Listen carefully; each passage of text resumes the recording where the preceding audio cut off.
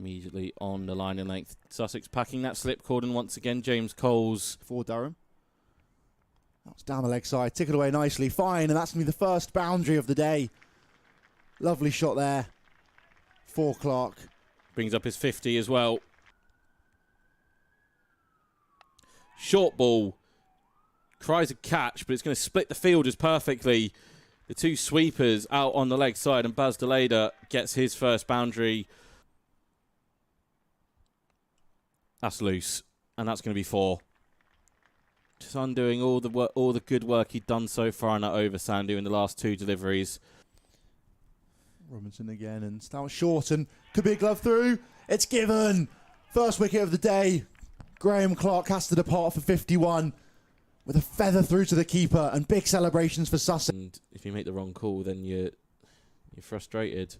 That was pushed down through the offside, outside edge. A very, very thick one in the end. It's quite a long way past. That leg gully goes back in for Drizel. Gets out the way of that one, I think. I'm not sure what Woody was bowling. That was short and pulled nicely in front of square there. Onto it really early as the leader, and that one races for 4. First boundary in quite a while off the bat. We've seen a few float around, one off the back of Robinson or Archer, so if it is slightly misdirected, the Durham batters can get after him. Same again there. Carbon copy, that one's even further in front of square. And another really good shot from Deleda. That was full and straight and driven nicely, whipped away, deposited over the leg side. Is it going to have the legs? It doesn't, unfortunately. They'll get back for no ball as well. The one. Overstep again there from Sandu. That was short again and pulled up in the air. Could be taken. An absolutely fantastic take out there in the deep, and that's a big, big wicket. The 7th wicket now for Durham. That's aerial from Rain. I don't mind that approach. Very nice, lofted, extra cover drive. It is a very packed. Round the wicket comes Sandu. That was pushed up in the air. Gone. There's the wicket. Ben Rain looking to try and hit one again over the covers off the back foot, but instead.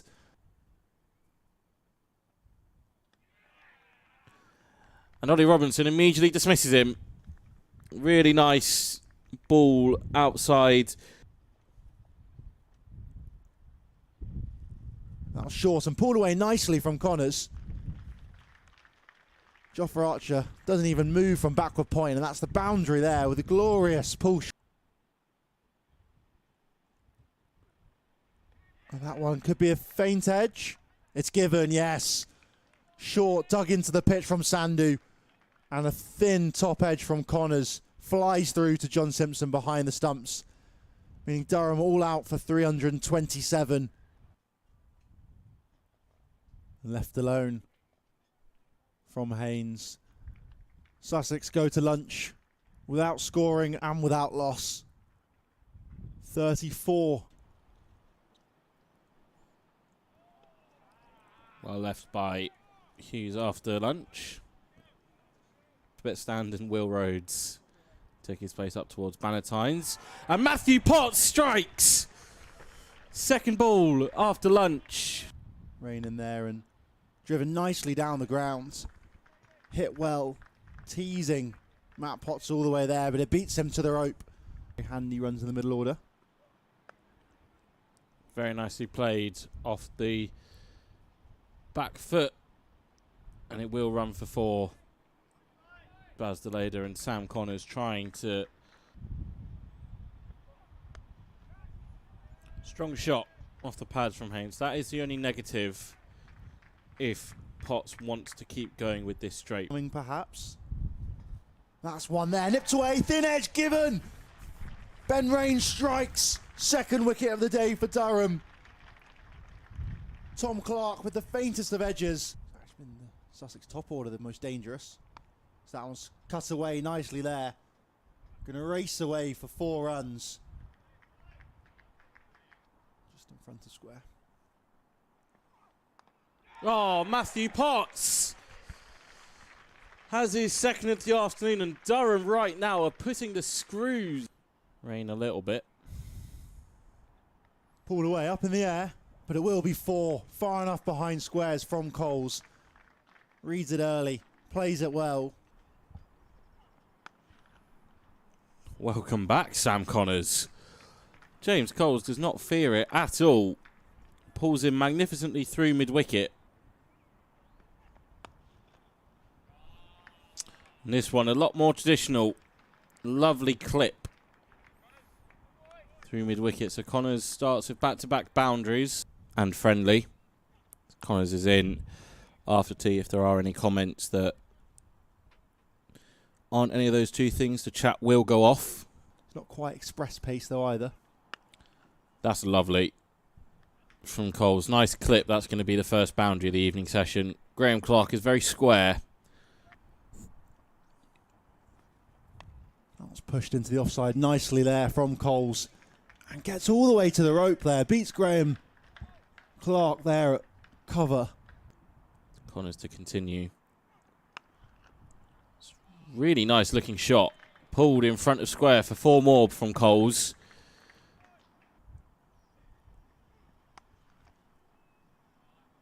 Another lovely pull shot from Coles.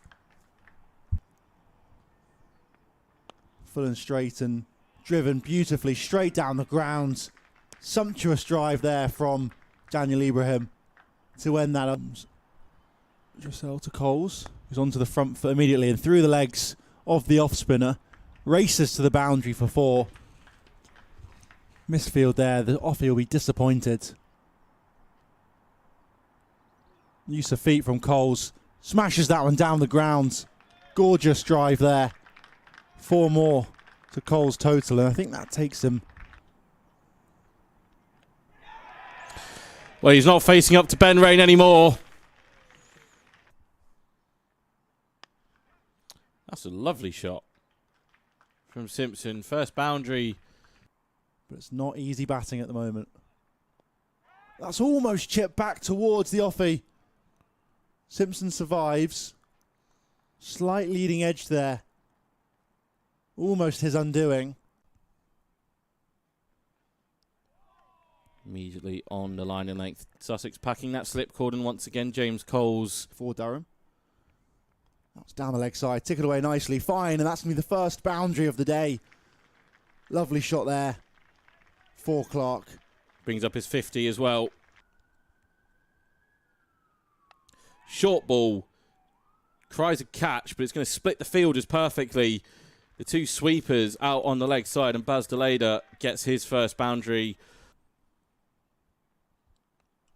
That's loose, and that's going to be 4. Just undoing all the good work he'd done so far in that over, Sandu, in the last 2 deliveries. Robinson again, and Stout short, and could be a glove through. It's given. First wicket of the day. Graham Clark has to depart for 51 with a feather through to the keeper, and big celebrations for Sussex. And if you make the wrong call, then you're frustrated. That was pushed down through the offside, outside edge. A very, very thick one in the end. It's quite a long way past. That leg gully goes back in for Dressel. Gets out the way of that one, I think. I'm not sure what Woody was bowling. That was short and pulled nicely in front of square there. Onto it really early as the leader, and that one races for 4. First boundary in quite a while off the bat. We've seen a few float around, one off the back of Robinson or Archer, so if it is slightly misdirected, the Durham batters can get after him. Same again there. Carbon copy, that one's even further in front of square. And another really good shot from Deleda. That was full and straight and driven nicely, whipped away, deposited over the leg side. Is it going to have the legs? It doesn't, unfortunately. They'll get back for No just ball as well. the one. Overstep again there from Sandu. That was short again and pulled up in the air. Could be taken. An absolutely fantastic take out there in the deep, and that's a big, big wicket. The 7th wicket now for Durham. That's aerial from Rain. I don't mind that approach. Very nice, lofted, extra cover drive. It is a very packed. Round the wicket comes Sandu. That was pushed up in the air. Gone. There's the wicket. Ben Rain looking to try and hit one again over the covers off the back foot, but instead...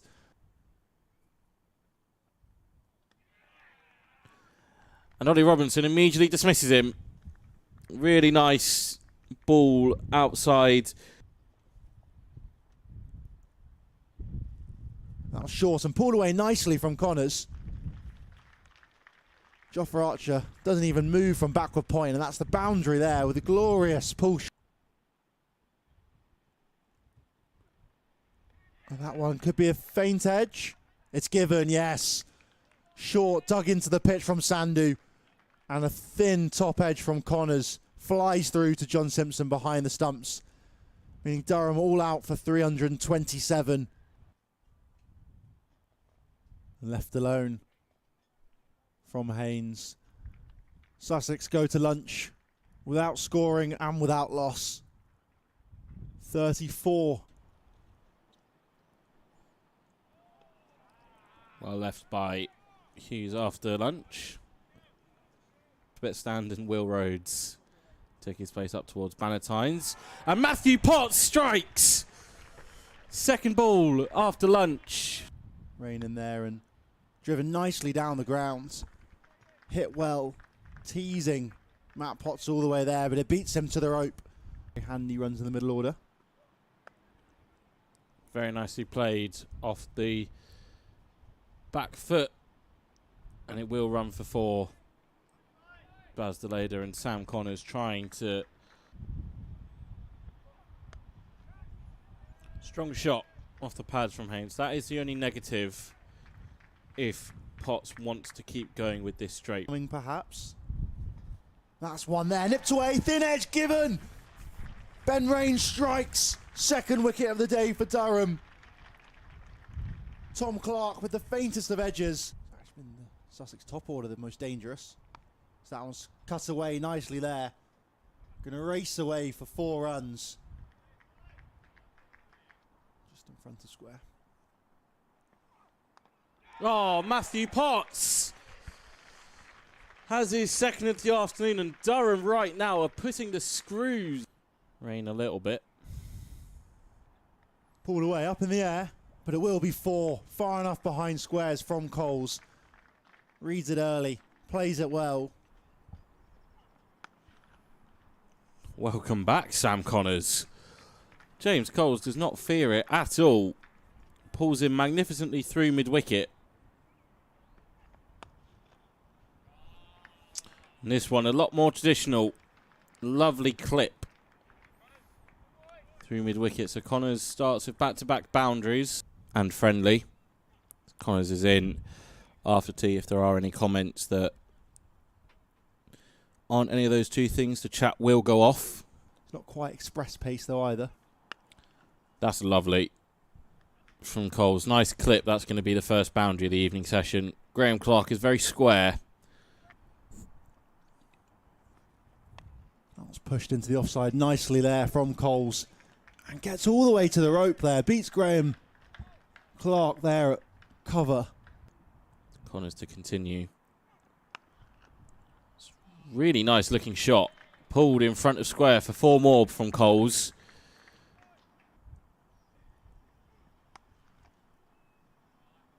Another lovely pull shot from Coles. Full and straight and driven beautifully straight down the ground. Sumptuous drive there from Daniel Ibrahim to end that. Dressel to Coles, who's onto the front foot immediately and through the legs of the off spinner. Races to the boundary for 4. Misfield there, the offie will be disappointed. Use of feet from Coles. Smashes that one down the ground. Gorgeous drive there. 4 more to Coles total, and I think that takes him. Well, he's not facing up to Ben Rain anymore. That's a lovely shot from Simpson. First boundary. But it's not easy batting at the moment. That's almost chipped back towards the offie. Simpson survives. Slight leading edge there. Almost his undoing. Immediately on the line in length. Sussex packing that slip cord, and once again James Coles For Durham. That's down the leg side. Tick it away nicely. Fine. And that's going to be the first boundary of the day. Lovely shot there for Clark. brings up his 50 as well. Short ball. Cries a catch, but it's going to split the fielders perfectly. The two sweepers out on the leg side, and Baz Deleda gets his first boundary. That's loose, and that's going to be 4. Just undoing all the good work he'd done so far in that over, Sandu, in the last 2 deliveries. Robinson again, and that was short, and could be a glove through. It's given. First wicket of the day. Graham Clark has to depart for 51 with a feather through to the keeper, and big celebrations for Sussex. And if you make the wrong call, then you're frustrated. That was pushed down through the offside, outside edge. A very, very thick one in the end. Quite a long way past. That leg gully goes back in for Drizel.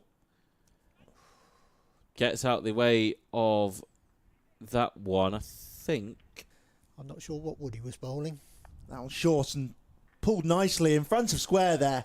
Onto it really early as the leader, and that one races for 4.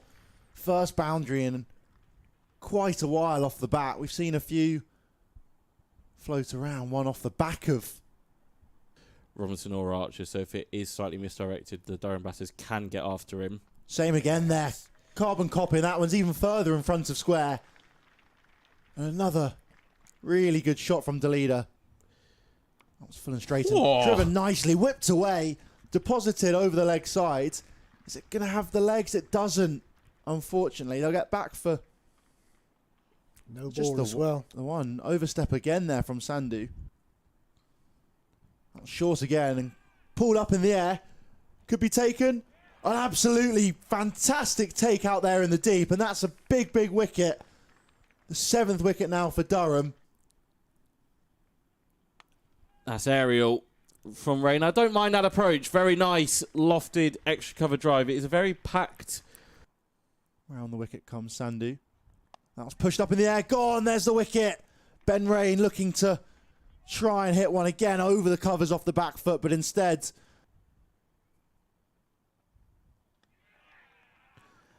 And Ollie Robinson immediately dismisses him.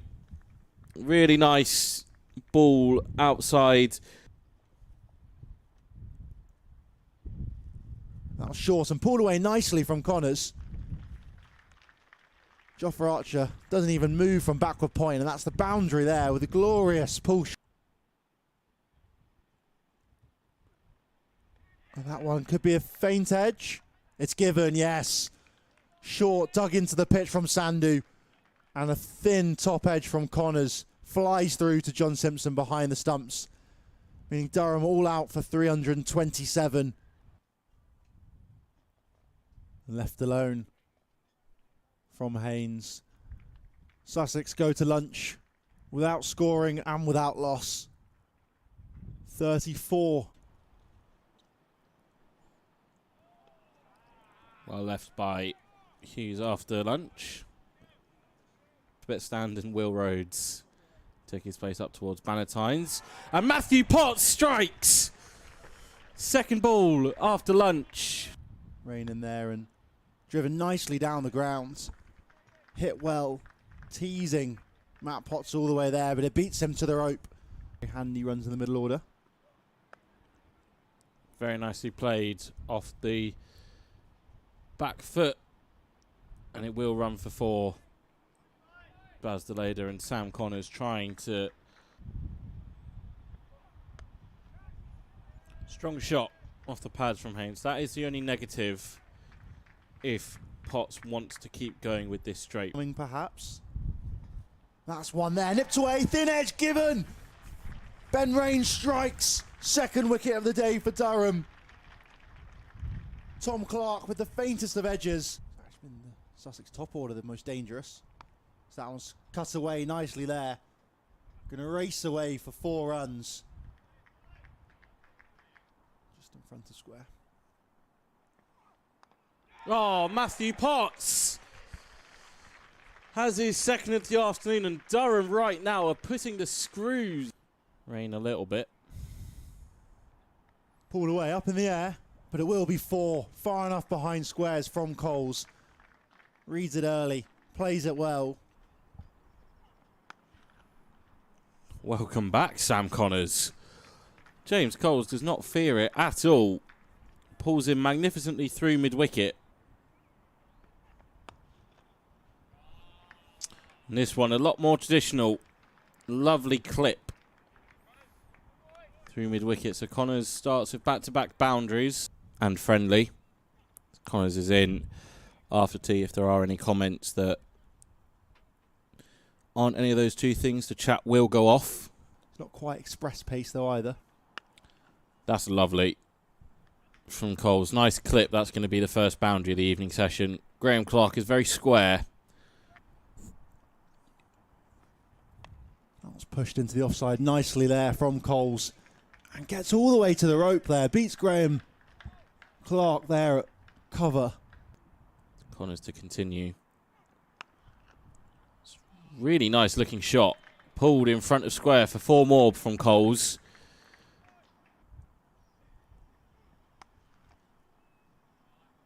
Another lovely pull shot from Coles. Full and straight and driven beautifully straight down the ground. Sumptuous drive there from Daniel Ibrahim to end that. Dressel to Coles, who's onto the front foot immediately and through the legs of the off spinner. Races to the boundary for 4. Misfield there, the offie will be disappointed. Use of feet from Coles. Smashes that one down the ground. Gorgeous drive there. 4 more to Coles total, and I think that takes him. Well, he's not facing up to Ben Rain anymore. That's a lovely shot from Simpson. First boundary. But it's not easy batting at the moment. That's almost chipped back towards the offie. Simpson survives. Slight leading edge there. Almost his undoing. Immediately on the line in length. Sussex packing that slip cordon once again. James Coles. For Durham. That's down the leg side. Tick it away nicely. Fine. And that's going to be the first boundary of the day. Lovely shot there. For Clark. Brings up his 50 as well. Short ball. Cries a catch, but it's going to split the fielders perfectly. The 2 sweepers out on the leg side, and Baz Deleda gets his first boundary. That's loose, and that's going to be 4. Just undoing all the good work he'd done so far in that over, Sandu, in the last 2 deliveries. Robinson again, and that was short, and could be a glove through. It's given. First wicket of the day. Graham Clark has to depart for 51 with a feather through to the keeper, and big celebrations for Sussex. And if you make the wrong call, then you're frustrated. That was pushed down through the offside, outside edge. A very, very thick one in the end. It's quite a long way past. That leg gully goes back in for Drizel. Gets out the way of that one, I think. I'm not sure what Woody was bowling. That was short and pulled nicely in front of square there. Onto it really early as the leader, and that one races for 4. First boundary in quite a while off the bat. We've seen a few float around, one off the back of Robinson or Archer, so if it is slightly misdirected, the Durham batters can get after him. Same again there. Carbon copy, that one's even further in front of square. And another really good shot from Deleda. That was full and straight and driven nicely, whipped away, deposited over the leg side. Is it going to have the legs? It doesn't, unfortunately. They'll get back for No just ball as well. the one. Overstep again there from Sandu. That was short again and pulled up in the air. Could be taken. An absolutely fantastic take out there in the deep, and that's a big, big wicket. The 7th wicket now for Durham. That's aerial. from Rain. I don't mind that approach. Very nice, lofted, extra cover drive. It is a very packed. Round the wicket comes Sandhu. That was pushed up in the air. Gone. There's the wicket. Ben Rain looking to try and hit one again over the covers off the back foot, but instead.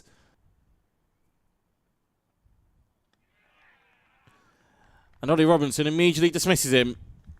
Really nice ball outside. That was short and pulled away nicely from Connors. Jofra Archer doesn't even move from backward point, and that's the boundary there with a glorious pull shot. And that one could be a faint edge. It's given, yes. Short, dug into the pitch from Sandhu. And a thin top edge from Connors flies through to John Simpson behind the stumps. Meaning Durham all out for 327. Left alone from Haynes. Sussex go to lunch without scoring and without loss. 34. Well left by Hughes after lunch. Bit stand and Will Rhodes take his place up towards Bannatynes. And Matthew Potts strikes! Second ball after lunch. Rain in there and driven nicely down the ground. Hit well, teasing Matt Potts all the way there, but it beats him to the rope. Handy runs in the middle order. Very nicely played off the back foot. And it will run for 4. Baz DeLader and Sam Connors trying to. Strong shot off the pads from Haynes. That is the only negative if Potts wants to keep going with this straight. Perhaps. That's one there. Nipped away. Thin edge given. Ben Rain strikes. Second wicket of the day for Durham. Tom Clark with the faintest of edges. It's been the Sussex top order the most dangerous. So that one's cut away nicely there. Going to race away for 4 runs. Just in front of square. Oh, Matthew Potts has his second of the afternoon, and Durham right now are putting the screws. Rain a little bit. Pulled away up in the air, but it will be 4. Far enough behind squares from Coles. Reads it early, plays it well. Welcome back, Sam Connors. James Coles does not fear it at all. Pulls him magnificently through mid-wicket.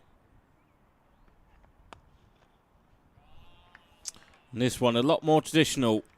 Lovely clip through mid-wicket. So Connors starts with back-to-back boundaries and friendly. Connors is in after tea if there are any comments that aren't any of those two things. The chat will go off. It's not quite express pace though either.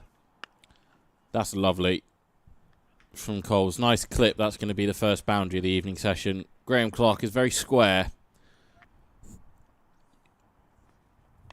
That was pushed into the offside nicely there from Coles. And gets all the way to the rope there. Beats Graham Clark there at cover. Connors to continue.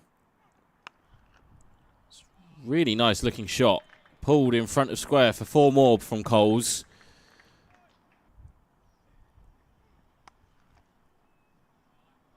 Another lovely pull shot from Coles. Full and straight and driven beautifully straight down the ground. Sumptuous drive there from Daniel Ibrahim to end that.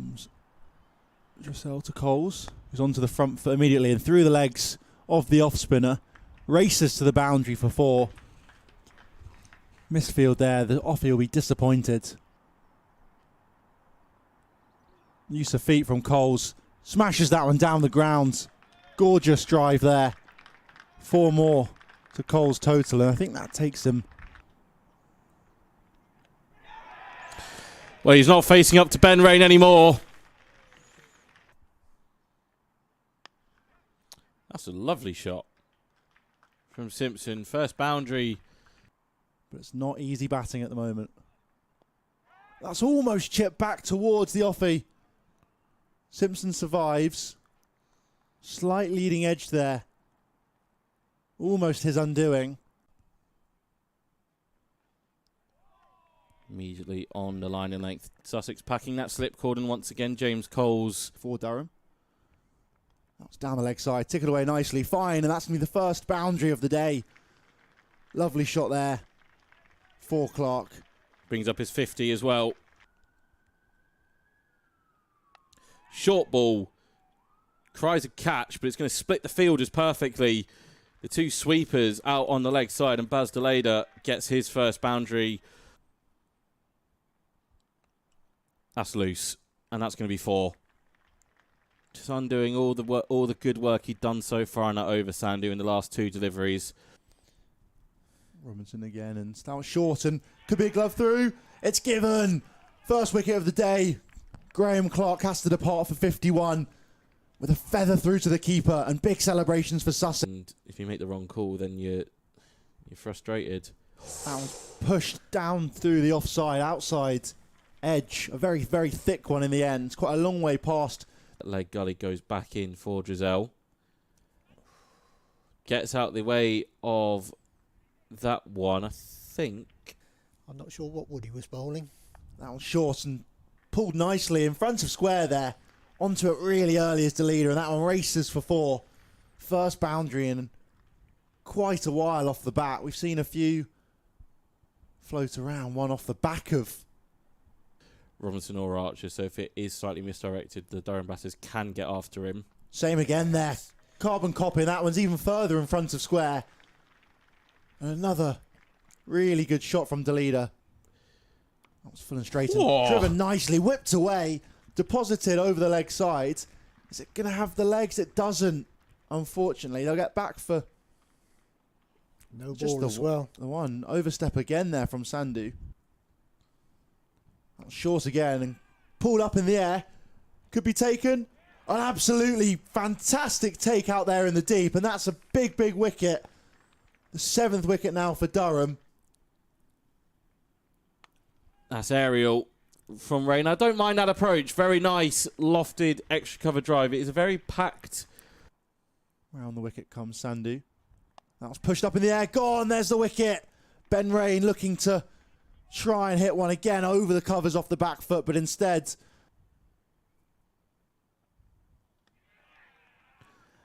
And Ollie Robinson immediately dismisses him.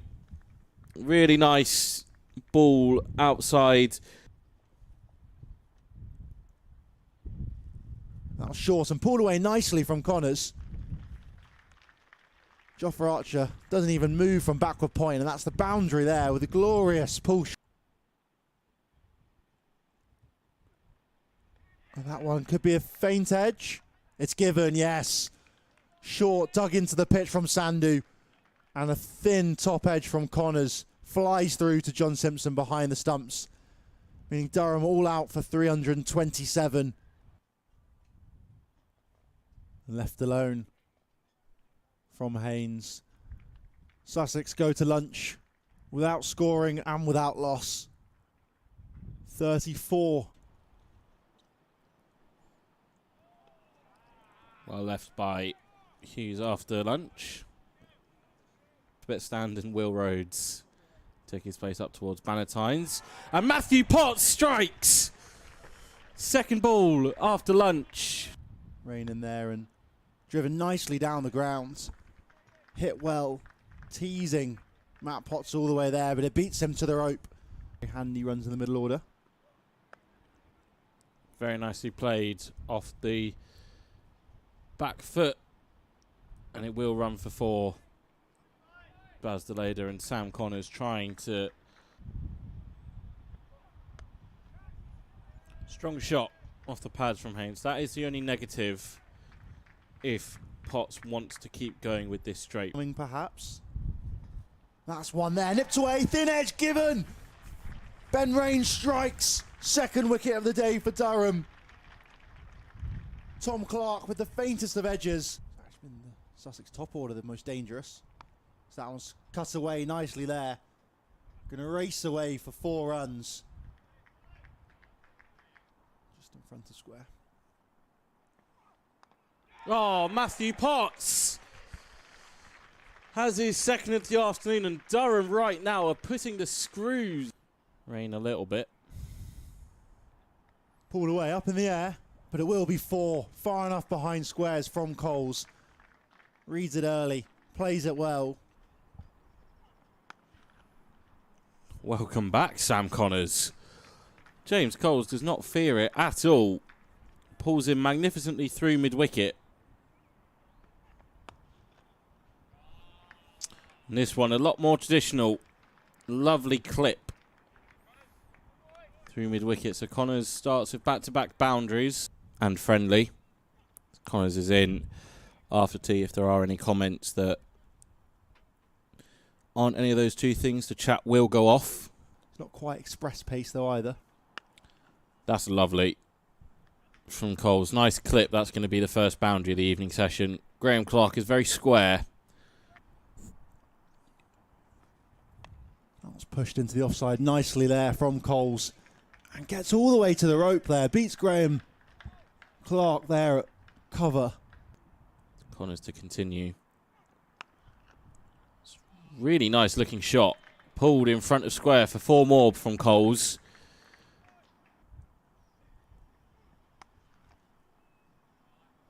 Another lovely pull shot from Coles.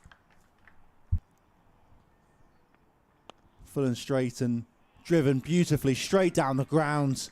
Sumptuous drive there from Daniel Ibrahim to end that up. Dressel to Coles, who's onto the front foot immediately and through the legs of the off spinner. Races to the boundary for 4. Misfield there, the offie will be disappointed. Use of feet from Coles. Smashes that one down the ground. Gorgeous drive there. 4 more to Coles total, and I think that takes him. Well, he's not facing up to Ben Rain anymore. That's a lovely shot from Simpson. First boundary. But it's not easy batting at the moment. That's almost chipped back towards the offie. Simpson survives. Slight leading edge there. Almost his undoing. Immediately on the line in length. Sussex packing that slip cordon once again. James Coles. For Durham. That's down the leg side. Tick it away nicely. Fine. And that's going to be the first boundary of the day. Lovely shot there for Clark. Brings up his 50 as well.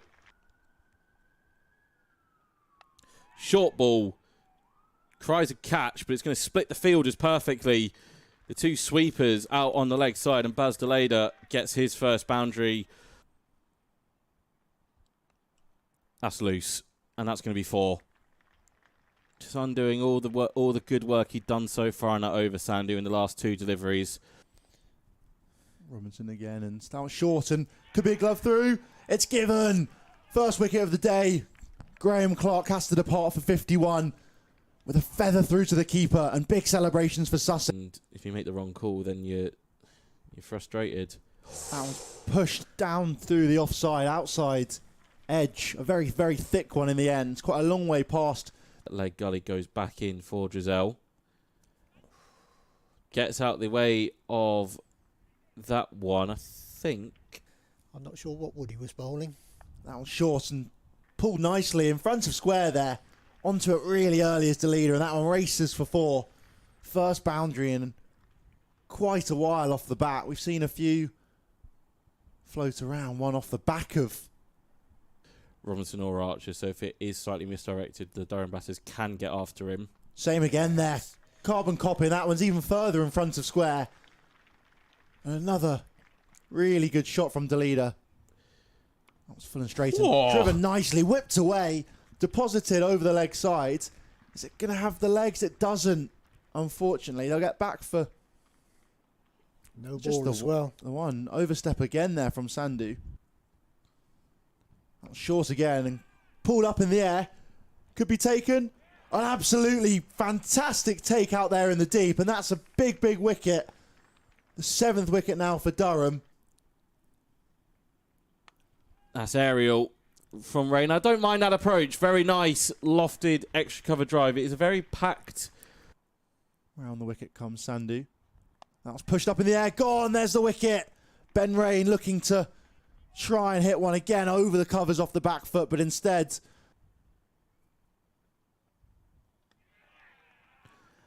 And Ollie Robinson immediately dismisses him. Really nice ball outside. That was short and pulled away nicely from Connors. Jofra Archer doesn't even move from backward point, and that's the boundary there with a glorious pull shot. And that one could be a faint edge. It's given, yes. Short, dug into the pitch from Sandhu, and a thin top edge from Connors flies through to John Simpson behind the stumps, meaning Durham all out for 327. Left alone from Haynes. Sussex go to lunch without scoring and without loss. 34. Well left by Hughes after lunch. Bit stand and Will Rhodes take his place up towards Bannatynes. And Matthew Potts strikes! Second ball after lunch. Rain in there and driven nicely down the ground. Hit well, teasing Matt Potts all the way there, but it beats him to the rope. Handy runs in the middle order. Very nicely played off the back foot. And it will run for 4. Baz DeLader and Sam Connors trying to. Strong shot off the pads from Haynes. That is the only negative if Potts wants to keep going with this straight. Perhaps. That's one there. Nipped away. Thin edge given. Ben Rain strikes. Second wicket of the day for Durham. Tom Clark with the faintest of edges. It's actually been the Sussex top order the most dangerous. So that one's cut away nicely there. Going to race away for 4 runs. Just in front of square. Oh, Matthew Potts has his second of the afternoon, and Durham right now are putting the screws. Rain a little bit. Pulled away up in the air, but it will be 4. Far enough behind squares from Coles. Reads it early, plays it well. Welcome back, Sam Connors. James Coles does not fear it at all. Pulls him magnificently through mid-wicket. And this one a lot more traditional. Lovely clip through mid-wicket. So Connors starts with back-to-back boundaries and friendly. Connors is in after tea if there are any comments that aren't any of those two things. The chat will go off. It's not quite express pace though either. That's lovely from Coles. Nice clip. That's going to be the first boundary of the evening session. Graham Clark is very square. That was pushed into the offside nicely there from Coles. And gets all the way to the rope there. Beats Graham Clark there at cover. Connors to continue. It's really nice looking shot. Pulled in front of square for 4 more from Coles.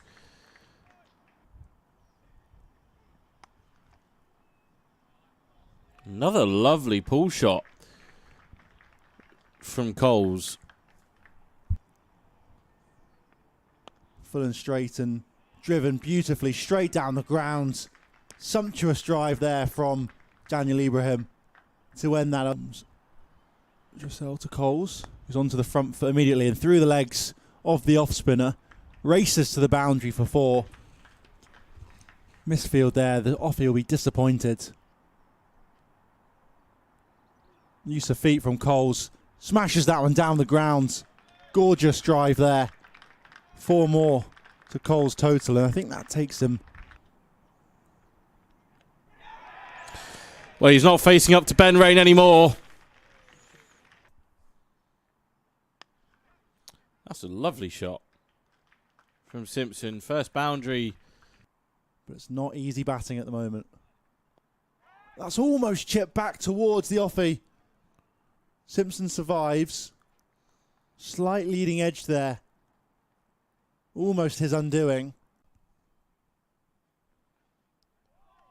Immediately on the line in length. Sussex packing that slip cordon once again. James Coles For Durham. That's down the leg side. Tick it away nicely. Fine. And that's going to be the first boundary of the day.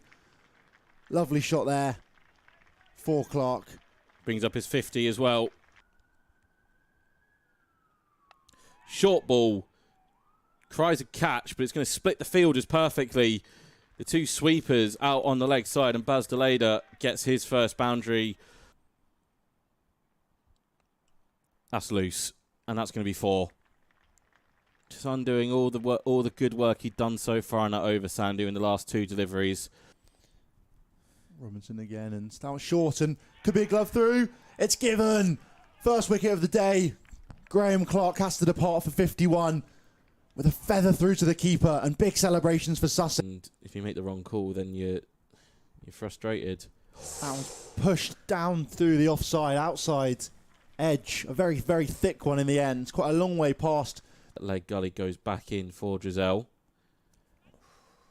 Gets out the way of that one, I think. I'm not sure what Woody was bowling. That was short and pulled nicely in front of square there. Onto it really early as the leader, and that one races for 4.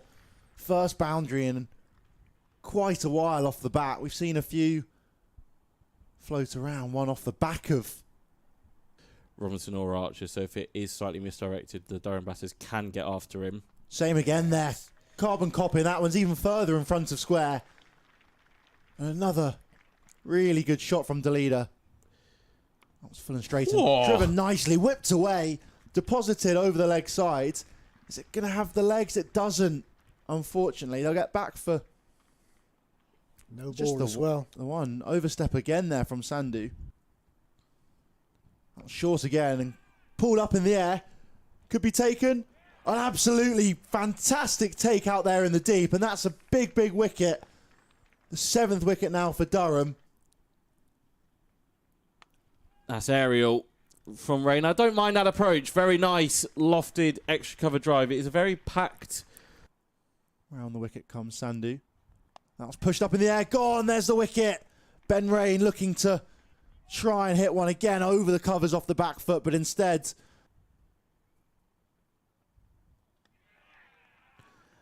And Ollie Robinson immediately dismisses him. Really nice ball outside. that was short and pulled away nicely from Connors. Jofra Archer doesn't even move from backward point, and that's the boundary there with a glorious pull shot. And that one could be a faint edge. It's given, yes. Short, dug into the pitch from Sandu. And a thin top edge from Connors flies through to John Simpson behind the stumps. Meaning Durham all out for 327. Left alone from Haynes. Sussex go to lunch without scoring and without loss. 34. Well left by Hughes after lunch. Tibet Stand and Will Rhodes take his place up towards Bannatynes. And Matthew Potts strikes! Second ball after lunch. Rain in there and driven nicely down the ground. Hit well, teasing Matt Potts all the way there, but it beats him to the rope. Handy runs in the middle order. Very nicely played off the back foot. And it will run for 4. Baz Deleda and Sam Connors trying to... Strong shot off the pads from Haynes. That is the only negative if Potts wants to keep going with this straight. Coming perhaps. That's one there, nipped away, thin edge given. Ben Rain strikes. Second wicket of the day for Durham. Tom Clark with the faintest of edges. It's been the Sussex top order, the most dangerous. So that one's cut away nicely there. Going to race away for 4 runs. Just in front of square.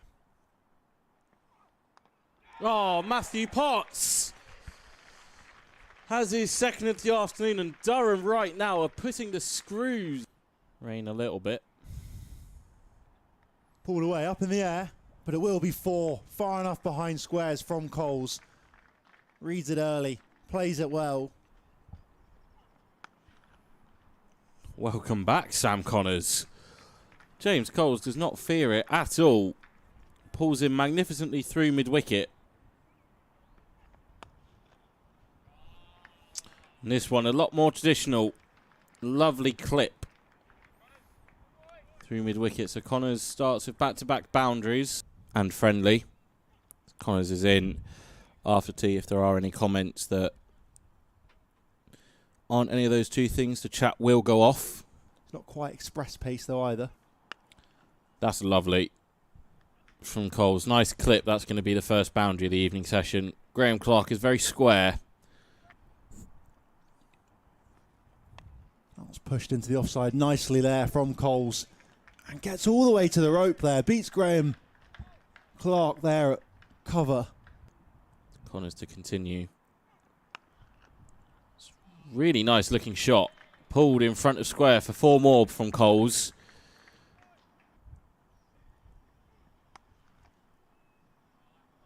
Another lovely pull shot from Coles. Full and straight and driven beautifully straight down the ground. Sumptuous drive there from Daniel Ibrahim to end that. Dressel to Coles, who's onto the front foot immediately and through the legs of the off spinner. Races to the boundary for 4. Misfield there, the offie will be disappointed. Use of feet from Coles. Smashes that one down the ground. Gorgeous drive there. 4 more to Coles total, and I think that takes him. Well, he's not facing up to Ben Rain anymore. That's a lovely shot from Simpson. First boundary. But it's not easy batting at the moment. That's almost chipped back towards the offie. Simpson survives. Slight leading edge there. Almost his undoing. Immediately on the line in length. Sussex packing that slip cordon once again. James Coles. For Durham. That's down the leg side. Tick it away nicely. Fine. And that's going to be the first boundary of the day. Lovely shot there for Clark. Brings up his 50 as well. Short ball. Cries a catch, but it's going to split the fielders perfectly. The 2 sweepers out on the leg side, and Baz Deleda gets his first boundary. That's loose, and that's going to be 4. Just undoing all the good work he'd done so far in that over, Sandu, in the last 2 deliveries. Robinson again, and Stout short, and could be a glove through. It's given. First wicket of the day. Graham Clark has to depart for 51 with a feather through to the keeper, and big celebrations for Sussex. And if you make the wrong call, then you're frustrated. That was pushed down through the offside, outside edge. A very, very thick one in the end. It's quite a long way past. That leg gully goes back in for Dressel. Gets out the way of that one, I think. I'm not sure what Woody was bowling. That was short and pulled nicely in front of square there. Onto it really early as the leader, and that one races for 4. First boundary in quite a while off the bat. We've seen a few float around, one off the back of Robinson or Archer, so if it is slightly misdirected, the Durham batters can get after him. Same again there. Carbon copy, that one's even further in front of square. And another really good shot from Deleda. That was full and straight and driven nicely, whipped away, deposited over the leg side. Is it going to have the legs? It doesn't, unfortunately. They'll get back for No just ball as well. the one. Overstep again there from Sandu. That was short again and pulled up in the air. Could be taken.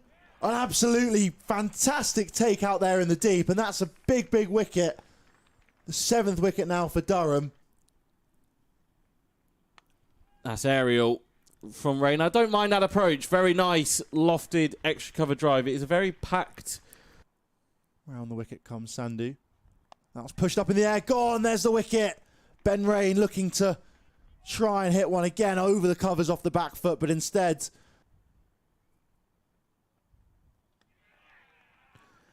And Ollie Robinson immediately dismisses him. Really nice ball outside. That was short and pulled away nicely from Connors. Jofra Archer doesn't even move from backward point, and that's the boundary there with a glorious pull. And that one could be a faint edge. It's given, yes. Short, dug into the pitch from Sandhu. And a thin top edge from Connors flies through to John Simpson behind the stumps. Meaning Durham all out for 327. Left alone from Haynes. Sussex go to lunch without scoring and without loss. 34. Well left by Hughes after lunch. Bit stand and Will Rhodes take his place up towards Bannatynes. And Matthew Potts strikes! Second ball after lunch. Rain in there and driven nicely down the ground. Hit well, teasing Matt Potts all the way there, but it beats him to the rope. Handy runs in the middle order.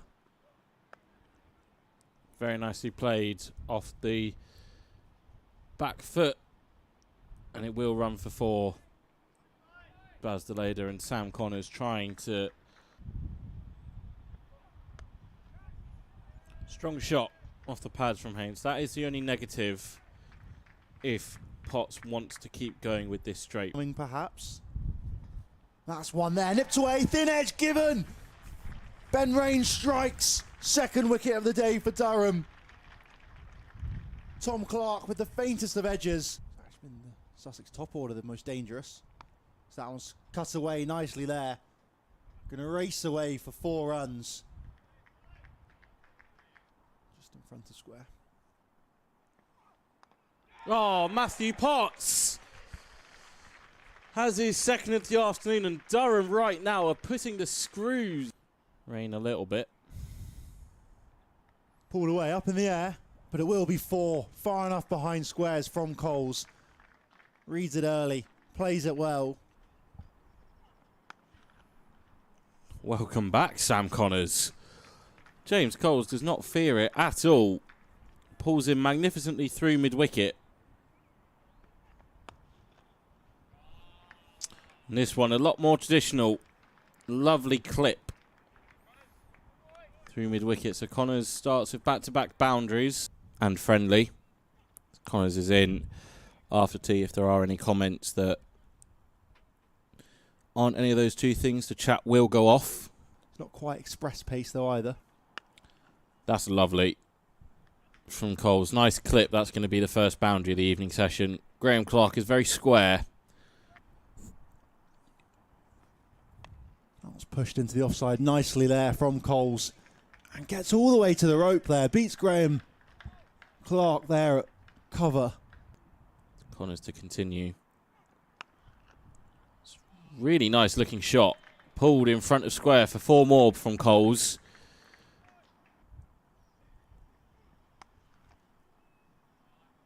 Another lovely pull shot from Coles.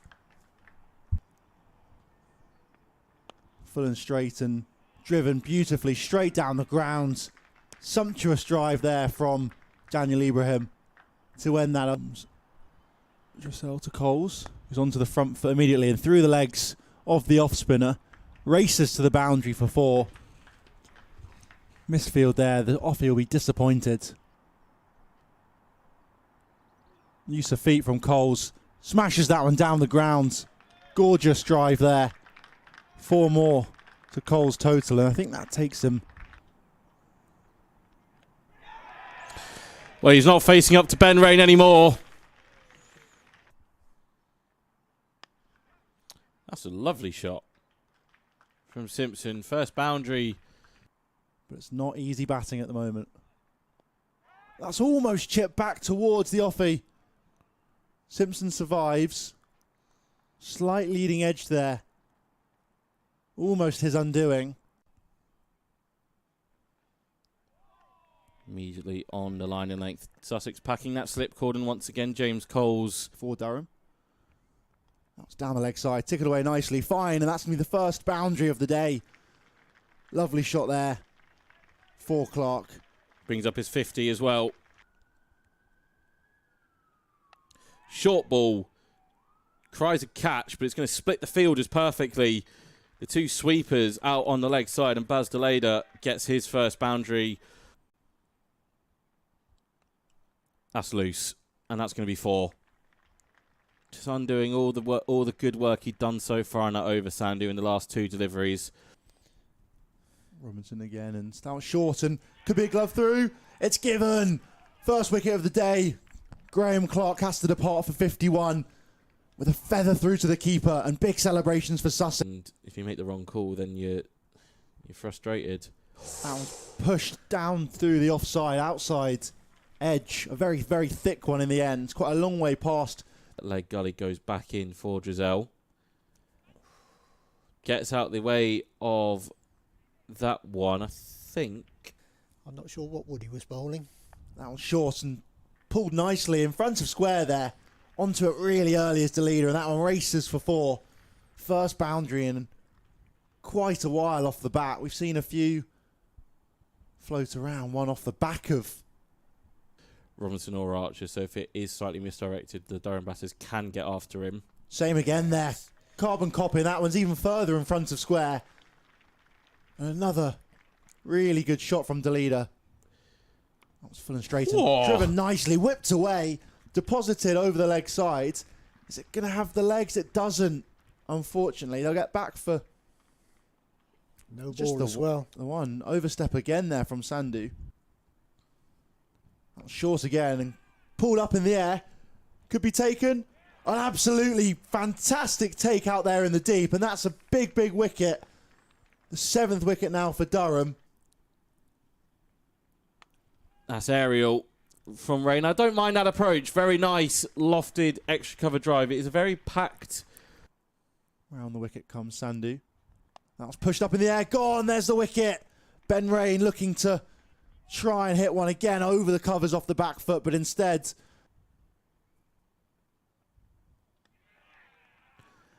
And Ollie Robinson immediately dismisses him. Really nice ball outside. That was short and pulled away nicely from Connors. Jofra Archer doesn't even move from backward point, and that's the boundary there with a glorious pull. And that one could be a faint edge. It's given, yes. Short, dug into the pitch from Sandu. And a thin top edge from Connors flies through to John Simpson behind the stumps. Meaning Durham all out for 327. Left alone from Haynes. Sussex go to lunch without scoring and without loss. 34. Well left by Hughes after lunch. Stand and Will Rhodes take his place up towards Bannatynes. And Matthew Potts strikes!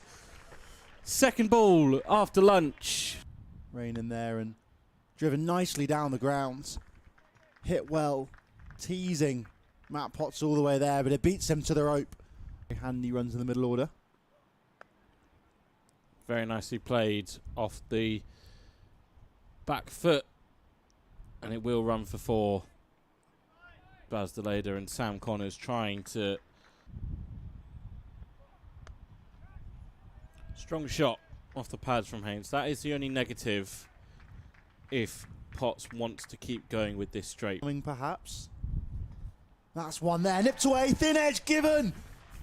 Ben Rain strikes. Second wicket of the day for Durham. Tom Clark with the faintest of edges. It's actually been the Sussex top order the most dangerous. So that one's cut away nicely there. Going to race away for 4 runs. front of square. Oh, Matthew Potts has his second of the afternoon, and Durham right now are putting the screws. Rain a little bit. Pulled away, up in the air, but it will be 4. Far enough behind squares from Coles. Reads it early, plays it well. Welcome back, Sam Connors. James Coles does not fear it at all. Pulls him magnificently through mid-wicket. And this one a lot more traditional. Lovely clip through mid-wicket. So Connors starts with back-to-back boundaries and friendly. Connors is in after tea. If there are any comments that aren't any of those two things, the chat will go off. It's not quite express pace though either. That's lovely from Coles. Nice clip. That's going to be the first boundary of the evening session. Graham Clark is very square. That was pushed into the offside nicely there from Coles. And gets all the way to the rope there. Beats Graham Clark there at cover. Connors to continue. It's really nice looking shot. Pulled in front of square. That's a prolonged wait to the end of day 3 here. Sussex goes on 111 for 4. It's going to be pretty hard to get any sort of result out of this game now. Yeah, I mean, could all change in the morning. It just depends if we can get a couple of early wickets early on. I think, you know, probably had a little bit of trouble getting their tail out in the first innings, but I definitely think there's a big chance, all depending on how we start tomorrow. Going back to that first innings, a 4-for for you, first appearance of the season. How nice to immediately hit the ground running with the Kookaburra ball. Yeah, very nice. You know, struggled at the start, but I'm proud of how I got back into the innings and offered some value to the bowling lineup. What sort of deliveries are you going to with this Kookaburra ball? Is it still your traditional kind of red ball seam, or are you having to lean more on the white ball side of things as well? I wouldn't necessarily say white ball, but just with the amount of there's just less movement through the air or off the wicket with a cooker. So I think it just the most important thing is nailing down probably a smaller area than usual to hit and hopefully make something happen from there. But yeah, being very clear with our plans and executing them. 31 not out for you as well with the bat. When you got out to the middle first thing this morning, what were your kind of initial thoughts on the pitch? I thought they bowled really well, to be honest, with the second new ball. They've obviously got a bit more height in their attack, and they seem to get a little bit of extra bounce with that new ball. And you know, trying to get through the initial period, that's going to be the toughest after that second new ball. So probably like 10, 12 overs. But disappointed to lose Clarkey just after we've done the hard work. But it was never easy out there scoring runs. Picked up the 4 wickets, that 3-wicket burst after lunch, 2 for Potts and 1 for Rain. They just always seem to do the job when they're needed, don't they? Yeah, they find a way. You know, they always seem to. I don't know how they do it, but it's a great start for us. And like I said, if we can get some early wickets tomorrow morning early, I think we've got a real chance.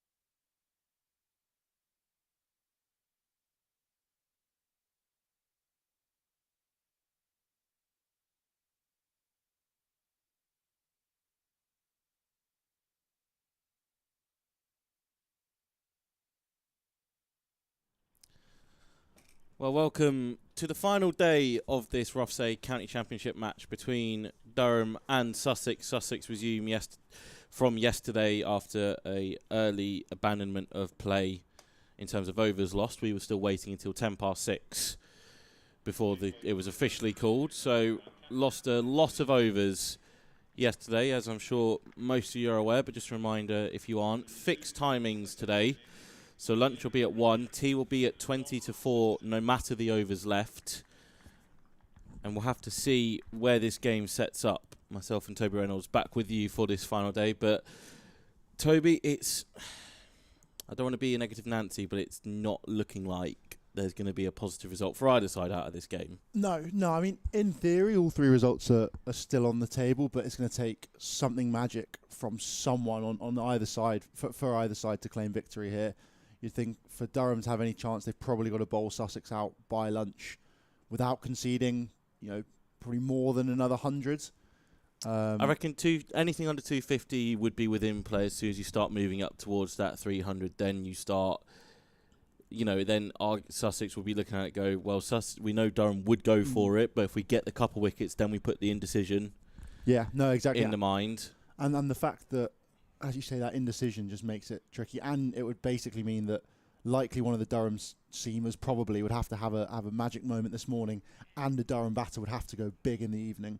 And it just makes it that little bit harder for Durham to possibly chase. Sussex probably unlikely to try and set a game up here, because if they leave Durham anything to chase, they're kind of leaving themselves open to go home with pretty much nothing, just the 6 bonus points it would be. Whereas Durham, have the opportunity to just bat out for 2 days, and with the pretty average bowling conditions with the Kookaburra ball, it would be hard for Sussex to you'd think, skittle Durham in less than a day. We've seen, I think, probably 9 wickets on the first day was the most we've seen. Yeah, really. Yesterday it got a little bit spicy at times. Potts and Rain picking up those 3 quick ones after lunch. Did mention, I think, some of the chat from the Durham side has been about when that roller comes on, it does make it a little bit spicy first up, but it does kind of flatten out. Unsurprisingly, it will be Potts to kick things off from the Finkel end. And to be honest, you're probably looking at another 6 to 8 over spell from both Potts and Rain here to start. I don't think we'd see a bowling change if it is those two to open up for that first hour. Alex Lees really needs a breakthrough. He's going to have a couple slips here, Potts, as we get day 4 underway. The positive for Durham is that Ibrahim last night wasn't really looking to score. He was just kind of settling in and batting a bit of time. George Giselle managed to get a few kind of oohs and ahs, and there was a couple that really started to grip. So if he's able to purchase that same movement when he is brought on, then that could be another way for Durham into the game. But with just how it's set up, I don't know. 96 overs will be bowled today, supposedly. So 2 slips, backward point, short extra cover, mid-on, mid-off, and the 2 men on the leg side. That is the visual look. Yeah, it has been interesting. We've basically seen both sides position at least 2 men almost consistently behind square on the leg sides. Just, I think, because the ball has been so hard to get anything out of the surface with, that actually that surprise short ball can create chances and just put a little bit of doubt in batters' minds. We've seen a fair few wickets fall on the last day, specifically to the short ball. Clark fell early yesterday. A couple of the other tail fell as well to short deliveries. It's also the fact that it just allows your bowlers to bowl really straight, really target the pads, bring LBW bowled and that edge if it is found. Potts getting 2 wickets just after lunch yesterday, both chopped on. Daniel Hughes went for a 2-ball duck, and I think it was Tom Clark as well he got rid of as well. So see Ibrahim yet to score this morning. And the other thing to mention is that Sussex do have a particularly strong lower middle order, and kind of that extra batting does help them in situations like this. You know, Ibrahim and Simpson are out there right now. Finn Hudson-Prentice is no slouch with the bat, neither is Jack Carson. It's only until really you get towards Ollie Robinson do you then start thinking that you are getting close to wrapping an innings up. So you can see that is the first short ball, not timed from Ibrahim. He's underway with scoring. Give Simpson just one to face of this opening Potts over. That's also what the two men out there are back for, in case the mistimed ones just travel a bit further. But that one dropping pretty harmless just past square leg. Umpire? Yeah, we are seeing a slight change in fields for the left-handed Simpson here. The offside is a little bit more packed, and just the one sweeper on the boundary at fine leg.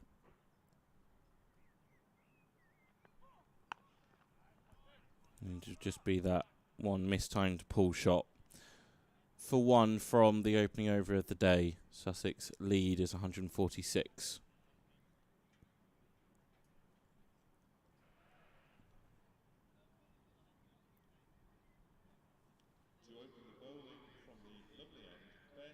Ben Rain will be taking, well, I was going to say the new ball, will be opening the bowling on today's play from the Lumley ends.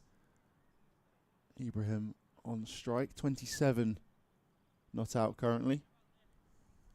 Batted pretty well yesterday, not any major chances stick out, but he was very much in a watchful mindset, happy to just bat time and take up deliveries as much as anything else. Partner James Coles, who did bat pretty fluently for 53 yesterday afternoon. Rain in now. Looking to target the pads early. Just slides a fraction too far down the leg side though. Does have a couple sweepers on the leg side. That usual fine leg and also slightly more regulation square leg as well, just in front, but also reasonably deep as well. I think perhaps looking for that mistimed pull shot that we did see Ibrahim play last over. And again, Rain looking to attack the stumps, as he does so well, so often.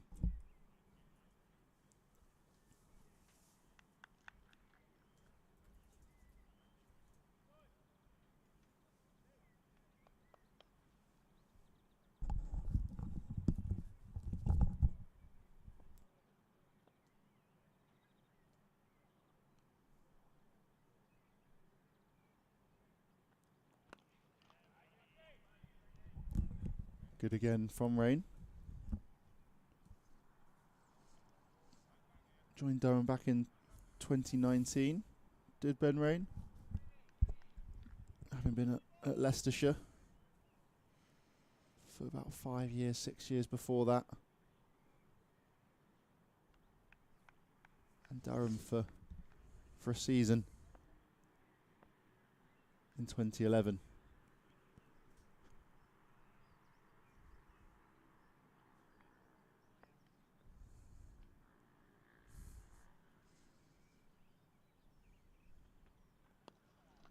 Again, looking to target the pads. And that one's just turned into the leg sides.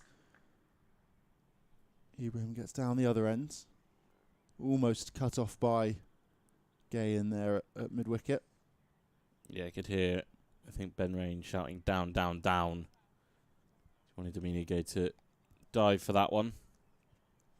Bowlers, of course, never wanting to add too many extra runs to their totals. I mean, it doesn't look too bad for Ben Rain right now, into his 15th over, 2 for 34 for him. We are underway everywhere else around the country as well.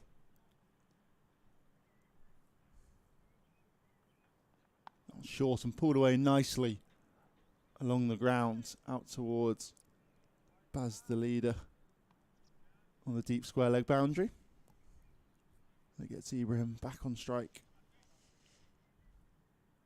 Of course, we've spoken about it before, but right-left combination for Sussex, just that extra frustration for Durham. You know, having to move around when you know you need early wickets. If you can just manipulate the ones, just not allow your bowler to, or the bowlers to really kind of zone in for any prolonged period of time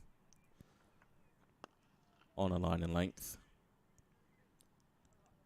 Good again there from Rain to ends.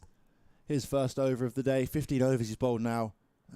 As you said, 2 for 35. Economy just above twos has been so good in that spell, or 2 spells even he had yesterday afternoon. Potts on for his 8th over now. Just bowled the 1 spell yesterday, was set to come back on before we headed off the field briefly for a little bit of rain yesterday afternoon. Yeah, I think that was the first stoppage we kind of had. And then there was a few more for light and rain as well. So we have had the light reading. Not exactly peachy blue skies above us. Still very grey and overcast, but muggy in the northeast. Some rocks off the back foot. Gloucestershire, we'll go through Div 2 first. Gloucestershire 368 for 3. They've currently got a lead of 157 against Derbyshire. Potential for something maybe to happen down at Bristol. Lancashire have declared overnight on 639 for 9. So Kent have the task of batting out the final day at Blackpool for a draw. Middlesex 217 for 3, leading by 195 against Northamptonshire. Simpson off the hips through mid-wicket for what will be 1. Glamorgan 136 for 3. They look like they're going to have to try and bat the day as well against table-topping Leicestershire in Div 2. Surrey won yesterday against Worcestershire. Essex resume 108 for 3, trailing Hampshire by just under 50. So they, again, are looking like they're going to have to bat the day for a draw. Somerset 128 for 3. Maybe going to try set something up against Warwickshire, already leading by 275. See how quickly they want to score. In Yorkshire 418 for 6, training by just under 70. Finley Bean with a new career best 224 for the White Rose. He looks like he's done enough for his county to save them against Notts, who were top of the table before yesterday, but Surrey have now claimed that with the win over Worcestershire. So a couple of games where results could be in play, but most of them look as if they're heading for draws unless some magic is able to occur. Colin Ackerman just moves a bit wider to sort of gully position now. Short again, pulled out to Connors. Yeah, it's just, like I said, I suspect it'll be a while before Baz Deleder and Sam Connors are asked to come into the attack. Alex Lees knows he needs those early strikes, so prepare to settle in for a lot of rain and pots for this opening hour.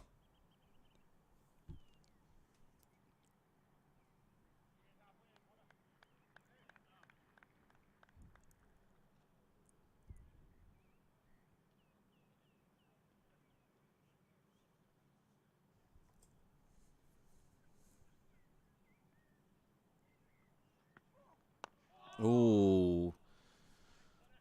First sign of uneven bounce today. That one threatening to skid through Simpson.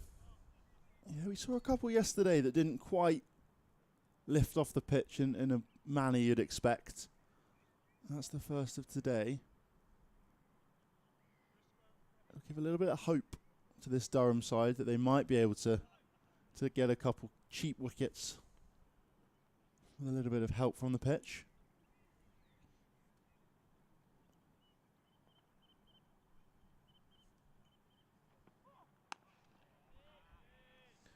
Two singles from the over. Lead is exactly 150.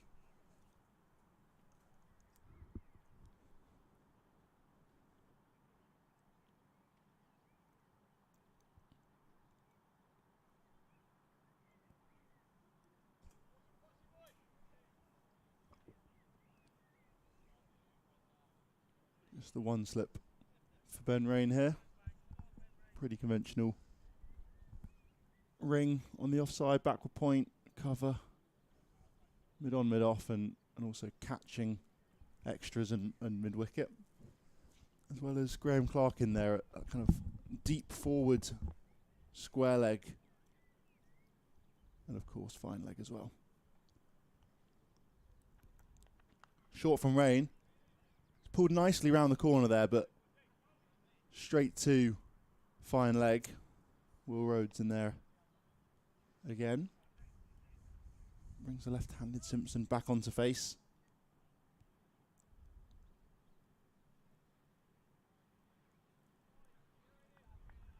And we see an almost mirror image field set for Simpson, other than square leg drops right out to the boundary rather than their kind of 2/3, 3/4 position out. Around the wicket and swinging back in a fraction from Rain perhaps. The ball is now over 40 overs old though. And you'd imagine that Durham won't get to see a new ball unless the game is well and truly dead. Yeah, I don't think we need to worry about that one for a while yet. It also may be a case of just flogging a dead horse if there is a new ball. Oh, as that one catches the under edge there. Might end up seeing some funky bowlers if Durham do end up taking that second new ball, but yeah, unless there is some flurry of wickets, it's hard to see a positive result for either side.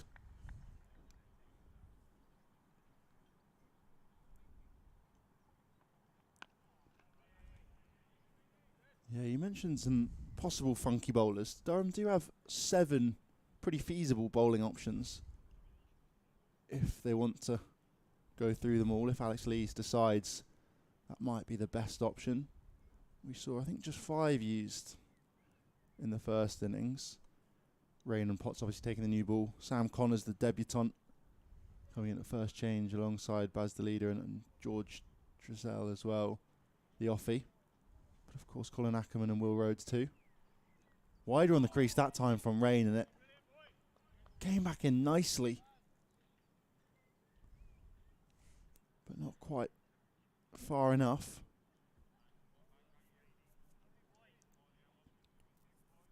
Yeah, Ackerman and Rhodes as well have both offered a few overs this season so far. Ackerman's taken 5 wickets at 40s. Rhodes 4 at 55.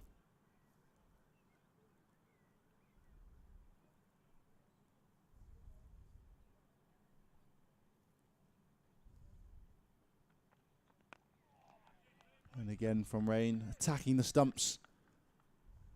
Doing his best to try and find a breakthrough, but nothing yet. Yeah, I guess the other options would be Lee's the skipper himself, Emilio Gay and Graham Clark. And we could also see Ollie Robinson take off his pads perhaps, if it really gets gets down to it. I've seen Ollie Robinson bowling first class cricket. I don't think we'll see it again. Depends how much he's been having a words and how nice he's been to Alex Lees, I'm sure, as much as anything else. Or perhaps how mean he's been to, to Alex Lees.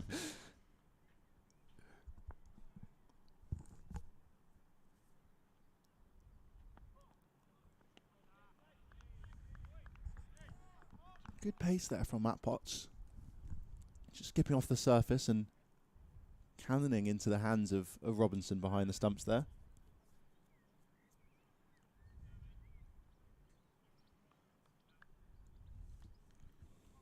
As anyone who's ever seen Matt Potts play, he always gives it 100%. And you can see it now that he thinks if he can get a breakthrough, get a big wicket, does open the door for Durham.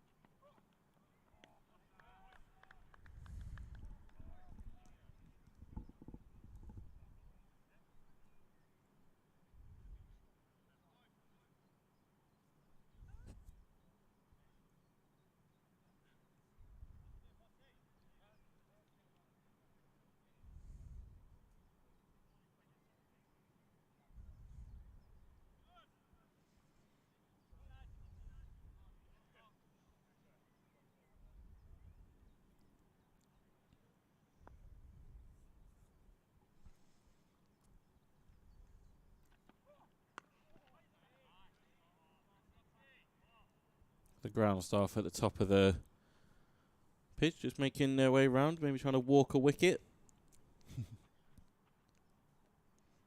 Busy yesterday with on again, off again, on again, off again, and then eventually being off permanently from about 5:10. There is the group.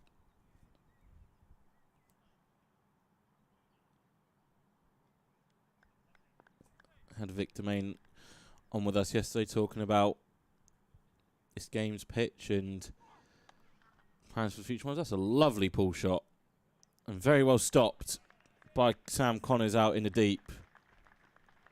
Absolutely crunched from Ibrahim. Felt like he was going to race for 4, but good awareness from Connors to get round there and showed good pace in order to cut it off in front of the Dapperbet stand. I think a little bit of footwork in there perhaps as well. He kind of rocked onto spilled it. Kind of rocked onto his foot. It's good awareness. Around the wicket for Potts this time though. Quick single. It's good running. Slight mix up? No. They were potentially going to try. The throw from Ben Rain was fizzed in. It skidded through Ollie Robinson's pads and sort of deflected off towards Baz Deleda, who was backing up. Simpson and Ibrahim maybe thought of a cheeky overthrow, but nothing doing there. Yeah, that's not the way you'd want to get out on a pretty placid pitch so far. I think the term you'd use for that one would be village. It's Matthew Potts. That's one ball left of his third over this morning. Turns away from us. And Ibrahim meets him with a forward defence. Just those 2 singles. Alex Lee's currently, he just made his way off the field at the end of that, or at the beginning of that over. Jacob Heaslop, the Chester the Street overseas, is currently on as sub-fielder.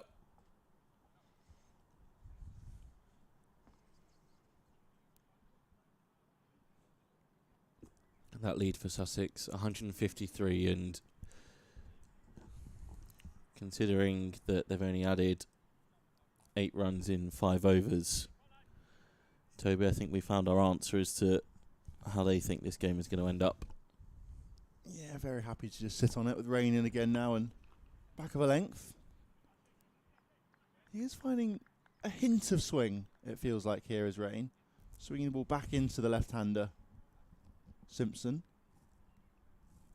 And yeah, I think, as you say, Sussex would have had to basically come out here and go all guns blazing to try and get up to 300 before lunch, probably. And even then, it's still a pretty bold declaration, knowing that this Durham batting unit is pretty strong. Oh, and that one comes back in again there from Rain. But again, not quite far enough. And it is a good leave by John Simpson.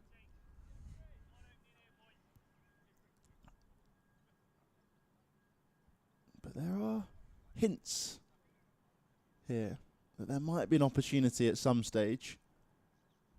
Durham created 13 or so on the opening day, but just the 9 wickets, so they'll have to snaffle all their chances they're given here, if they can create any.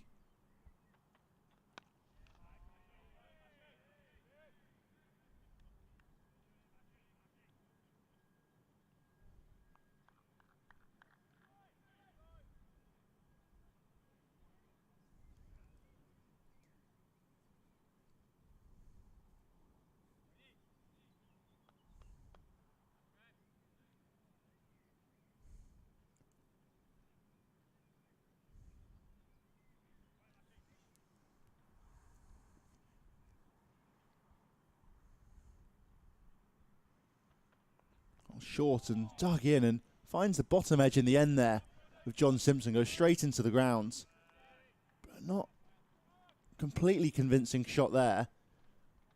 Yeah, again, nowhere near a chance, but there is a feeling here that Durham could get a breakthrough, perhaps. We saw Ibrahim in the first over mistiming a pull shot. There's another from Simpson there. Rain's got a few to nip back. And whistle past the off stump. Just adjusting his field here and bringing Gay across onto the offsides.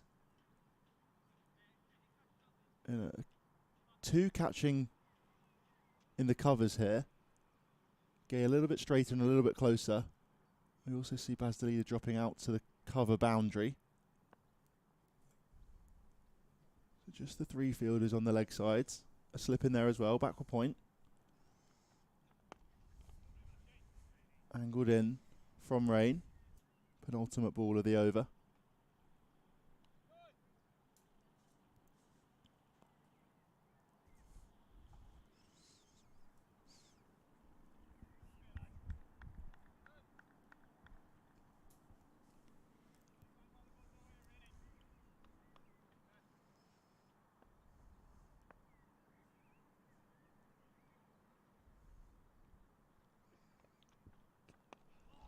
This time challenging the inside edge. But Ibrahim's up to the challenge and just pushes it out into the leg side. Lee's coming back onto the field now. And Sussex 120 for 4. The lead 154. Simpson 11. Not out of 33. Ibrahim 31 of 108.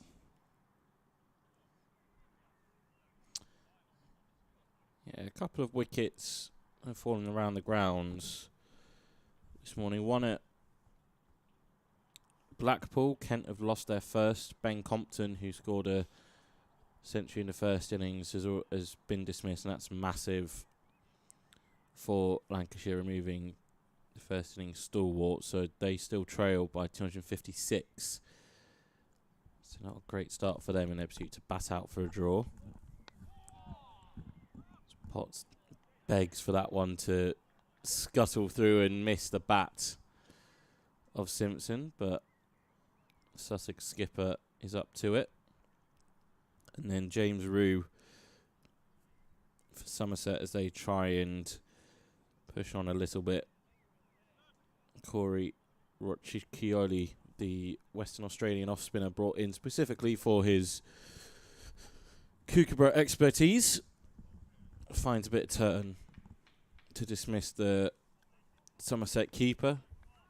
Those are the only two wickets to fall around the grounds this morning.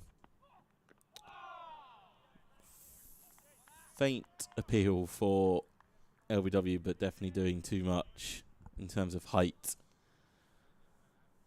This is sort of what we were talking about with Ibrahim and how he's approached this innings. Just 31 from 109. He's not really looking to be massively proactive, which potentially could end up being his detriment if he's just going to sit there and be, as Durham would seem, just a target. Just gives Durham that little bit of extra encouragement.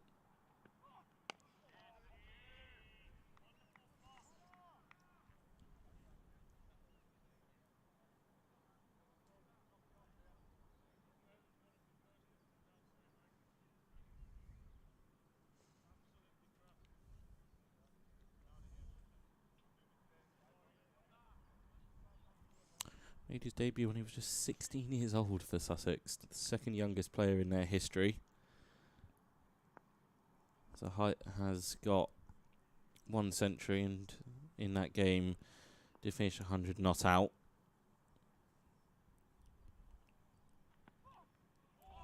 He's a very talented young player with a leave there to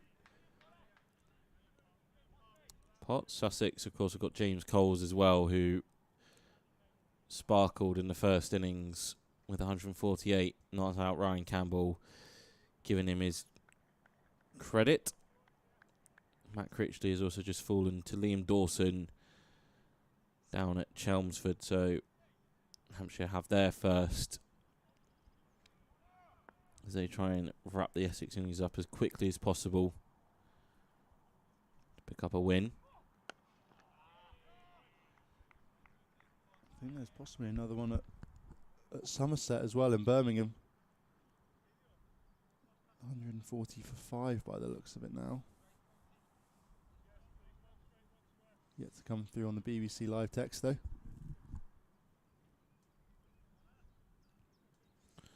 Idige jumps over to the leg side. Yeah, indeed. Tom Banton's gone for 10. Gone for 2, sorry, off 10. Somerset 5 down. Having been overnight, probably looking like they were most comfortable for victory. They're 287 ahead. So still pretty comfortable. Oh, fizzed in leg side and well stopped by Ollie Robinson. Just another single from that over. It's been a very watchful start from Sussex this morning, and Durham unable to make any headway in the opening half an hour, which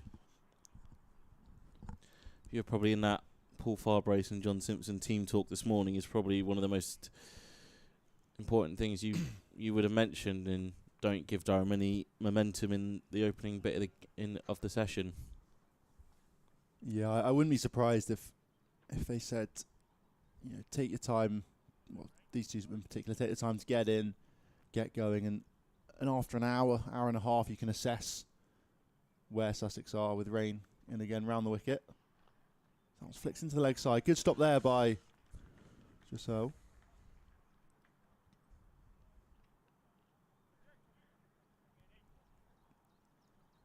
But yeah, realistically, it would have been early wickets that could have been Sussex's downfall. We were talking about it towards the back end of yesterday, that Durham would have perhaps hoped to have Sussex 7 down by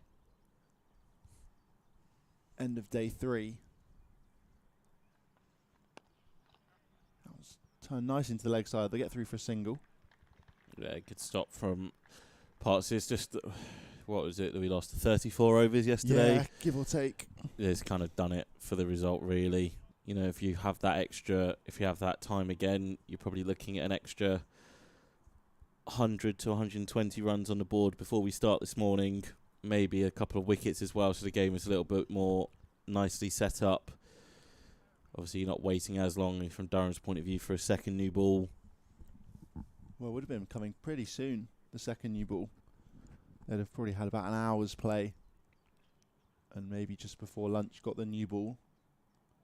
Exactly, so Potts coming in a lot closer now. He was at a pretty regulation mid-off. Now he's in there silly mid-off alongside Clark and Giselle. I still like this from Alex Lees. You know, we mentioned it, him and Ryan Campbell. The thinking is always, how do we take wickets rather than just stem the flow of runs. You know, so obviously they're still trying to go for the victory here, but there's not a lot you can do if Sussex are just gonna. We haven't really seen, bar a couple pull shots, there's been no real, you know, expansive shots in the opening 32 minutes. So it takes 2 to tango. Use of feet this time, though, from Ibrahim, coming down the pitch, but not offering any expansive shots. I think he's just... Now, I think as much as anything else, it could just be the clever captaincy from Lees to have those 3 catchers in there at sort of silly mid-off, short extra, short cover, kind of just playing on his mind, because it means he can't really just prod forwards. Make it 4.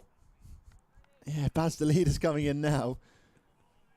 You can just about see on the screen there, right under the eye line of Dan Ibrahim. Oh, and that one nips away. Absolute peach there from Ben Rain. It's the first real sign of today we've seen. Slight error from Ibrahim, but it's Rain who's caused that.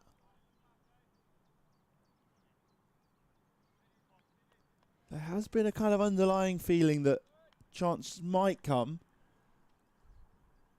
And if Durham can capitalise, they're now dropping the leader all the way out to the rope. I think they're quite happy to bowl at Ibrahim with the so. fact he's not going anywhere. That one's a bit shorter from Rain. And it is a dot ball to finish the over. Just 1 run from it. Sussex 1-2-2 for 4, leading by 156. Sort of almost reminding me that field with the second to last ball of what we saw for Ollie Robinson for England against Australia at Edgbaston in the Ashes 2 years ago, where you kind of had an umbrella field with everyone really kind of cutting off the cover and mid-wicket to Usman Khawaja.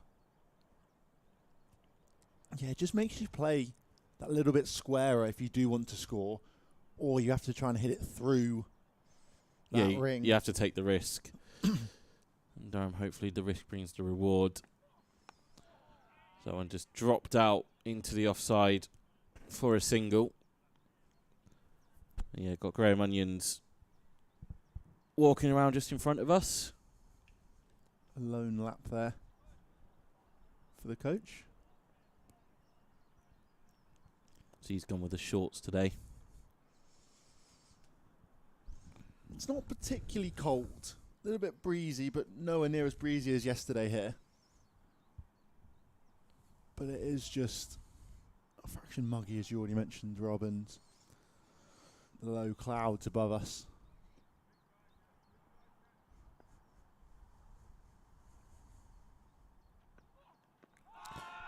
Potts with a celeb appeal. That looked very, very close. I have to have a look at the replay here. I reckon that's definitely one you send upstairs if you have third umpire here. And this is, again, sort of what we're just talking about. Ibrahim not really going anywhere, not looking to score, really. Can end up being a detriment. And that's what Durham are preying on, that I think a fraction high, perhaps. From our angle, I thought it looked like he got struck on the front pad, but I think it could have been the thigh pads.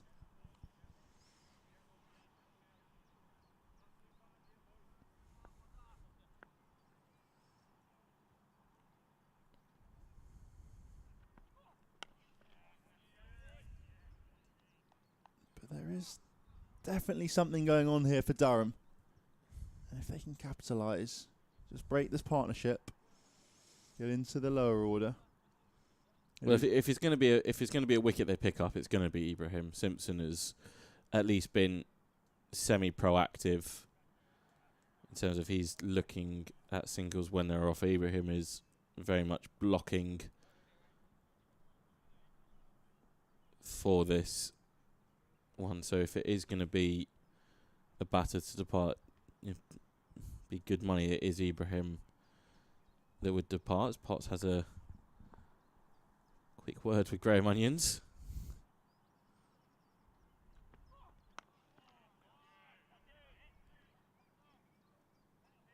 Yeah, I think you're probably most likely to get Simpson out either with an absolute beauty, or perhaps if a couple wickets go down at the other end, you then just start playing on the mind of a batter. And he's then kind of thinking, do I try and push the rate on and get us to a much more defendable total if wickets are going down? Or do you try and sit in and hope someone can stay with you at the other end?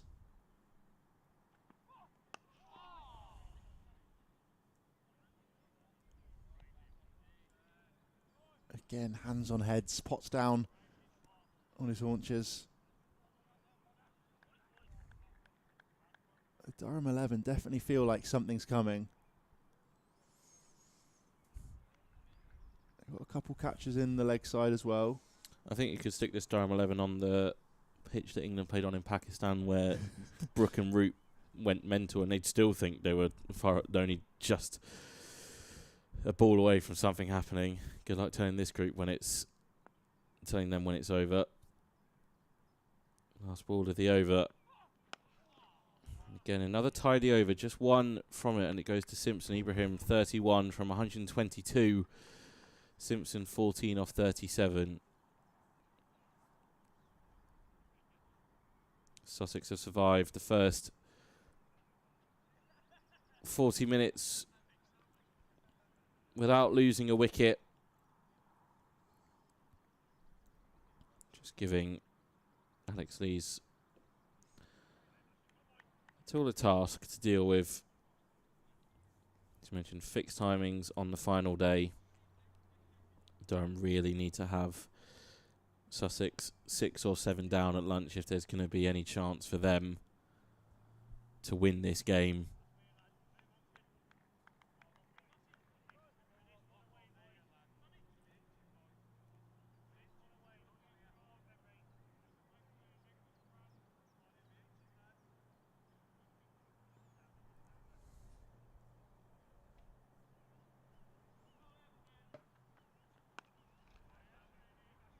Rain into his 5th over now in a row.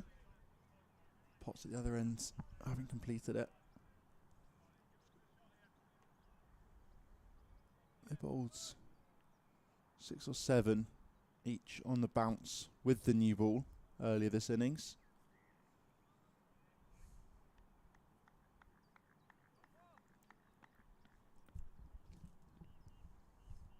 Interesting to see how long Lees does give them both. That's shorter again from Rain, and Simpson looks to try and punch that one into the offsides.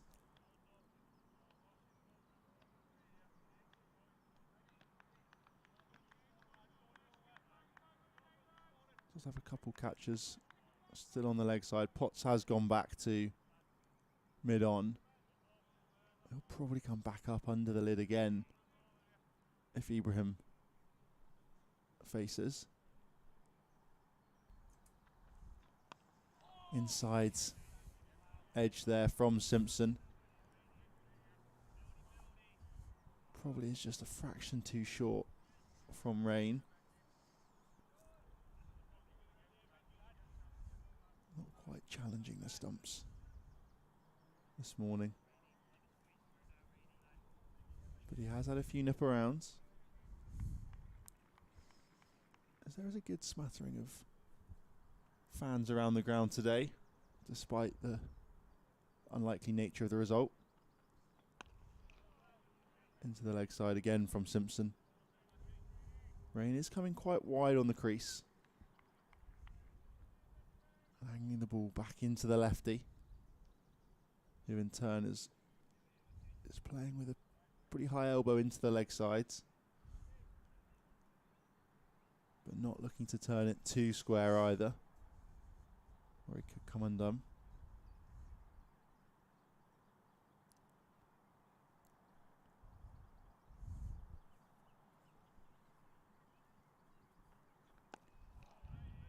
Fuller this time from Rain.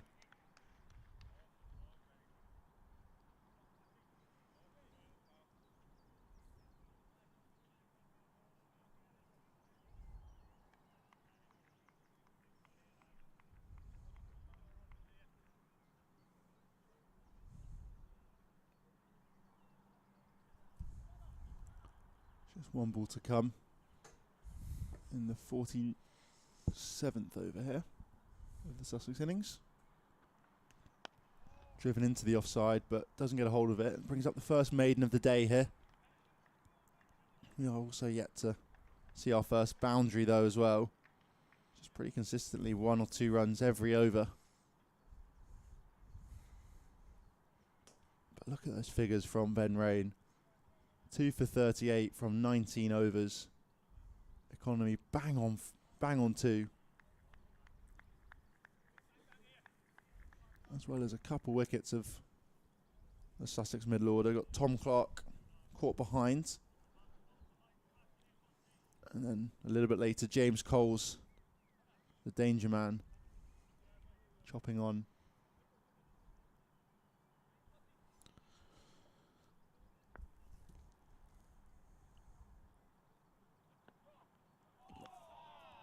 Bit of nice zip and movement from Potts there. Ibrahim with a good leave, but a tight one. Kent have lost their second. They had moved Matt Parkinson up the order against his old county to open the batting with Ben Compton, but both of those openers have been dismissed already, so they are in trouble early on on day 4. Cameron Bancroft has fallen for Gloucestershire, who have the lead at 182 against Derbyshire.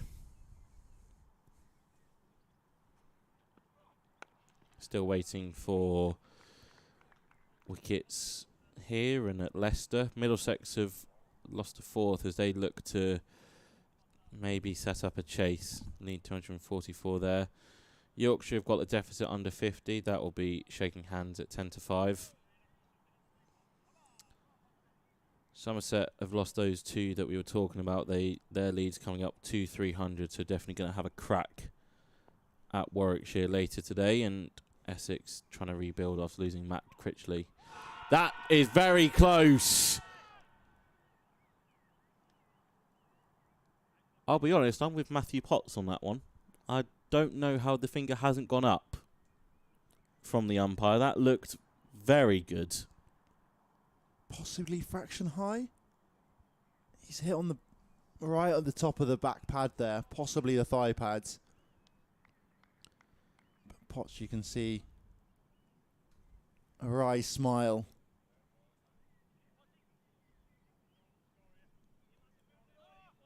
So, spoken about it, Ibrahim is just going nowhere. He's not looking to score, he is just looking to bat time, which is all well and good. But you need something, you know.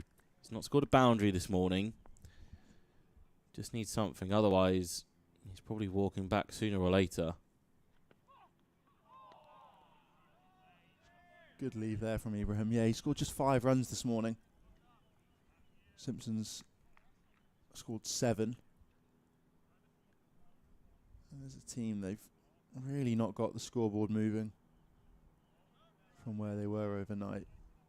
I'm going to say, and that's that we can deduce from that they're not interested in setting anything up whatsoever. So they're putting the onus squarely on Durham to force a result here. And they're just looking at those milestones of, right, the first half an hour, the first hour, the first 90 minutes, okay, then lunch.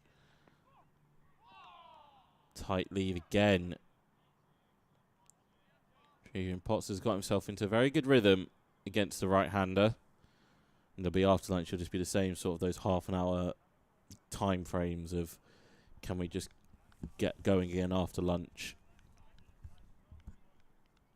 Yeah, it's a tricky one from Sussex, because when you do look at the table, currently sat in 3rd, Surrey with the only result finished in Division 1, top on 125, not still going on 119, will probably overtake them with some bonus points.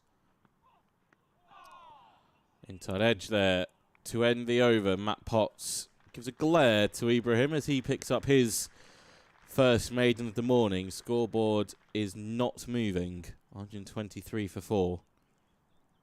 Yeah, and Sussex then 18 points behind Nottinghamshire and a couple clear of Somerset, Warwickshire beneath them. Durham on 89.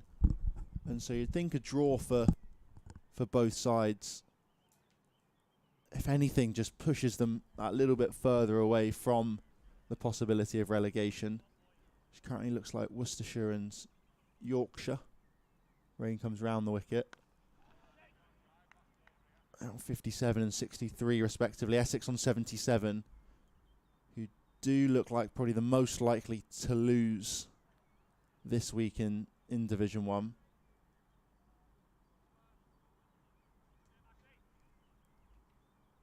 And that in itself would just extend the gap between those bottom 3 sides. But there's still a long way to go. Not sure. Dug into the pitch, and Simpson contemplates taking it on. In the end, drops the hands and lets it fly through to Ollie Robinson. And yeah, with Sussex looking for the draw here, they're probably going to struggle to challenge Surrey for the title. A Surrey side who have been very dominant over the last 4, 5, 6 seasons now. That's good there again from Rain. Targeting the top of off. And actually Nottinghamshire similarly quite impressive early on this season, having struggled a fraction last year. We're in that kind of bottom half of the table who had a possibility of relegation up towards the final week or two. Wide on the crease again from Rain.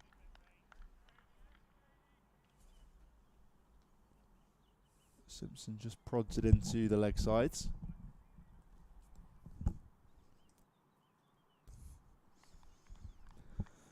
Four dots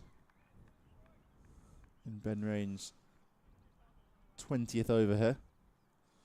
Has put in a very good shift this inning so far. One of the most consistent bowlers.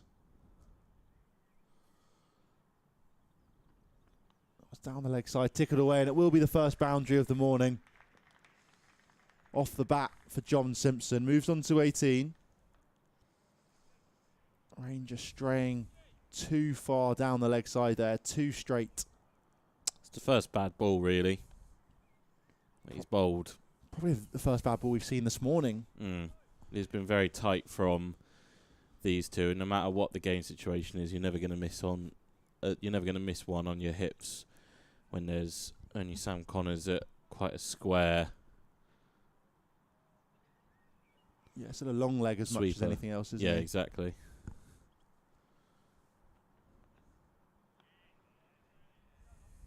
Dug in shorter that time from Rain. 4 from the over. Sussex 127 for 4. Lead 161 as we're closing in on midday now here in Chesterley Street. Yeah, and Ibrahim is going to have to re-engage for his battle with Matt Potts. Just takes a drink from Luke Robinson. 12th man for this game. Ashthorpe obviously got keen eyes on Robinson, just been really dogged down by injuries, hasn't been able to get going. Ryan Campbell would have been looking at him in the T20 Blast squad if he had been going. Just, I think, starting to get back up to bowling now. Potts bowling to Ibrahim.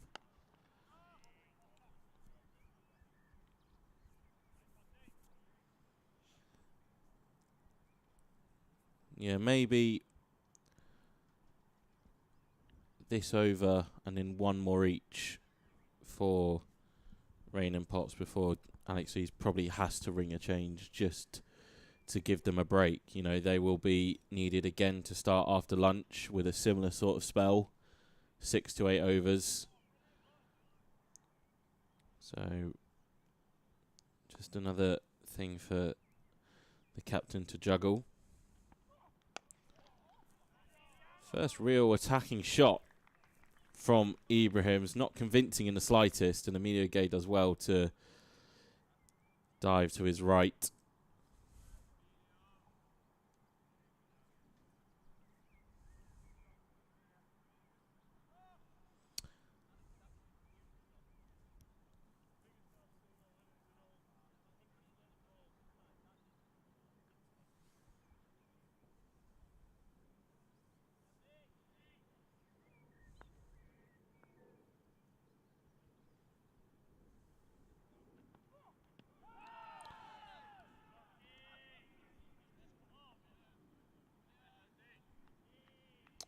Appeal out of Hope again.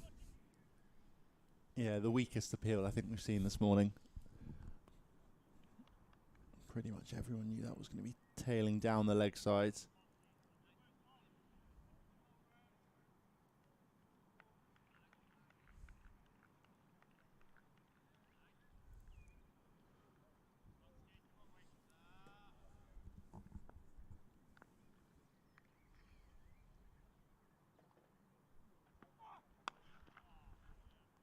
Mistimed pull from Ibrahim straight to Alex Lees. Still got Connors and Deleda back on the leg side. Deleda at long leg and Connors at deep backward square. Will Rhodes has come in at sort of a point just behind square on the offside.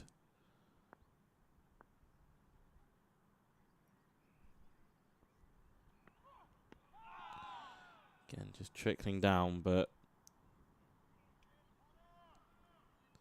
Ibrahim's not looked comfortable against Potts. The thing he'll be thinking about is it can't go on forever. Potts is going to have a break. Going to have a break.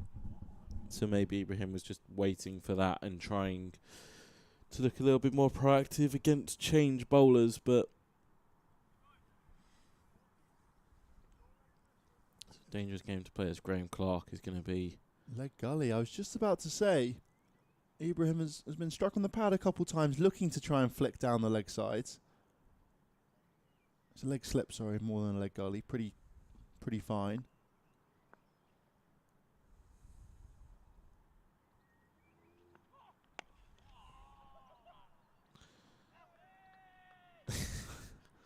The flick back from Potts finally removes the bails that he wants to, but Ibrahim well within his crease. Another maiden for Potts.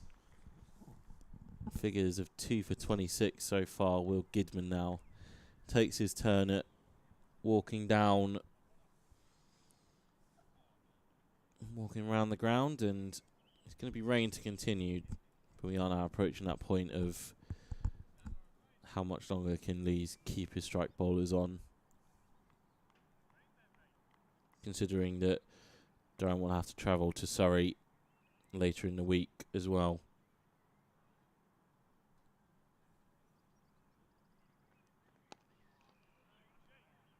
Yeah, 7th over here from rain of the morning. Potts similarly has bowled 7. I think that perhaps could be the last time we see Potts. Maybe back for one more, because he probably does fancy himself against Ibrahim. But otherwise, Connors, you'd think will come on for a bit. Baz the leader similarly picked up 4 in the first innings.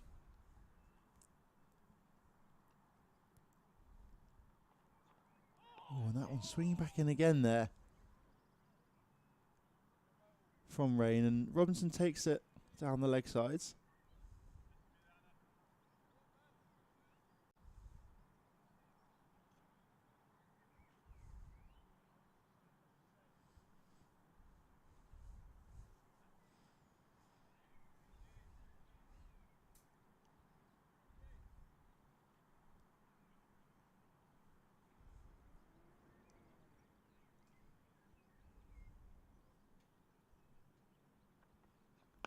Full and straight and slightly upish.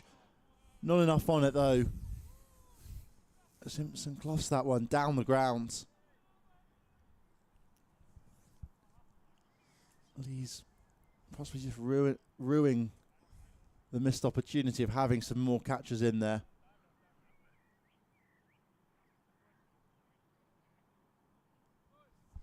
Simpson just a fraction early through that shot. Sent it towards the Durham skipper, but it bounced well short in the end.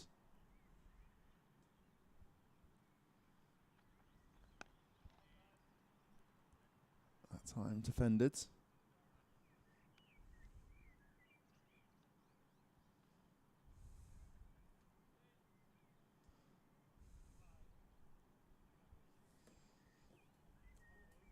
Over 50 overs old this ball now, as is the Sussex innings.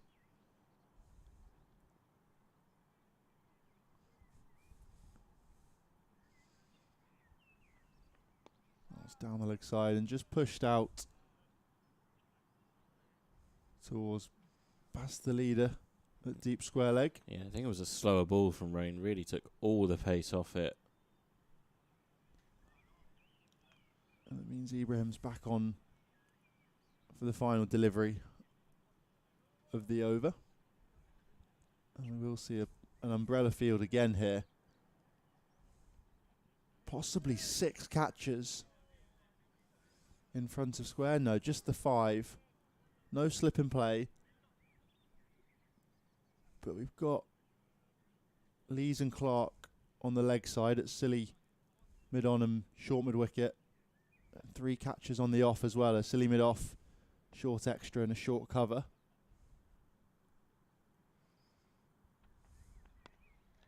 But Ibrahim just defends that one into the ground. End of the over. 128 for 4. Just the 1 run from it again.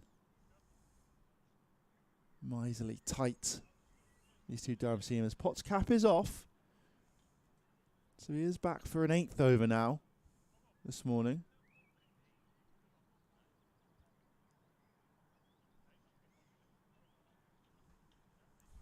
Just a reminder as well, you can follow Durham across all of our social media channels. Facebook, X, Instagram, TikTok. And also, of course, on YouTube where you're watching this. Give the live stream a like. Always helps. And also, you can subscribe, hit the notification bell to stay up to date on all of the streams, interviews, and other videos that we post throughout the year.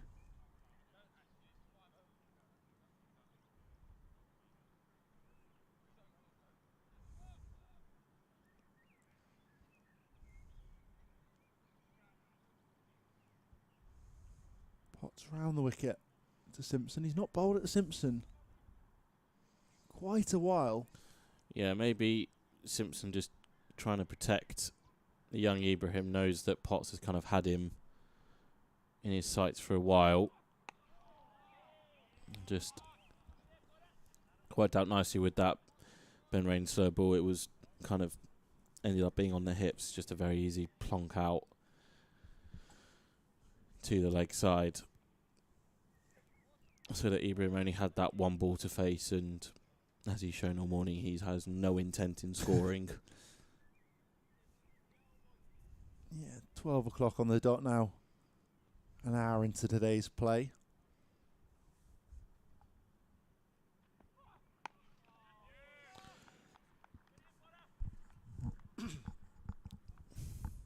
Don't see either Connors or Delayder warming up, though. So potentially could go to Drizel. He has been pretty much... Well, no, he has been exclusively from the Lumley end in this match. I was very impressed with him last night. His first over went for 10, and then we finally saw some that gripped and turned, and Ibrahim in particular did not look particularly comfortable against it. But Sussex won't mind that; they just care that he's still out there. Finally, some aggression from John Simpson. Moves into the 20s. Potts in the middle of a long spell, just dropping that one short. And ends up running out to mid-wicket boundary for 4. yeah, I reckon this will be Potts' last. He's still been firing it through, but you do have to save your premium quick. Well, the fact he's going to have to go again, not only after lunch and a little bit after tea, he's going to have to go again later this week.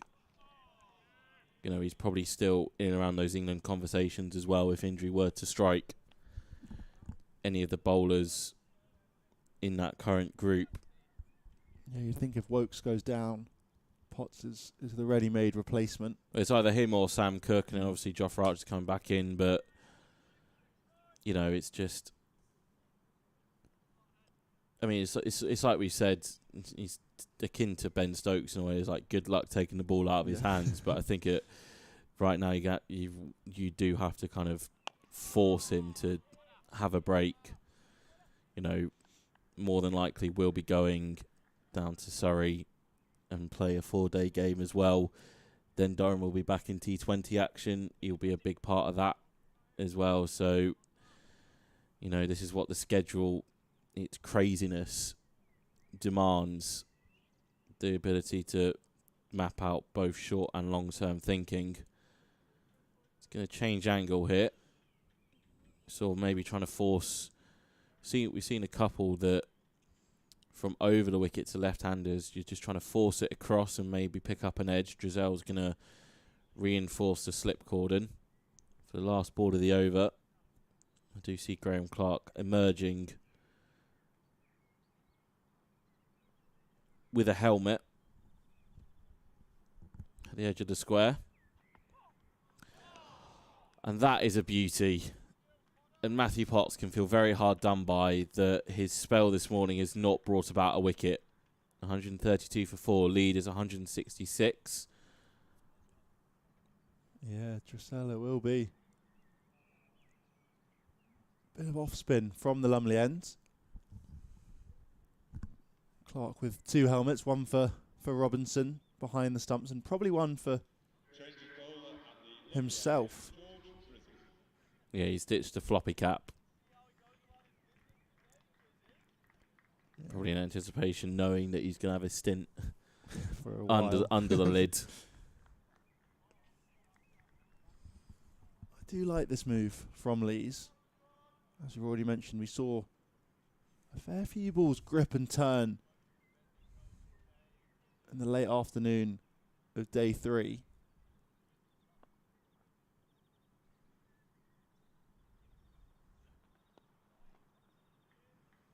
Full to start, and Ibrahim just flicks one into the leg sides. That'll be slightly frustrating because they would have wanted an over at Ibrahim if they could, considering how he's been last night and this morning. Yeah, but in some ways it brings Dressel into bowl to the left-hander, turning the ball away. Perhaps a bit more of a matchup. That's a good start again there from Dressel. Got a slip and leg slip in here for Simpson. Backward point, sweepers at deep square and deep cover. That finds the inside edge into the leg sides. Just coming on with the arm there. For Simpson, they also had a long on as well. But the field just comes in that bit tighter for Ibrahim. That one grips and turns a long way. Good amount of bounce on it too.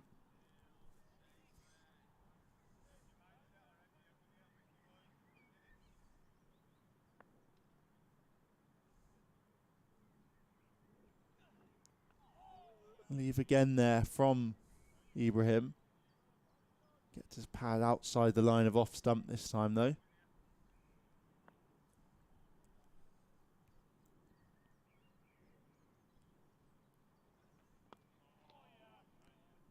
Plays that one with a little bit of risk to end the over. 2 runs from Dressel's first.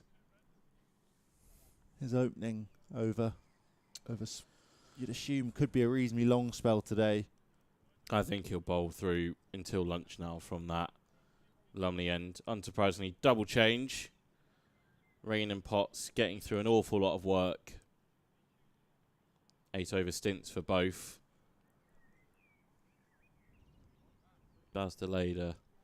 4 in the first innings. Spoke to him at the end of play last night. He was pretty confident that if Durham could pick up early wickets, that they could force a result, but early wickets have not fallen. Yeah, I think most interestingly, actually, though, the fact the lead has really not climbed that much actually does mean that if Durham can get maybe 2 or 3 before lunch and clean up Sussex soon after, result could be on the cards. That's pulled. Dropped short of Amelia Gay, who is right back on the fence. Simpson with an immediate greeting for Deleda, who bowled 5 overs yesterday. Pretty casual pull shot there from Simpson. Didn't look to hit it at all. And just sort of chipped it into the leg side towards Gay out there on the deep square leg boundary.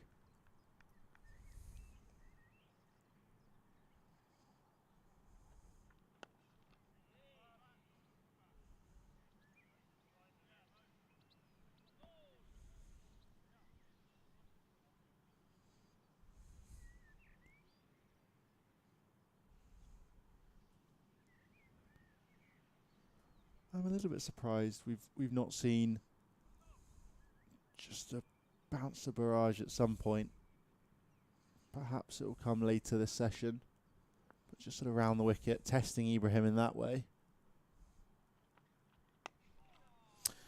Finally, he frees the arms. It's a long chase for Emilio Gay, and the ball's going to win it. Out to point. Ibrahim has his first boundary of the day. He moves to 36. And that lead ticks up above 170. Yeah, it's been a very sensible inning so far from him. And at the first sign of width offered, he latches on to dispatch the leader to the boundary.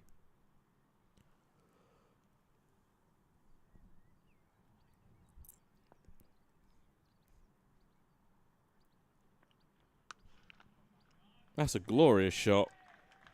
Out to mid-wicket as well. So he was waiting for the change bowlers before freeing the arms. He'd been very patient before this over, and in the blink of an eye has gone to 40.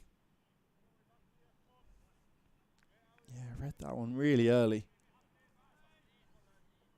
And the crack of the bat just echoing around the Banks Home Riverside.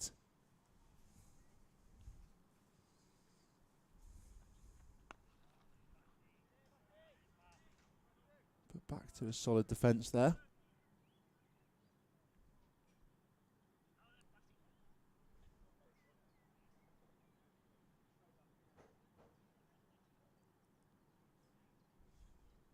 And just as I was talking about the lead not really increasing, over's gone for 9 at the moment.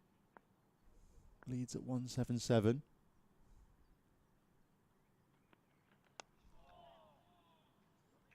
Inside edge that will dribble out for another single, so 10 from it. But Durham have to push for those wickets, and it means you are going to end up being a little bit more expensive at times. 144 for 4. Yeah, Dressel will have the opportunity here to bowl 6 balls to Ibrahim if he can try and pin him in. Clark gets the helmet back on. Back to short leg. Ackerman in the slips. Lee's the skipper. I think that's Matt Potts catching it at extra cover in mid-wicket. And one sweeper deep on the leg side too. That one is prodded out towards Potts.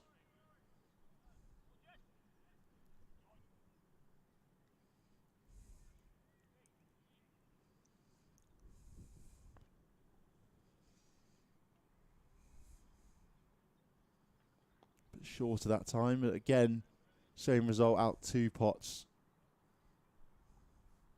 Just lurking in there. A couple strips across.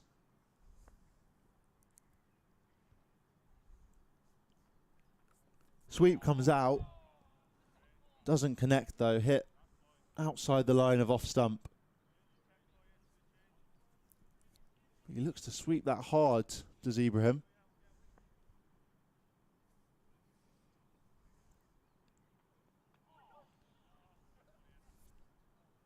No shot offered that time.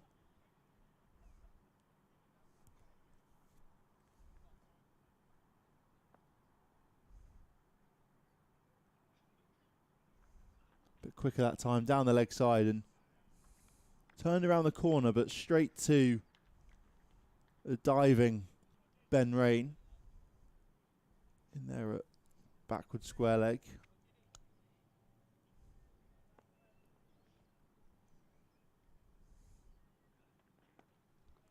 That time flicked away for the first runs of the over. Ibrahim retains strike for the Baz the leader over. On to 42 goes the 20-year-old. And on to 145 goes Sussex.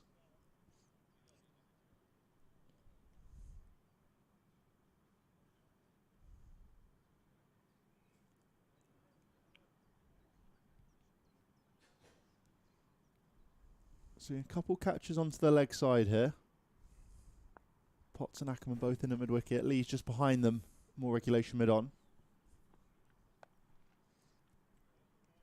Can't beat point. Will Rhodes in there. Yeah, looking to try and use his wrist to flick that one behind square through point.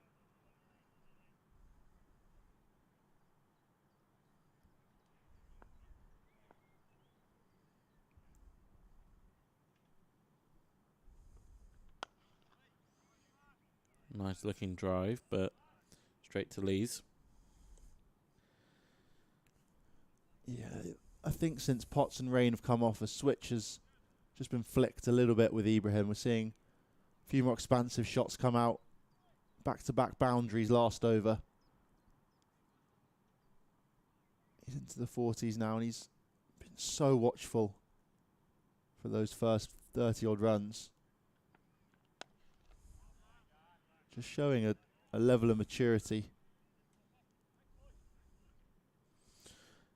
Yeah, he's got through that tough spell. Potts really had him going through the ringer at times in that opening 8-over stint, really wrapping the pads, honing in on that fourth stump, trying to see if there was one that would just move back and clip the top of off. He's got through that, and he has found those release shots. I say those two, the crunch first through point and then mid-wicket. And back-to-back balls, just changing the field here. Alex Lees, Graham Clark's got to make sure he's in front of square. On the leg side, potentially, Toby, as you alluded to, maybe the bouncer ploy is coming now. 3 men back on the leg side. You can see there, Graham Clark's just off screen, the furthest square. Will Rhodes is jogging down to a very fine third man. Emilio Gay goes to square leg. So you've got Sam Connors deep backward square. Potts a little bit squarer, not quite all the way back. It is the attempted short ball, but just really sits up very nicely for Ibrahim. No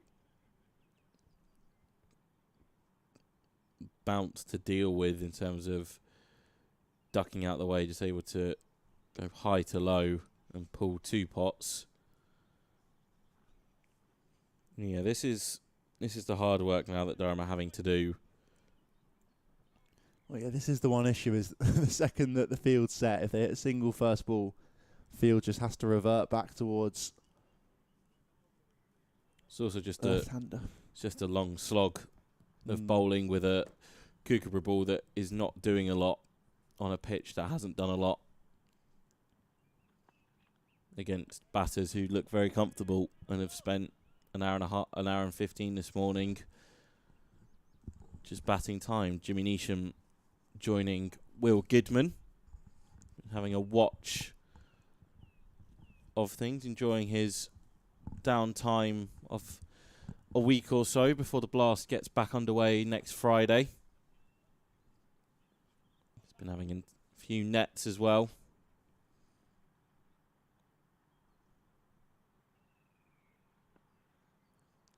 Fizzed in, down the leg side.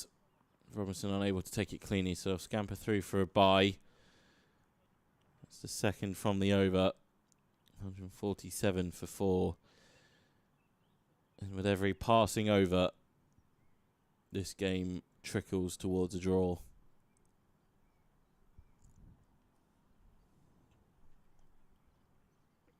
Essex currently 150 for 5 at Chelmsford, so they've just about reached parity again, but Hampshire and Liam Dawson looking to force their way through that lower middle order. Somerset's leads now 335 against Warwickshire. Maybe a declaration after lunch coming at Edgbaston. Yorkshire have basically got level with Notts, 469 for 7. They are deficit under 20. As we've mentioned, that is going to be shaking hands at 450. Gloucestershire's lead 226 now against Derbyshire, so the potential there if they want to try and set something up. Graham Van Buren and James Bracey at the middle. Kent have steadied after losing Compton and Parkinson. They're 38 for 2. Middlesex 314 for 6 and Glamorgan 187 for 3. Dressel continues here. Slight change to the field. He's got Baz the leader out there at deep backward square leg. Still got long on and also a sweeper on the cover boundary. That's a really fine, delicate shot there. Down towards the ropes. Won't quite have the legs to get there. As Baz the leader cuts that off.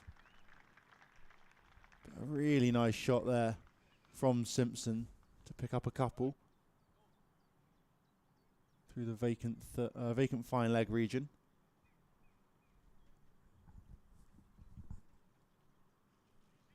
Leader heads back towards his starting position. Oh, as that one grips and turns past the outside edge. It's exactly what Drissel needs and wants. He's been very impressive for his 8.5 overs so far this innings. Fraction fuller that time. And Simpson can smother.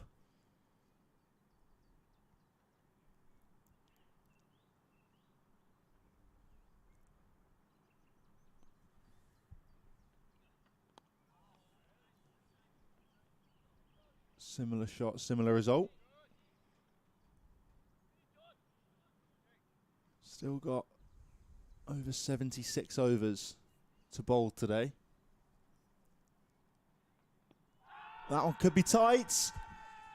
No, turned down by the umpire. That looked very, very close. Perhaps skidding on too much with the arm. But another tight, smart, impressive over from George Dressel.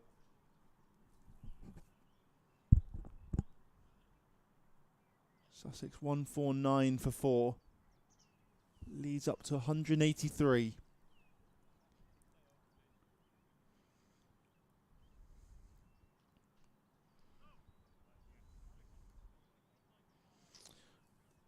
Short ball ploy from Bastillade is going to continue. Somerset look like they're actually going to try and declare before lunch. Really trying to move the game on against Warwickshire.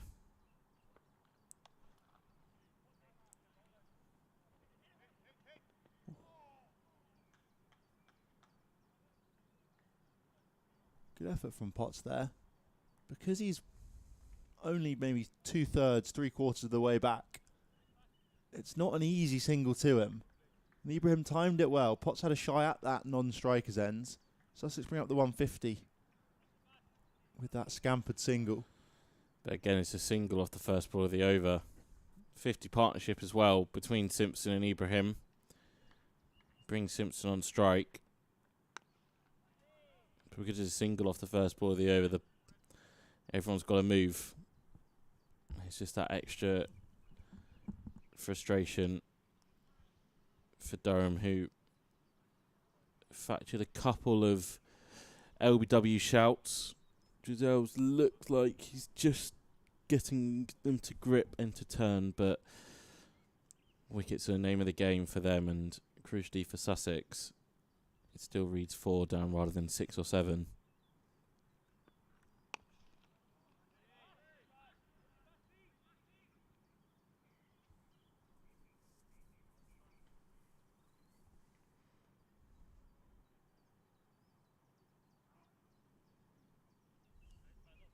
Yeah, it would have been really interesting to see with that extra 30 or so overs that we could have had last night, had it not been for a mix of rain and bad light. This game could have been poised in a really interesting position this morning.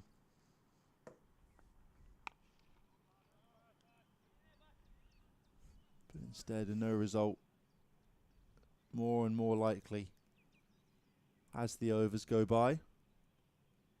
Lead of 184 for Sussex.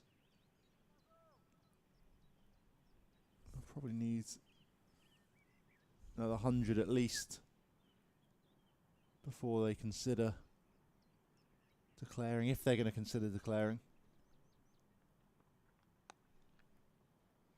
Flip to one, I don't think it is. They are very happy to bat this out and put overs in Durham's legs rather than overs on their own. And they'll just, unless again we see something absolutely remarkable happen, I think they are very happy to trickle this game along until 10-5 and offer a shake of hands with Alex Lees and get on their coach back down to Sussex a little bit earlier than planned on the final day. Delayed it around the wicket now. And it beats Potts, who, as we say, is not all the way back on the boundary. A really nice controlled pull shot from Ibrahim round the corner. He moves to 48 and Sussex 155 for 4. Yeah, Sussex take on Warwickshire down in Hove for the next round of the county championship, starting in just a few days' time. And then in the middle of July, or late July, they take on Essex at Hove and then head up to Scarborough for a game against Yorkshire. All three of which could be pretty useful for their points tally. Dressel continues. Use of feet from Simpson, but ends up almost yorking himself there. And then, yeah, final few weeks in September, they take on Hampshire, Yorkshire again, and Worcestershire.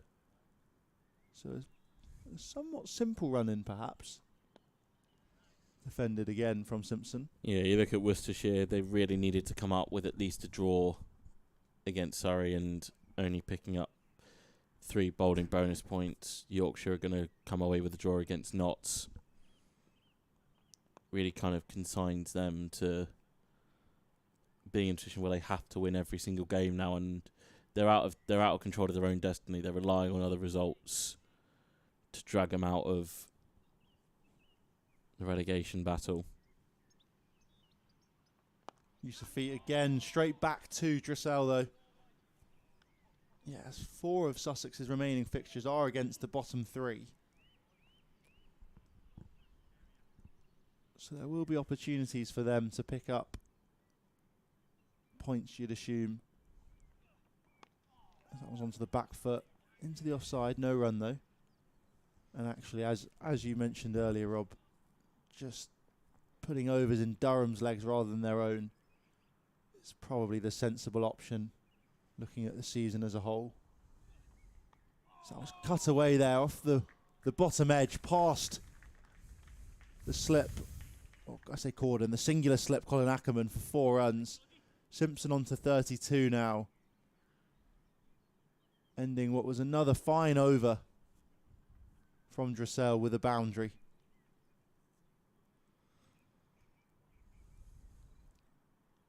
The lead closing in on 200s. With Ibrahim and Simpson both looking pretty content at the crease.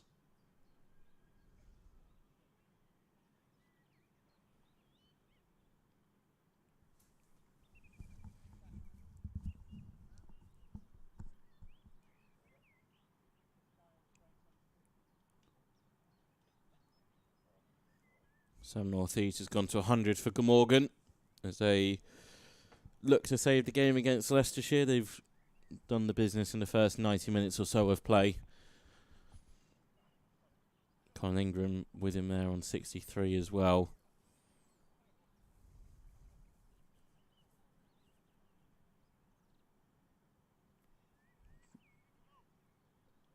George Hill has gone for 30, but You mentioned that Notts Yorkshire game is effectively dead now. Delaney continues with the short ball.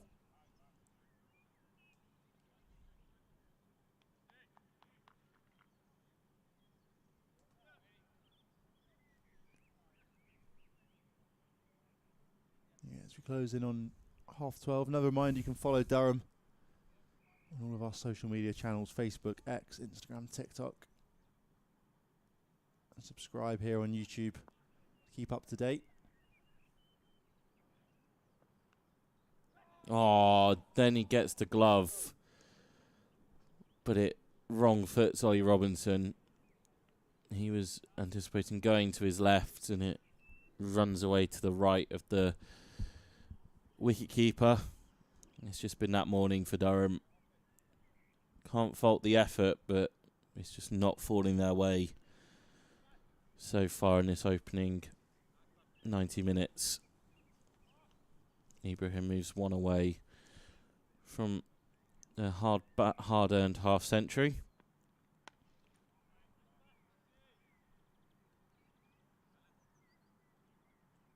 Yeah, he's definitely been more of the aggressor since these bowling changes.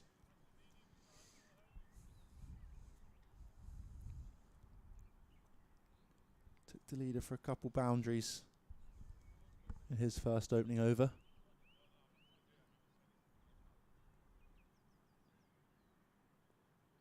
But has otherwise continued to be pretty watchful.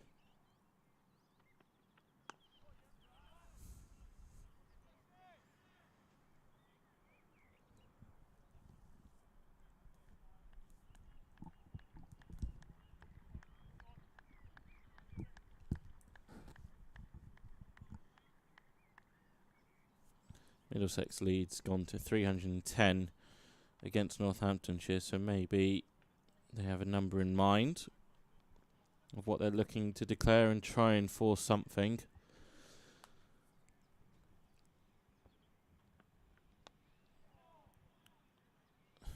That's going to run away for 4. Squirted away down to the Daffabet stand from Simpson. He moves to 36, and yet more frustration for Durham. Yeah, not completely convincing. The outside half of the bat there.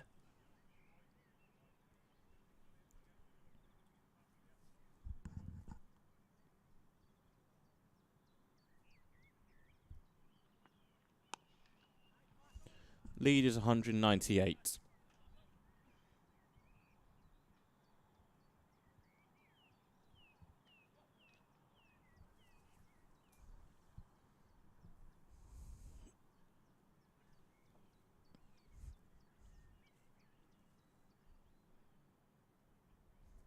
Helmets back on here for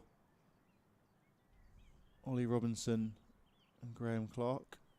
Dressel continues.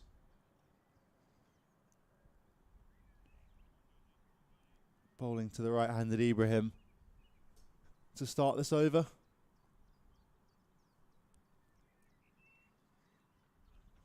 That was flicked into the leg side. Doesn't beat Matt Potts in at mid-wicket though.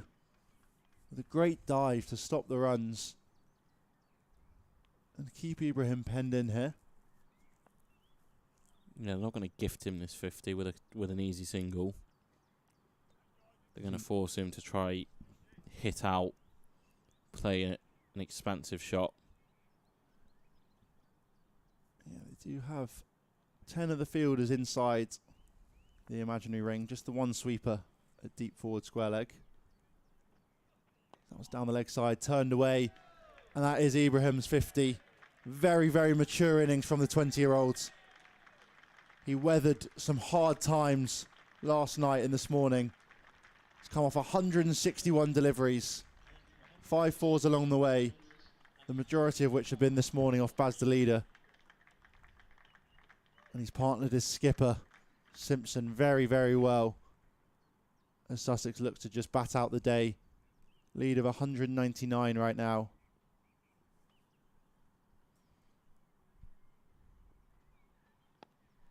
Yeah, a really gritty knock from Ibrahim. It wasn't easy yesterday, coming off and on, and not really in a consistent period of play. And Matthew Potts kind of put him through the ringer this morning, but he's got through all of that. He's now getting the runs he deserves and a well-made 50 from 161 deliveries. Just 5 fours in it, but it has been exactly what his side have needed, especially yesterday.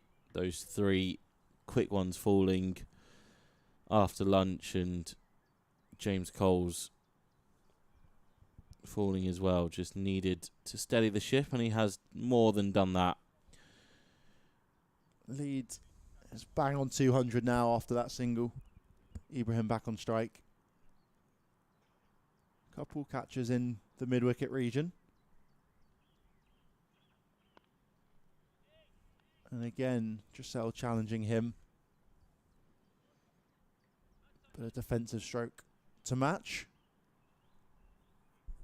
Ends the 61st over there. Sussex 166 for 4. This partnership continues to tick along. And the lead, as I just mentioned, 200. Spoke about Middlesex maybe having a number in mind. That number was exactly 310. They have declared against Northamptonshire, so Northamptonshire will need 311 to win. Baz Delada's 4-over stint is done. Sam Connors, it looks like he's going to be asked to take it over. Still nothing else happening in Div 2. Status quo. Yeah, their Somerset have surely got to be thinking about declaring soon. Lead of 359. Birmingham and Essex have creeped into a 19-run lead at Chelmsford against Hampshire. Maybe not going to be the short pitch stuff from Connors, just the 2 back. Ackerman in at slip. Delada now jogs out to the cover point boundary. Just the 6 overs so far for Connors in the second innings.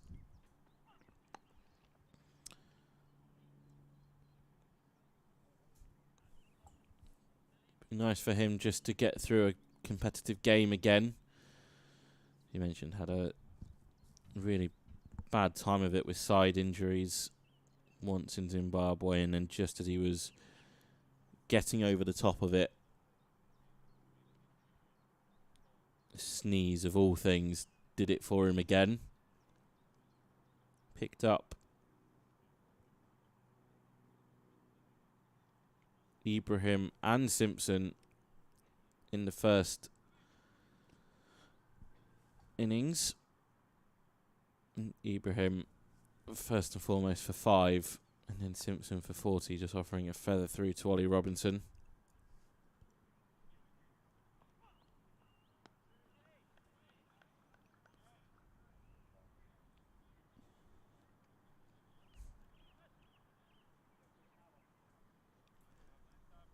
Yeah, ball was similarly old when Connors did pick up the wickets. Ibrahim fell in the 48th over.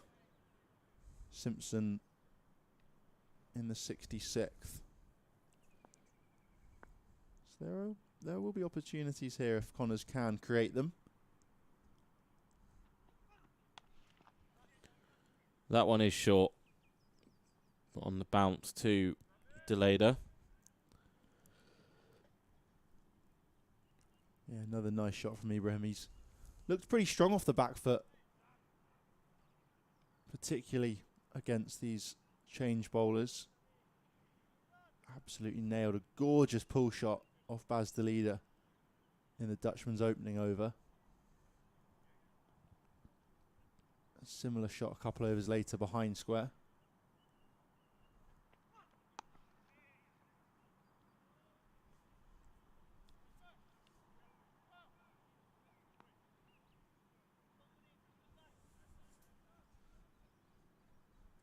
Only 25 minutes left in this opening session here at Banks Home Riverside. Yeah, a session that has pretty much confirmed what we thought about where this game is heading. Sussex were watchful in that opening hour against Rain and Potts. They've just started to score a little bit more freely against the change bowlers. Lead 203. Drizel's found some turn, but the priority was wickets.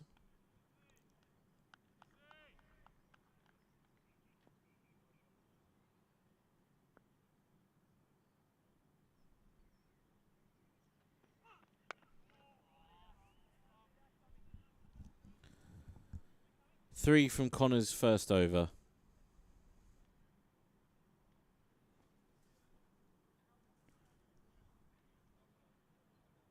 And back to the off spin. I reckon we could just see Drizel bowl. Obviously up until lunch, and possibly even after lunch they might just continue with him, rotating between a few quicks down the other ends. Sort of shorts, 4 over spells, maybe even a bit of Colin Ackerman, Will Rhodes as well, if the game is starting to look really gone.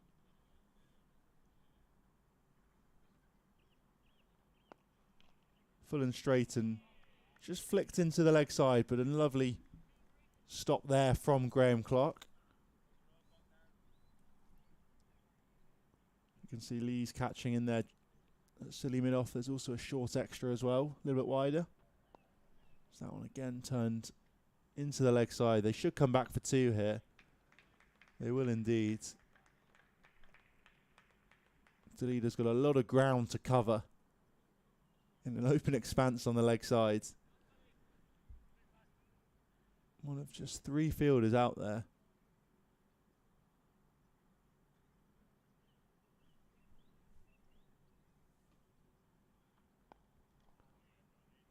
Simpson pushes that one out to Ben Rain at short extra.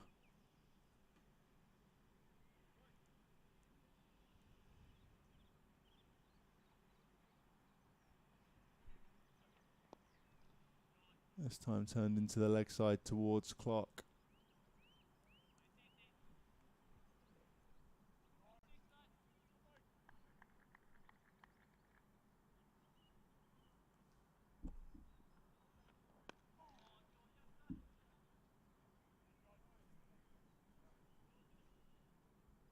I think Matt Potts is off the field at the moment, having put in a hard graft in his opening spell. 8 overs, I think it was. Driven down the ground for a single towards Sam Connors to end the over. I assume Potts is perhaps just taking a short break, possibly a little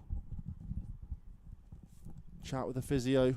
Not that he's picked up any injuries, but just trying to look ahead towards the rest of the season. I think he just fancies a break, to be honest. I don't blame him. After bowling 8 overs and he's been very active in the field, I don't blame him for just taking a breather. He knows he's not bowling again in the session.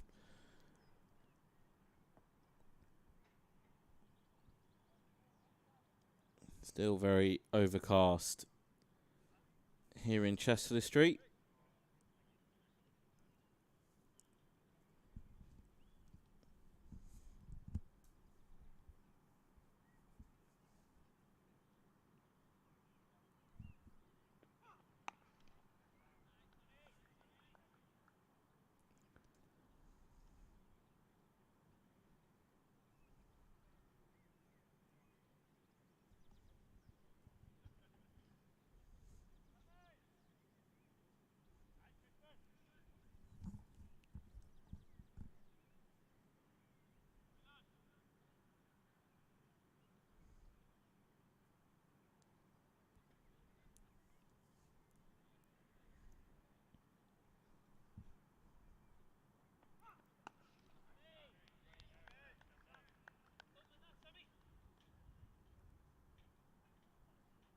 As well as following Durham on all social media channels, you can get in contact with us as well.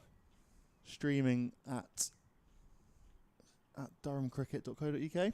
That's the one. or otherwise you can get in touch with myself and Rob. I'm @TReynolds_sport on X. Rob is RobRush02. And of course, in the YouTube chat as well. Yeah, just keep the chat cricket based, please. Don't want any randomness, and be respectful, otherwise it will go off. Been looking pretty good so far, keeping an eye on it. A lot of chat about the Kookaburra ball and the disappointment with it, and also a little bit of positivity about England's Test victory yesterday. Phenomenal win in Headingley. Yeah, very impressive. Durham obviously having Bryden Castle and the captain Ben Stokes involved in that phenomenal chase. I think second highest Test run chase at Headingley or maybe just that England have pulled off. I'm not quite sure on specifics of that, but yeah, on the Kookaburra ball, I think we were all kind of talking about it after end of play yesterday, just not really seeing a lot of point in it right now. I don't know. Ryan Campbell has kind of said he can understand the thinking behind it and why the ECB kind of want to bring it in, but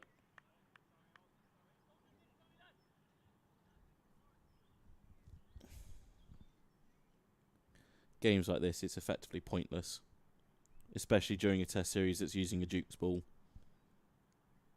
You know, we can schedules heavily criticised. I think we can safely add the Kookaburra ball being used in a Test series that's using a Duke's to that.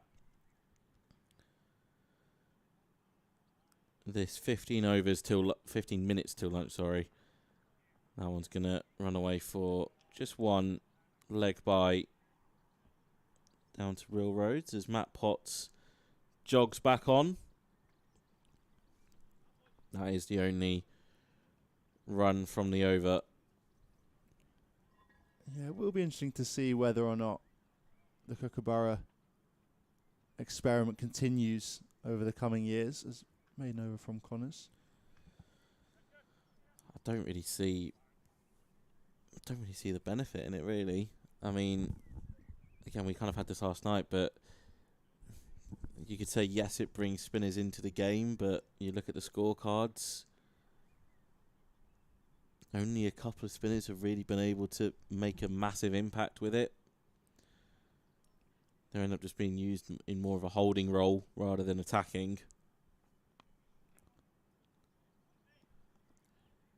Yeah, that probably is the biggest benefit we've seen. And actually, even before this year, I think it has perhaps shown and given some bowlers a platform to prove they are perhaps level above. That was swept and it could be gone, thin edge. No. Turned down by the umpire. He barely looked up. He barely looked up to acknowledge that. Just get on with it, chaps. That was cut away nicely. Beats the two fielders there. Pierces the infield. It won't quite run away to the rope. Yeah, you're not going to beat. It's very rare Bastilleida gets beaten out to the boundary edge. One of the stronger athletes, really quick over those first 10, 15 metres in the field. Left alone there. Yeah, do let us know in the comments or getting in touch with Rob and myself if you do think there are any positives behind this Kookaburra experiment. Be interesting to hear from all of our viewers out there. That was defended again. I think it's these two rounds. The next round that will start on Sundays with the Kookaburra, and then I think the two in July as well. Which is going to be tricky. You'd think going again. Perhaps a few more draws. Looking like perhaps Surrey could be the only side to come away from the 10 fixtures with maximum points. Or winning points, I should say, minus the bonuses. That was driven into the offside. Dot ball to end the over. Yeah, as I was saying, I think the positive that we've seen up until this year in particular has been that the odd bowler has really stood up and proven themselves that they are level above. Matt Potts comes to mind with a brilliant 9 for here at the back end of last year against Lancashire. Similarly, I think Sam Cook took possibly 10 in a match for Essex with a Kookaburra, or at least picked up a fair few wickets. But it is few and far between that we have seen performances like that. And generally, a lot of games do just peter out, as we're seeing around the country today.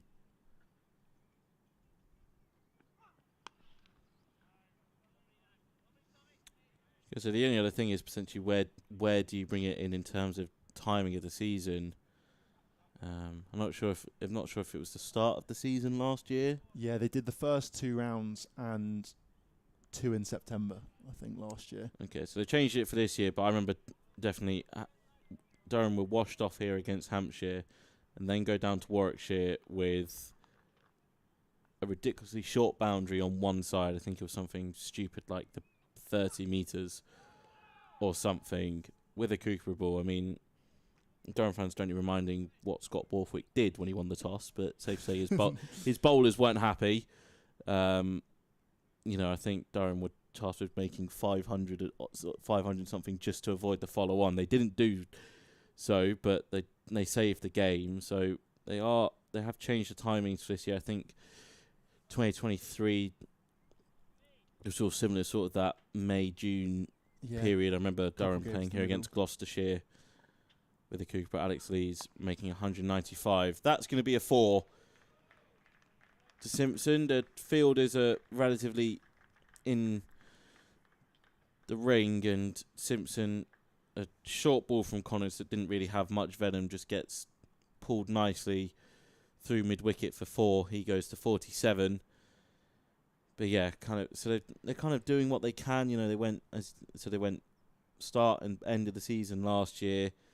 You've got a little bit more in the middle here, which I do think is probably the best time to use it if you're going to, just because it's probably the period that replicates Australian cricket the most.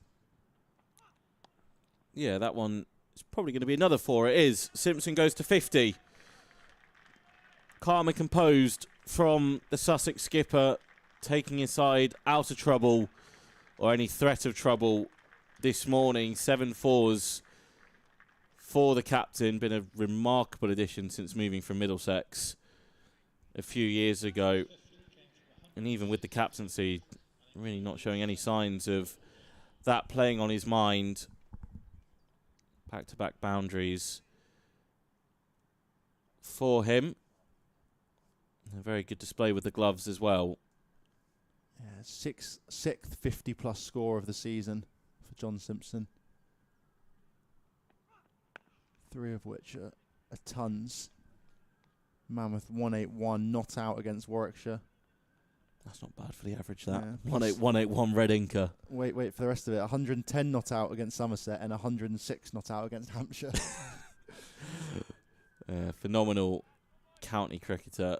Did get that opportunity, as we've spoken about with Vic yesterday. He played the 3 ODIs in that COVID-affected squad against Pakistan that Ben Stokes captained. But England are obviously blessed with wicket-keeper batters. It just hasn't had an opportunity elsewhere.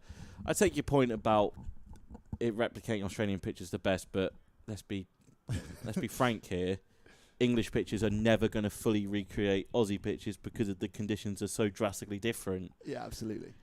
So, you can have all this, and obviously England have spoken about how they want to prepare for the Ashes as well, how they're going about selecting their bowling lineup and maybe some of their batting personnel as well. I can see it. I can see the appeal of it. Jamie Smith yesterday really looked comfortable against a short ball, and on Australian pitches, that will rock up very nicely for him. But it just seems fruitless right now. Like you say, Surrey have picked up a victory. The next likeliest side to do that are probably going to be Lancashire. Yeah, it's then Div 2. There's maybe 2 or 3 games that could. That could. Yeah. It's not set in stone that they're going to be results there. You know, here we're kind of waiting for 450 now to really just kind of shake hands and put this game to bed. The 218 and Sussex just batting themselves out of danger. So look, it's just going to raise even more questions. You know, fans and most importantly players, you know, the captains will be asked what they think of it, and you know, I think again they're all gonna have very similar thoughts of kind of what are we doing here? You know, everyone's so used to a Duke's ball. Duke's ball also suits English conditions really nicely. I don't know. I'm not a fan. I don't think too many are, to be honest. Yeah, I mean, even chatting to Matt Potts last year after that 9 for, he wasn't particularly buzzing about the fact that he was bowling with what effectively looked like a dog's ball for a large part of the game. And obviously he was thrilled that his side got the win and he picked up 9 wickets to help them there, but that was the positive, not the fact, you know, that it was a Kookaburra win in particular. Yeah, there's also kind of, I mean, thinking back to that game, what did you have? You had David Bedingham setting a club record score of nigh on 270.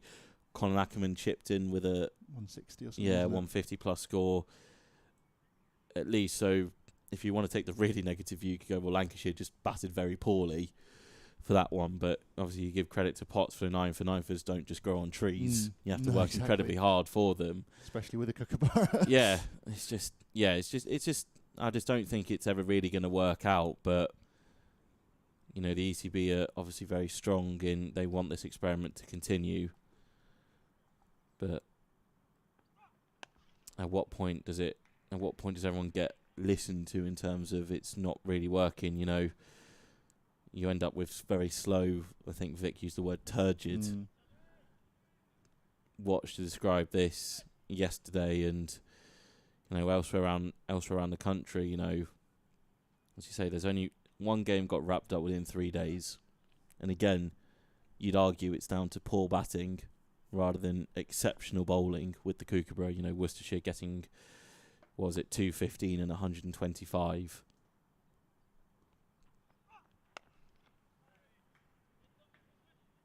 Down at New Road, 214 and 125. You know, you look at...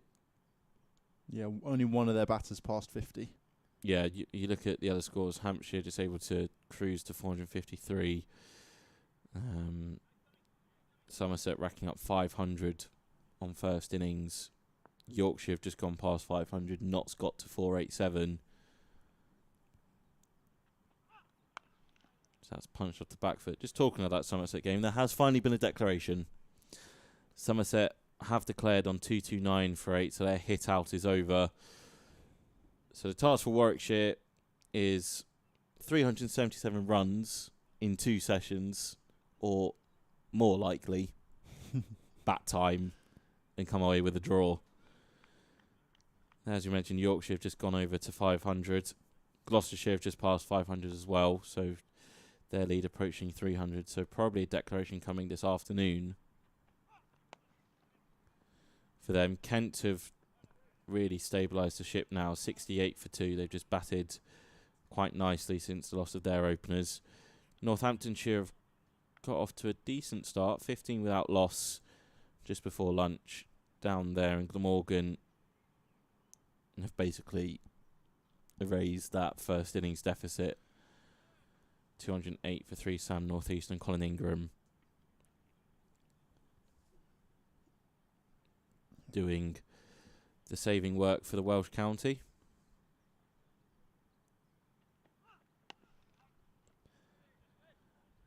Gonna get probably one more over after this one from Giselle. Would not be surprised if both sides actually look to make it the last over before lunch.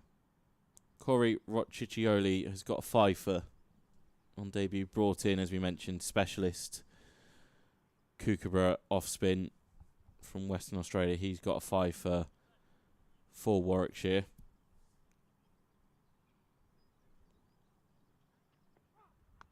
So Connors finishes his work for the session. Just 2 runs from the over. 68 have been bowled. So Durham will have the second new ball reasonably early into the afternoon session. Yeah, you'd assume about maybe an hour in or so, give or take. Maybe about 2:30 if they speed through overs.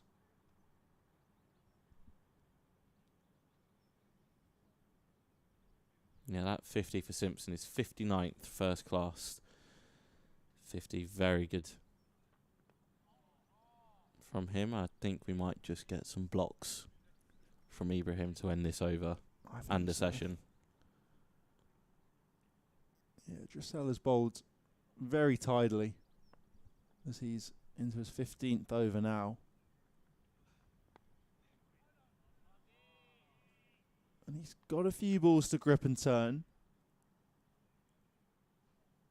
And there was, I think, a sort of semi-appeal for some LBs and a few oohs and ahs as the ball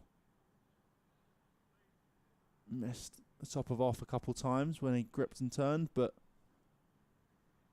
no obvious chances have been offered up yet. That was dragged down and flicked into the leg side. Ibrahim misses out on that one. Just finds the hands of Matt Potts at mid-wicket.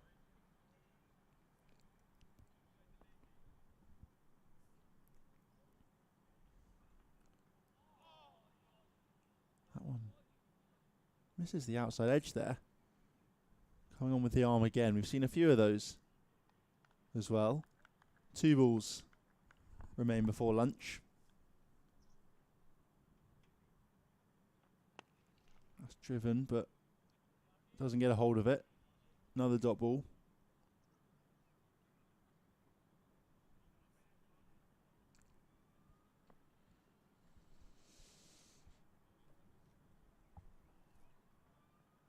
And a leave to end the session. Lead of 220 for Sussex, 186 for 4. They go wicketless throughout that first session of day 4. Maiden over from Dressel to finish, who has bowled tidily. No major opportunities throughout the session, however. Yeah, I think that you know it, I know it. Most people know where this game is going now. We'll be back in 40 minutes after a lunch break.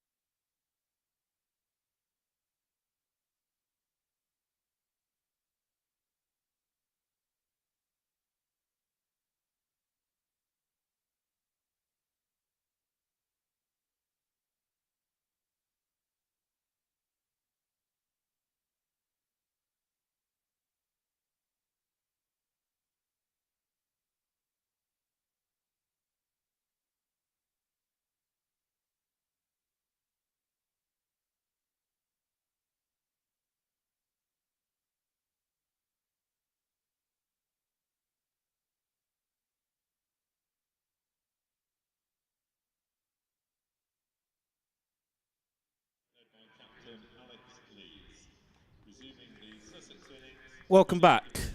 I hope you had a nice lunch. A nice 40-minute break from our voices.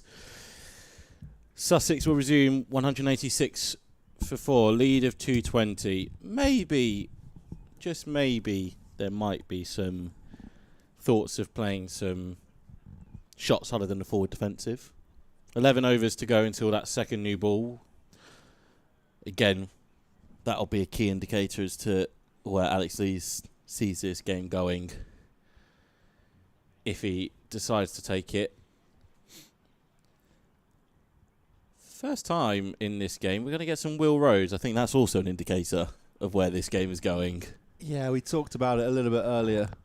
I almost joked about it, the fact that if we see Rhodes and Ackerman obviously, well, both of them pretty accomplished part-timers in the county game, but it's just going to take a lot of pressure off this Durham attacker. A slightly fragile Durham bowling attack, with Sam Connors and Baz DeLeader both coming back from pretty hefty injuries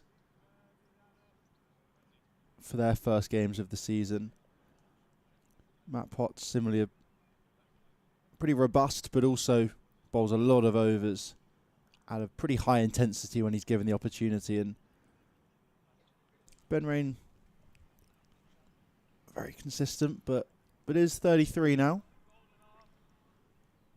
And there isn't really a need for Durham to push them. No, as we talked about before lunch, they'll both have to play down at Surrey. They'll then both be in the T20 side as well. So, especially with the injury issues Durham had at the start of the season and still continue to do so with the seam bowlers, do have to be watchful. Rhodes around the wicket to Simpson to kick off the afternoon.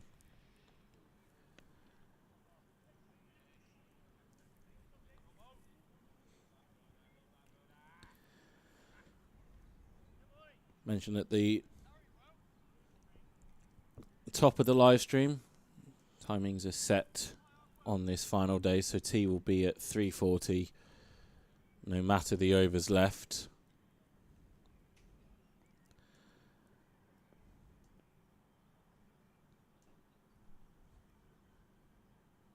And I don't think we will get to the stage of the umpire tapping the watch for the final hour. There'll most likely be a shake of hands before then.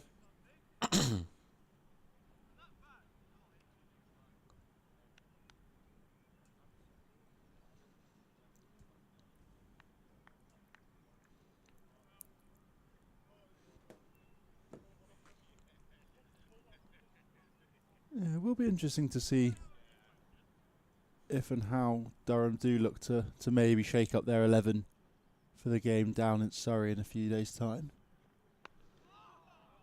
Obviously, you've mentioned the struggles with injury that the squad has had. There are a few options playing in the second 11 game at the moment against Kent. Durham currently 99 for 1, 21 and a bit overs in. They made 373 first up, 80 for Scott Borthwick. Mitch Colleen 78. Callum Parkinson 66 as well, and a 50 for LaFontaine Jackson at the top of the order as well.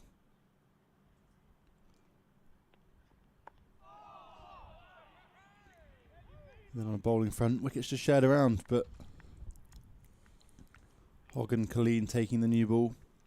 Both have played for Durham this season so far. Hogg a couple times, Colleen just the once.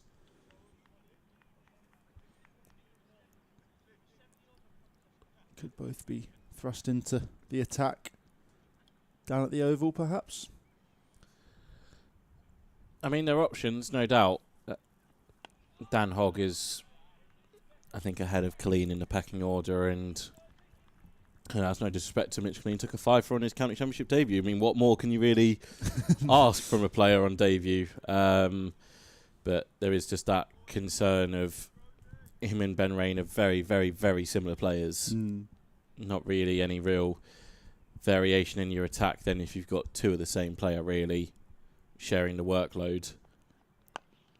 It's a nice looking drive, and Rhodes starts with a maiden, but very untroubling maiden of that. I'd be expecting George Giselle to open up from the Lumley, and I think Giselle might be in for a very, very long spell this afternoon as well.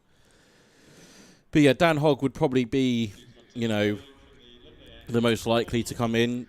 You don't really want to put Sam Connors through back-to-back games, I would have thought, with the Kookaburra ball just after coming back from a side injury. As we have mentioned, Jimmy Neesham has been seen out at lunch bowling with the red ball. So maybe something's agreed for him to be available for the game down at the Oval, but that will come out between now and Saturday before they make the trip. That was a full toss to start, but well fielded there from Baz, the leader in there at extra cover. Not really the start Giselle would have wanted, but I'll look to try and find the spot again. And that's exactly what he does second time up. Yeah, as expected, he will likely play a large part and a large role in this session, you'd assume. Oh, that one beats the outside edge. Happened a few times before lunch, just going on with the arm.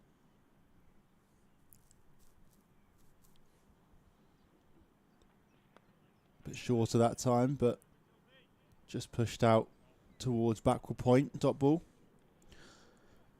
Yeah, we've kind of talked through those. Those are kind of your three main options, really. Outside of that, you really are looking to academy guys, and it's not really a game to throw them into.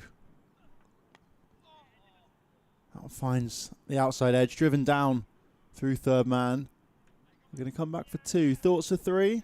Simpson's quick between the wickets, and he will get home comfortably in the end.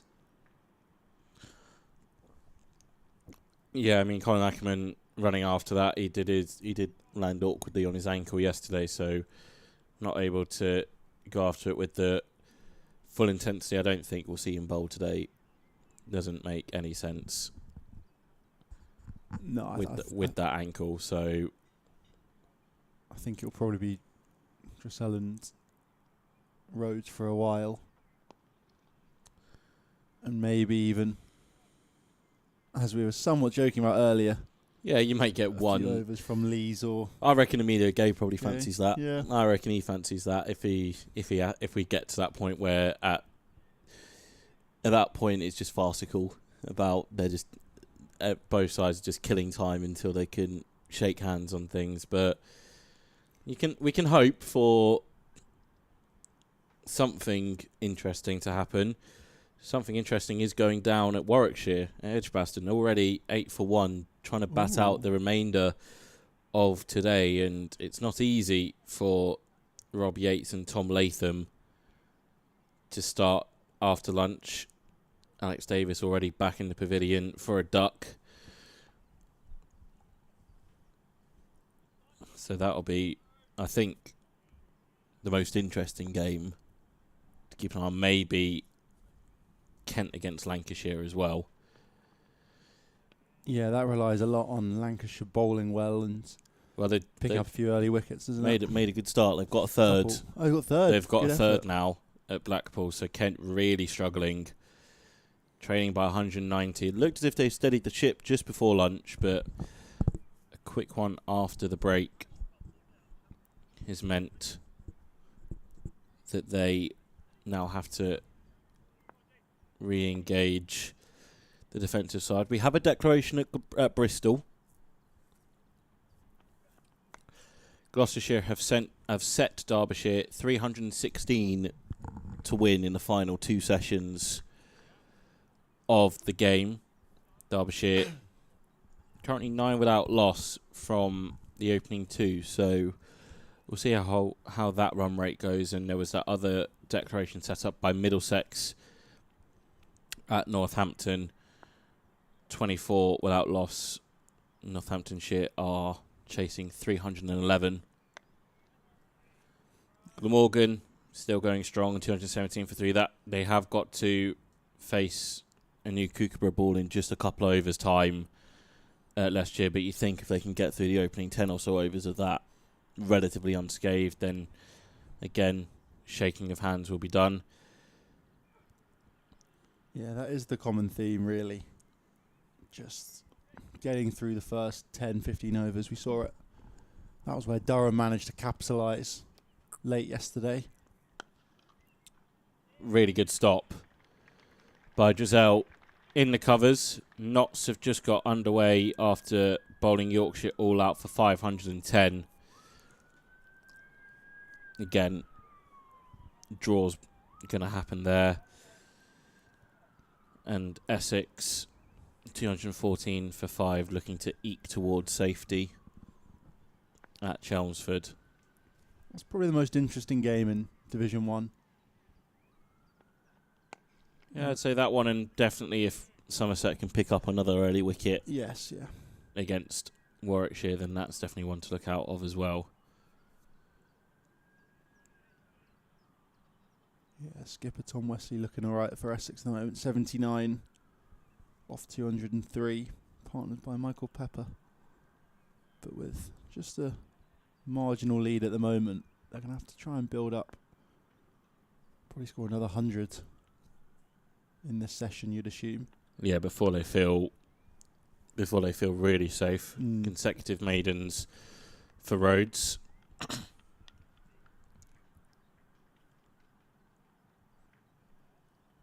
Yeah, good start by Rhodes. Has bowled a few times this year so far.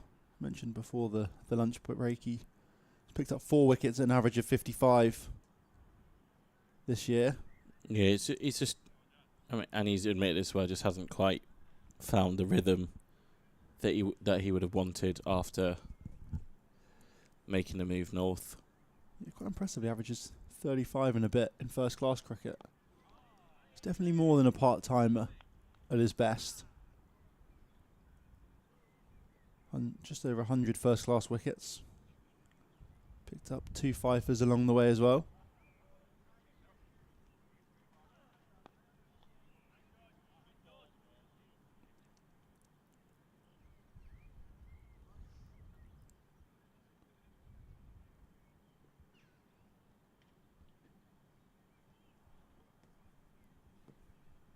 Ooh, full toss there, and that's put away really well, all the way to the ropes. Lovely shot there by Simpson. Loose from Dressel. We've seen a couple full tosses after lunch. That's the first time he's been really punished. Just didn't try and overhit it, did Simpson, that one. Eased it all the way to the rope.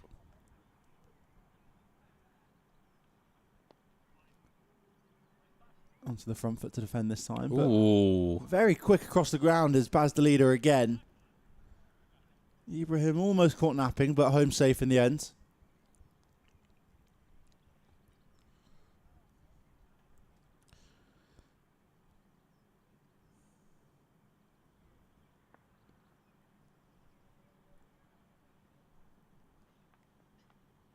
Another good ball there from Dressel.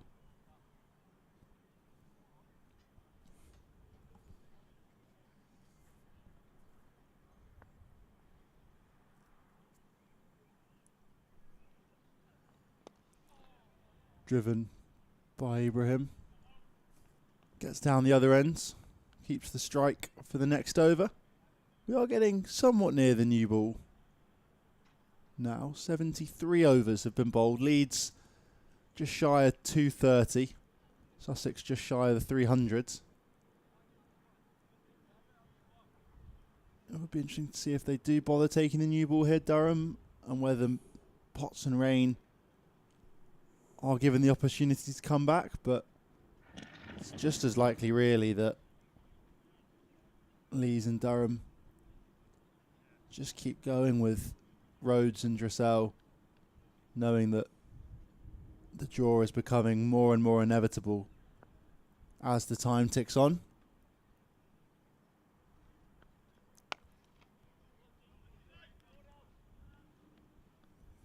What would you do, Rob? Would you take the new ball or wouldn't bother? I would lean towards not bothering unless Sussex. I think what would change it is if you didn't take it and then Sussex maybe tried hitting out, then maybe you would just try and get a little bit more control so that you don't have to deal with the indecision of there maybe being a declaration, maybe not. I mean, I'd be highly surprised if this is, if we see Ollie Robinson and Jofra Archer and Gurinder Sandhu strap the boots back on and have a bowl. I think they're quite happy to take a full day's break and recuperate ahead of another game on Sunday. Obviously, Archer has something else potentially on his mind. Warwickshire have lost a second. Ooh. Down at Birmingham. 16 for 2 they are currently. So Somerset making good early inroads, 2 wickets in the opening 6 overs. Derbyshire look like they're going to go for it against Gloucestershire. Currently 26 without loss off 3.5 overs. Northamptonshire have lost their first in the chase, 27 for 1, chasing 311. Secondary Kookaburra available at Leicestershire. Imagine that'd be taken sharpish by the hosts.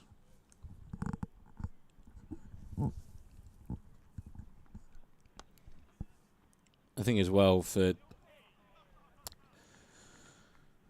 Alex Lees is the fact you've already put Ben Rain and Matthew Potts through an awful lot of overs in the season. Already, we got to a point, I think, during the Yorkshire game where because of injuries, they were the only two fit senior bowlers and seam bowlers available. So they had to do an awful lot of work, and that then led to Potts being rested at Worcestershire. I think ECB stepped in flat one, but then Ben Rain was rested at Hampshire. Rain was also rested on Friday night against Yorkshire in T20 Blast ahead of these next 2 games. So they already have an awful lot of overs in them. And I think I used the term flogging a dead horse in the morning in the opening session. You'd effectively just be doing that in terms of balls doing nothing, pitchers doing nothing, batters are doing nothing. Can I just rotate around? Yeah, there's maybe you'd have to go towards a couple of spells, but very short ones, 2 or 3 overs, just to make sure that then you don't overflog Baz Toledo and Sam Connors. But I mean, I wouldn't be surprised if after 20 overs of the new ball, Will Rhodes and George I don't think you'd be waiting that long after the new ball. I think you'd maybe be looking at 15 max before you start switching. Like I said, we had Kent. We had the last game season here. Kent, they were relegated. I think we had a day completely wiped out to rain, and they also had no interest in setting anything up, even though Durham had done it themselves. Alex Lees with a century, Emilio Gay with his maiden 50. Kent just showed absolutely no interest in setting up a game, which some people would say is quite poor. But then you get the farcical and funny scenes of Ollie Robinson having a bowl, David Bedingham had a bowl. So, yeah, I think probably the most likely you're going to see Drizzell just stick at the Lumley end and not go anywhere, and bowlers will just come rotate from the Finkel end. Round the wicket. Drizzell comes now. Just showing the variety in his skill set. Back over again. You're just trying anything at this point, aren't you?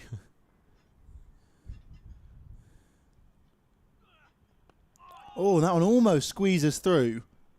Keeps a fraction low. Ibrahim maybe should have gone onto the front foot for that one, but keeps it out in the ends. He's into the 60s now.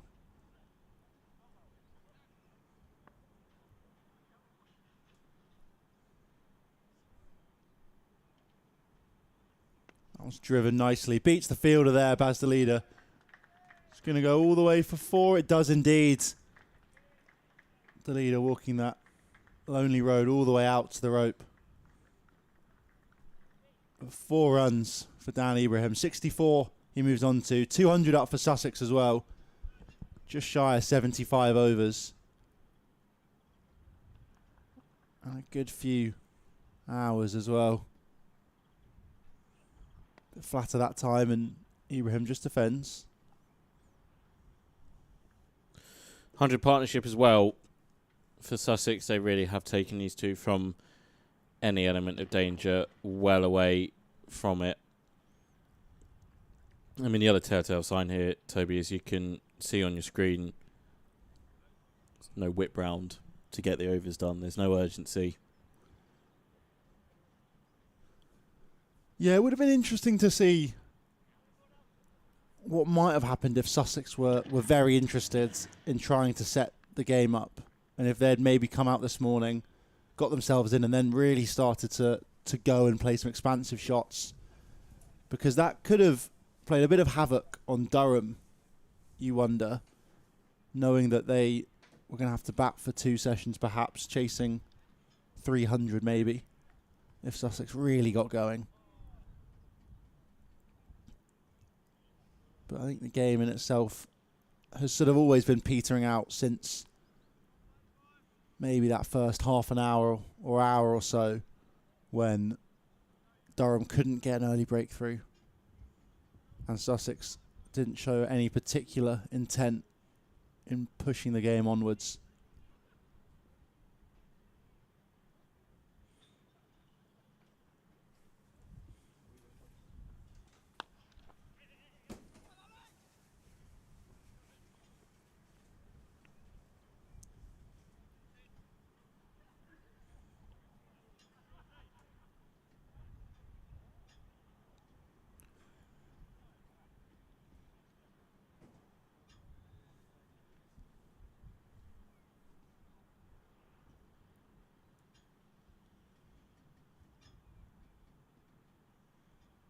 Couple catches in the mid-wicket region here.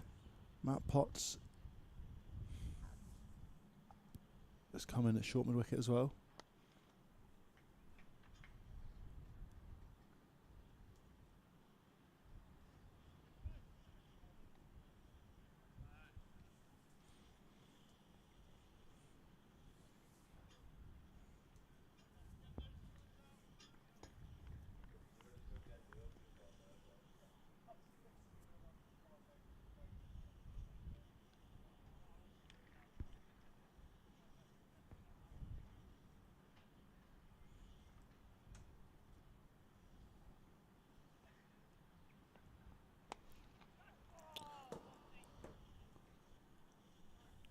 Simpson threw the shot early on that one and drops just in front of Matthew Potts.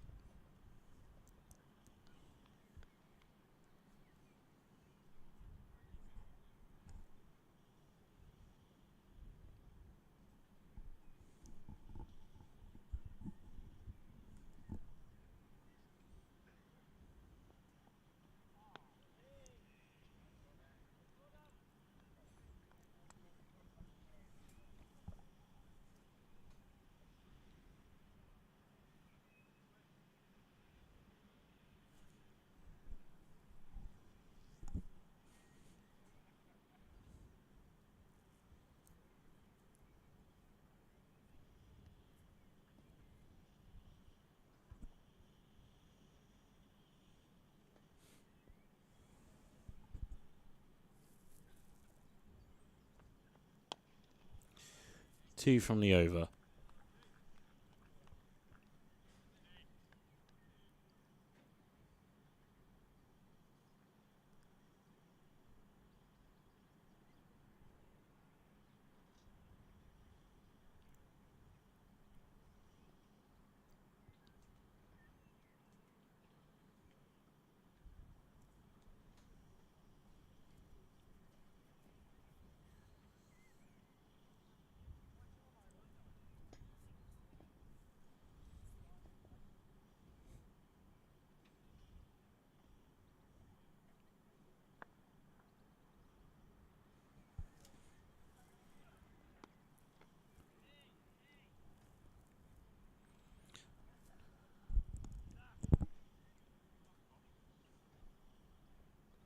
Kent have lost a fourth to Wendell gone for just 3 lengths.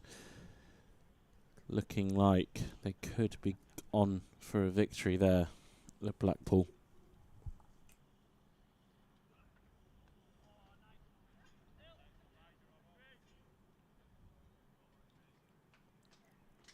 Yeah, going to be an interesting end to the day, whether or not Lancashire can get over the line.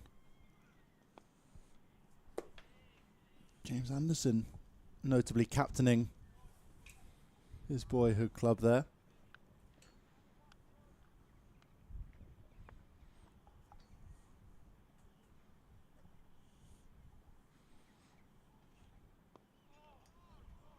Onto the front foot again to defend is Ibrahim.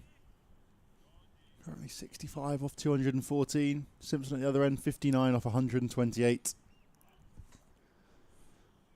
Both started to look a lot more fluent heading towards the lunch break. Inside half of the bat found there by Dressel.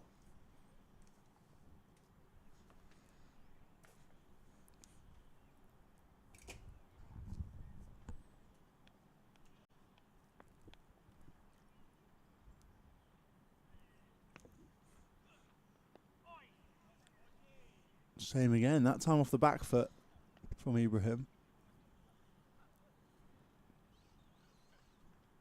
It's a little bit of a shame that,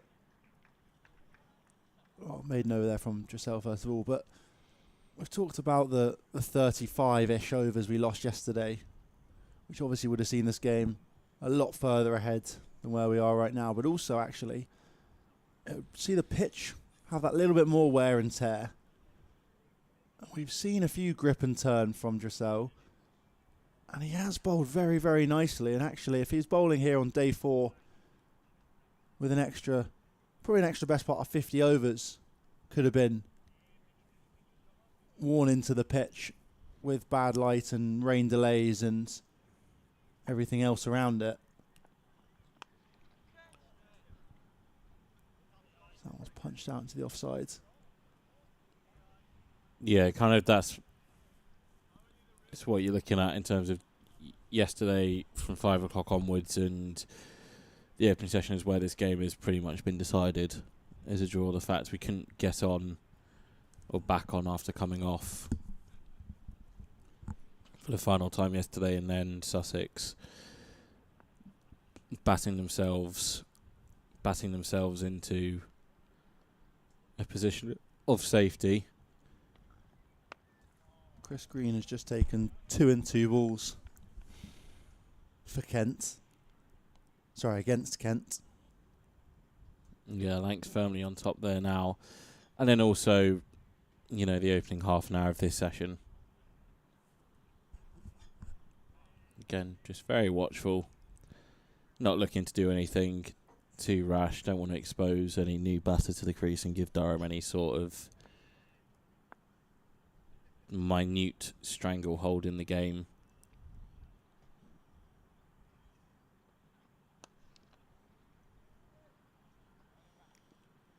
They're just quite happy to nurdle 1s and 2s.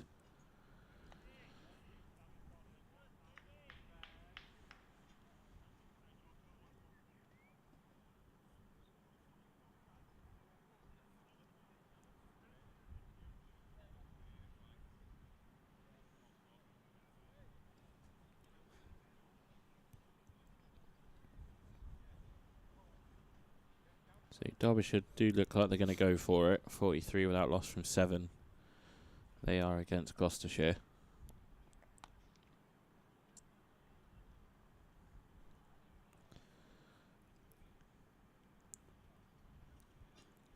Out of interest, obviously we've still got a fair few hours to go here at Banks Homes Riverside, but man of the match, player of the match, James Coles is probably the standout with his 148 not out on the first day and a half.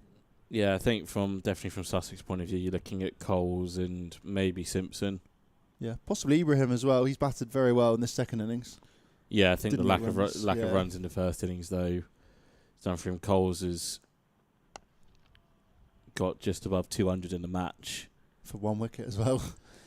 You know, it's not bad. So yeah, I think looking at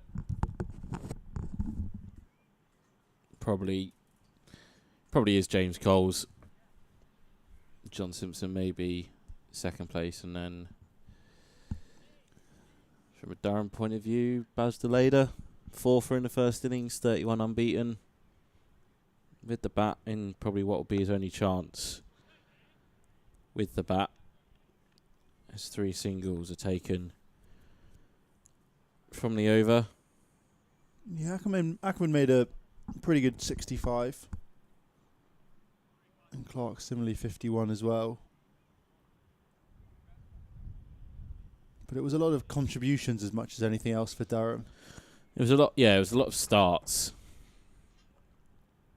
It's a lot of starts and a couple converted to 50s, but unlike Coles, no one went on and made that really big score.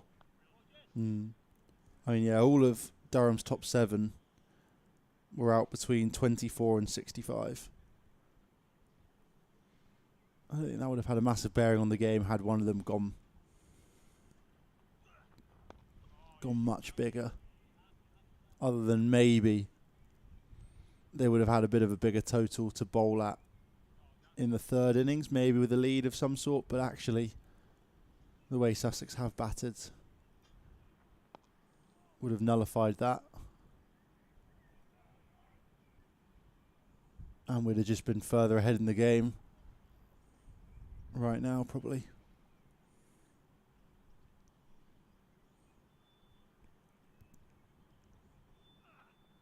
Oh, another one past the outside edge.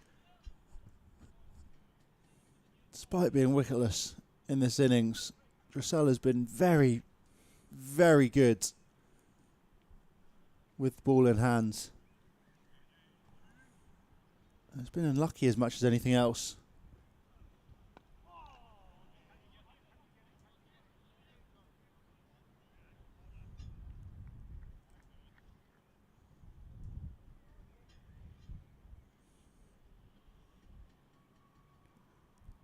He's 26 years old. But he's only played actually 18 first-class games.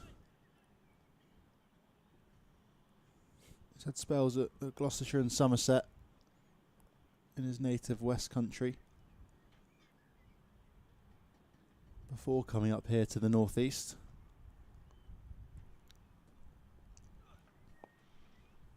That was pushed into the leg side for 1. And actually displaced Callum Parkinson this season. Yeah, he's worked really, really hard in the off-season on all aspects of his game. When you were looking at the squad list for that opening game of the season, both him and Parkinson were on it. I don't think anyone would have begrudged you for saying that Callum Parkinson was probably the expected one to take the role of kind of lead spinner, but it was Giselle, and that's how it stayed through the season. I think there's one game down at Hampshire on a used pitch where both of them played together. And Giselle also got a 2-year contract extension at the back end of last season. So he's repaying the faith shown in him, going from someone who only played One Day Cup really last year to someone who will now play a lot of County Championship and the One Day Cup as well.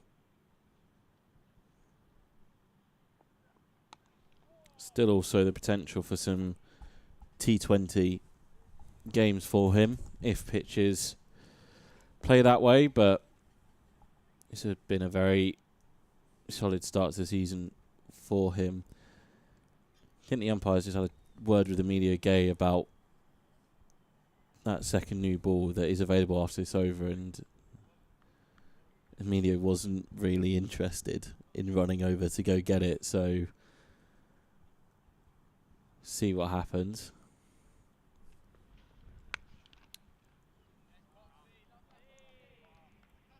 Yeah, just looking at Dressel's last a few matches on Cricinfo. Made 79 not out for the Durham Twos in a T20 game against Leicestershire. Helping them over the line, opening the batting and captaining. As well as bowling his full allotment of 4 overs, taking 1 for 25.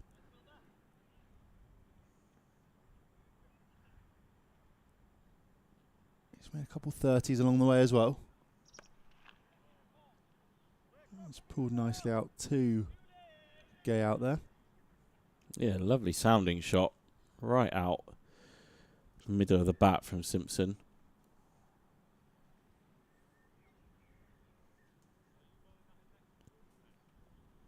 Still a fair few people in the ground as well. Tip of the cap for coming along to what is going to be a dead rubber of a day.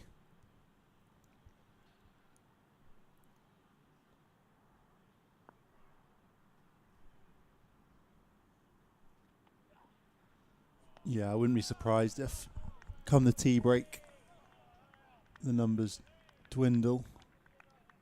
But actually at the start of the day there was a little bit of hope for all 3 results.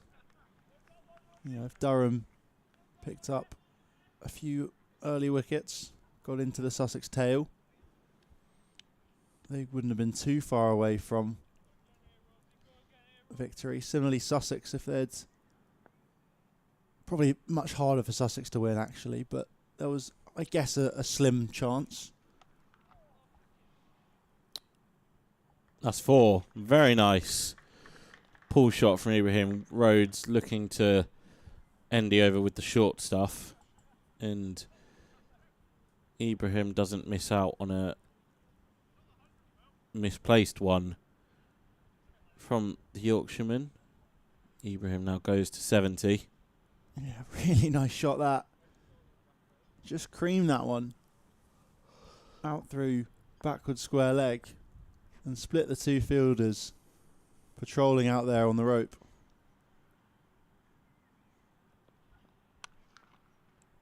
Goes again, but that one will pick out Connors directly. Maybe the only other bowling option we haven't mentioned is Ben Rain bowling, but off spin rather than his seam up. Oh, his cap is off. And it's given to the umpire. Ben Rain is back into the attack.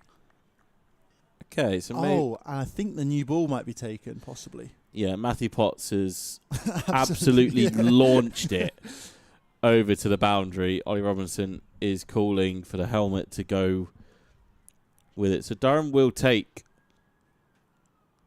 a second new ball, but it almost screams out of absolute desperation.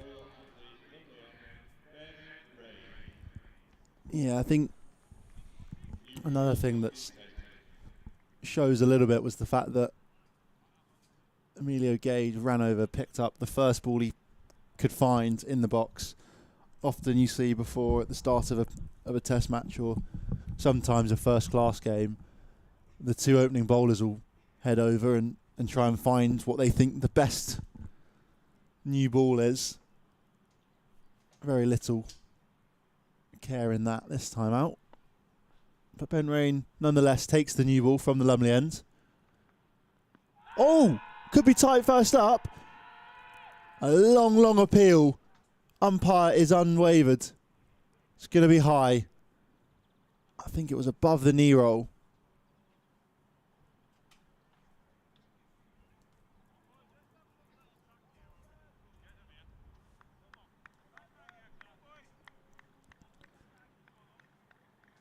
That would have made things a little bit more interesting with a wicket there. Would have still been a long way to go to see a result, but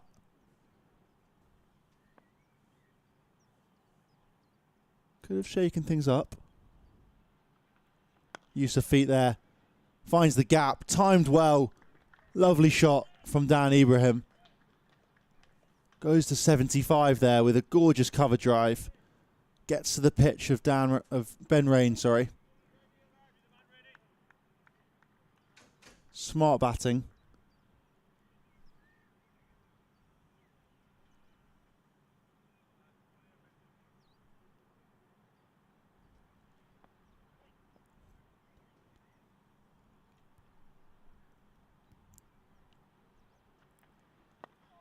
Stays in his crease this time and it's angled back in at the pads again. There are a couple sweepers out on the leg side. Emilio Gay just in front of square on the boundary. And Will Rhodes at fine leg.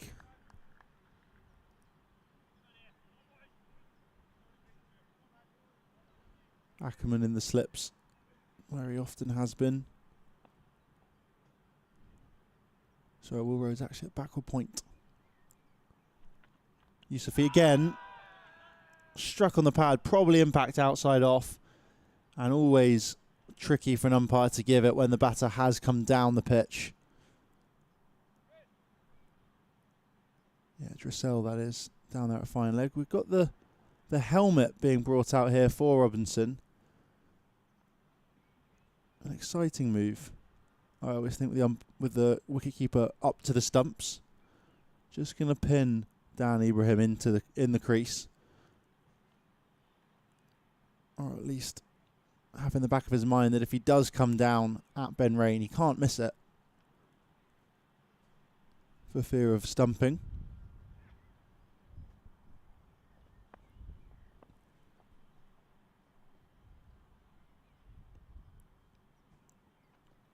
Bit shorter that time from Rain. And it's just dead batting into the leg side.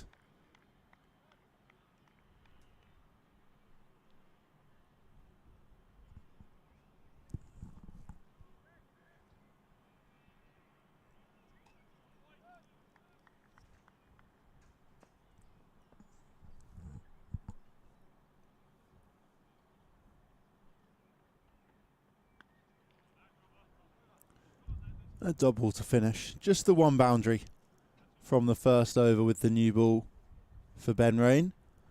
Gorgeous cover drive.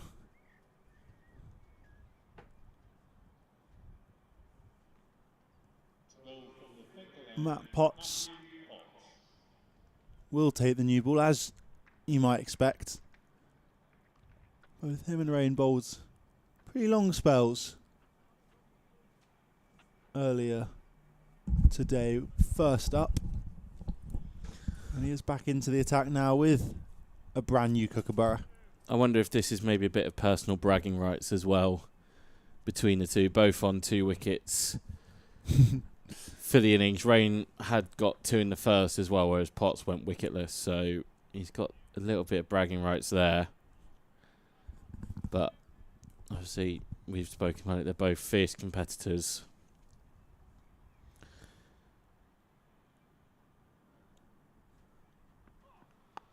They'll want to one-up each other wherever they can, but I highly doubt this will be long spells for both. You know, Rain's bowled 22 in the second innings. Potts now into his 15th. They both bowled a lot in the opening innings in the first innings as well. Just having a look. Rain bowled 20, so he's already surpassed what he did in the first innings, and Potts bowled 22 in the first innings, so a lot of work over the last 4 days, and already mentioned the amount of work they've got through so far this season.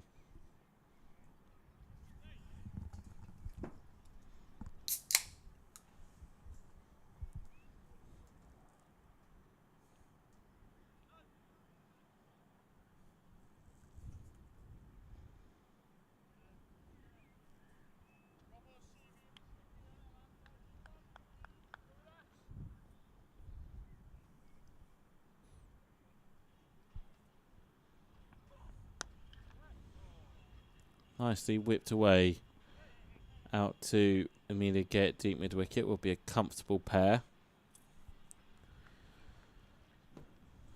There are a couple of test matches as well going on after England wrapped up victory yesterday. West Indies versus Australia starting at 3 o'clock. Both sides naming their team a day early for that one, and Bangladesh touring Sri Lanka as well. Bangladesh have ended day one after winning the toss and deciding to bat. They've ended 220 for 8. I saw quite an incredible stat that Mustafika Rahim, I think it was, who made 163 in the first test, now averages more than Steve Smith in the 2020s. So in the last 5 years, he averages more than arguably the greatest test batter of this generation.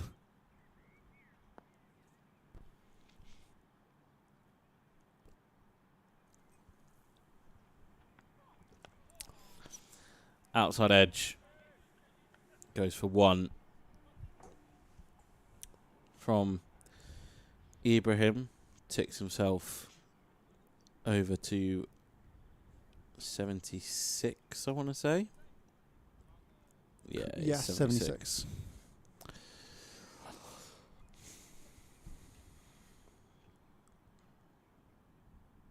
Yeah, last one from Potts. Got a lot of movement coming back in towards Ibrahim.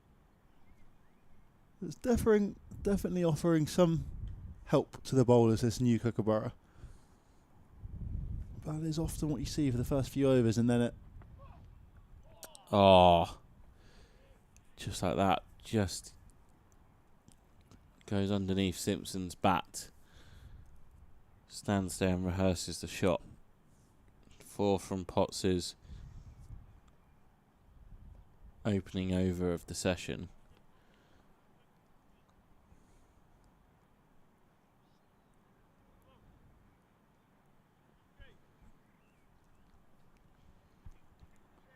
As well, the fact that Sussex again haven't really looked to push the accelerator in this opening 50 minutes again kind of tells you where this game is going.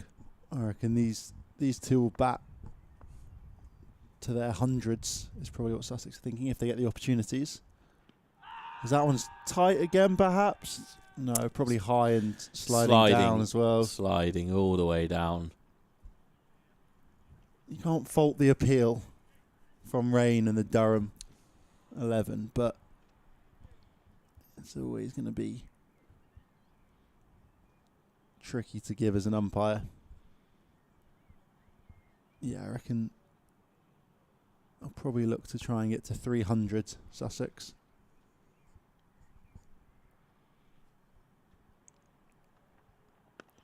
It's driven down the ground, but without getting much of it. I think if they near 300, both Ibrahim and Simpson would, but you'd think, have an opportunity to reach milestones. Yes, it's definitely a day for personal landmarks as a batter. Flat pitch, slow pitch, ball not doing a lot. So that's whipped out towards mid-on.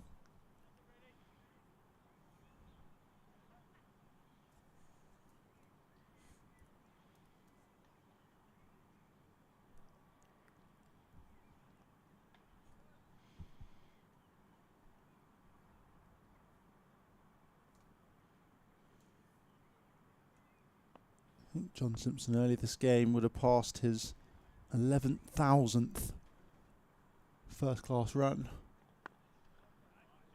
He scored 106 in this game. And he was on 10,940 heading into it. It was a very good effort. 222 first-class games. This is 223rd.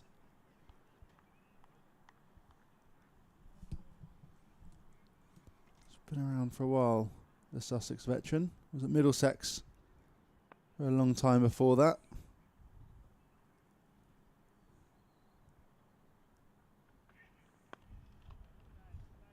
And Lancashire originally. Born in Bury. Yeah, mentioning that, actually, I've just had a look at what sort of fields they're having for Chris Green, and safe to say Jaden Denley and Joey Everson are surrounded. They fancy a chat. They've got plenty of people to have it with. From Lancashire, obviously, Kent trying to bat the day to save the game. At Blackpool, 101 for 5 they are. Driven out again by Ibrahim, but doesn't connect. Drink being run onto the field for Matt Potts after Ben Rain completes yet another maiden over. That's his 10th of the game.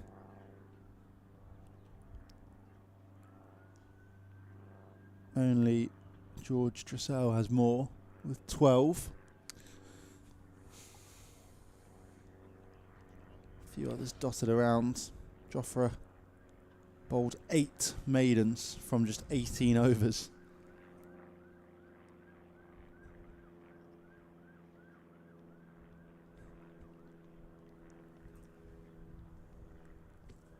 But Potts does continue from the Finkel end.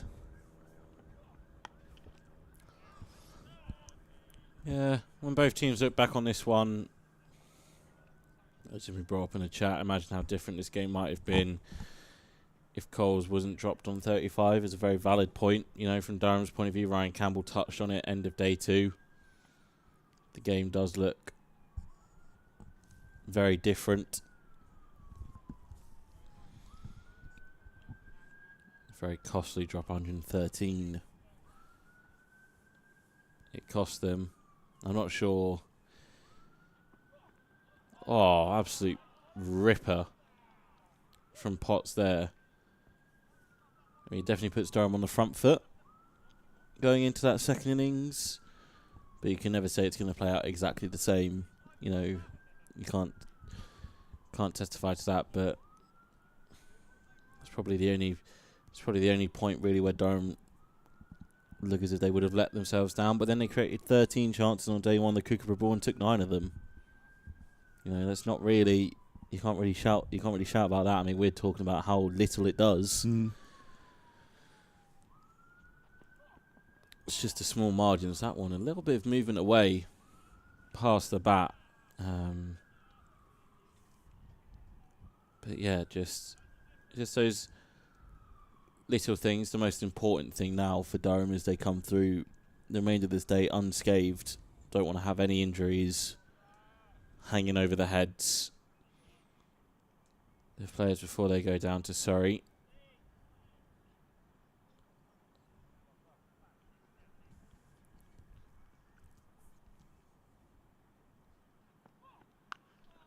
Who does Sussex have on Sunday? Is it Yorkshire? Warwickshire. I think I saw it was. I'll double check for you, but yeah, Warwickshire down in Hove they've got, and then the T20 stuff kicks off again just after that, before they host Essex in late July.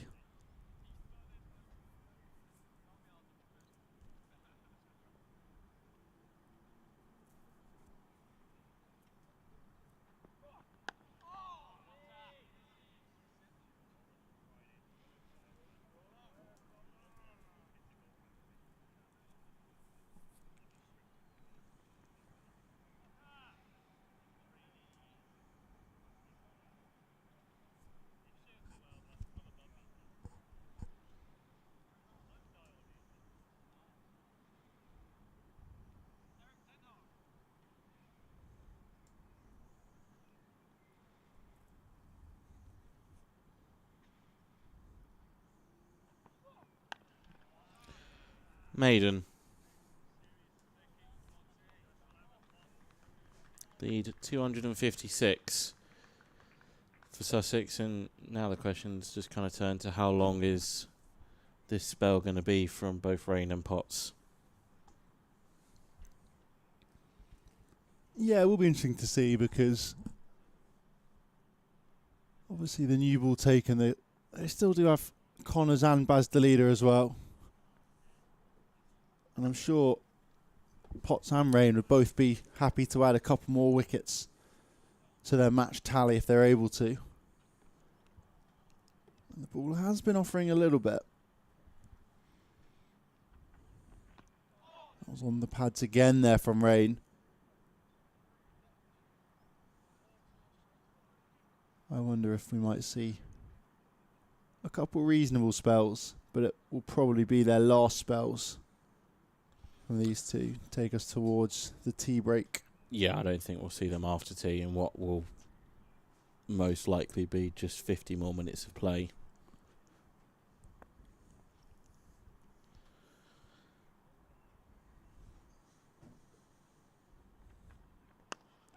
Driven slightly aerially from Ibrahim. Too far to the left of Rain, though, for him to lay a hand on. And well short of Matt Potts at mid-off.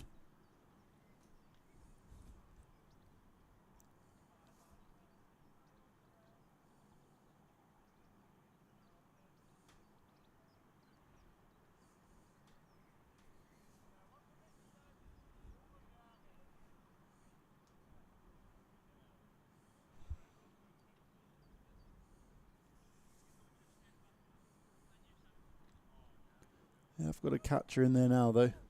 Colin Ackerman.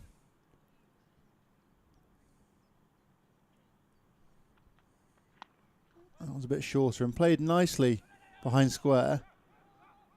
We get through for a slightly mixed up single, but safely in the ends. Ibrahim waving his apologies to skipper Simpson. I think just caught ball watching a fraction, but no real trouble in the ends.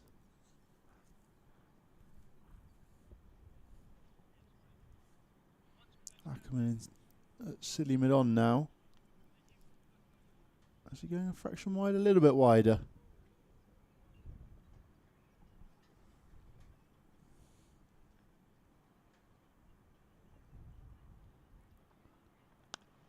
It's driven nicely through the offside. Will be four. Sumptuous cover drive there from John Simpson. Rocking onto the front foot. Smashing that new hard ball through the covers.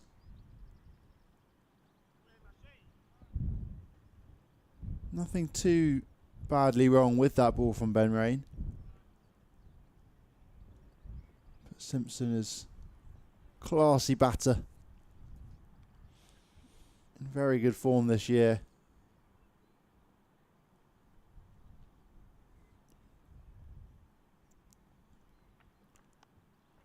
That was a bit shorter, and the thick outside edge takes that for back-to-back boundaries. Running it down through third man. Simpson onto 74 with that.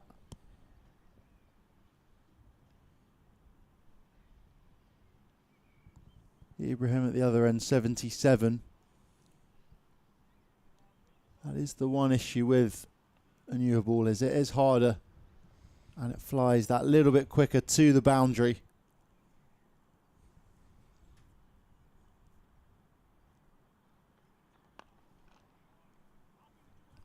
Defended that one from Simpson. 9 runs from the over. Sussex onto 2-3-1 for 4. Leading by 2-6-5. With 2 set batters at the crease.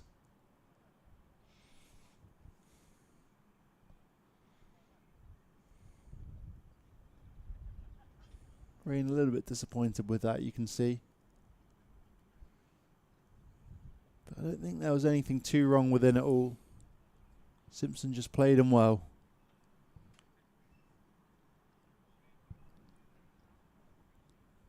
Potts in at the Finkel end again. For his third over of this new ball spell.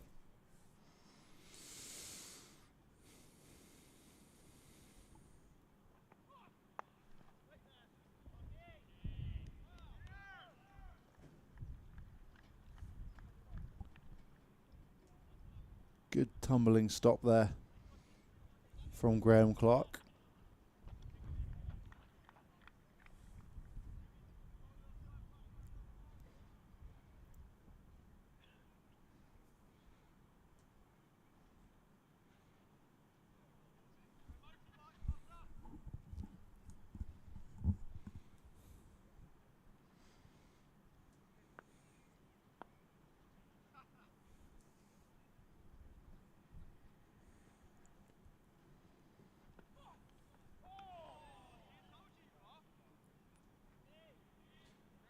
Swing and a miss.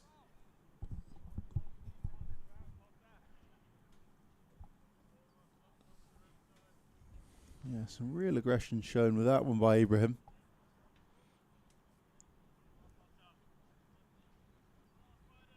But unable to lay bat on it.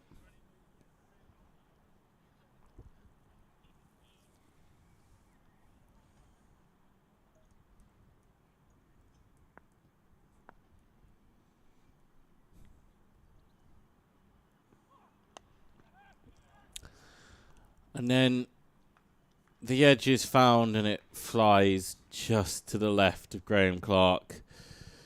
A backward point. Ibrahim moves into the 80s and it's just been that day for Durham.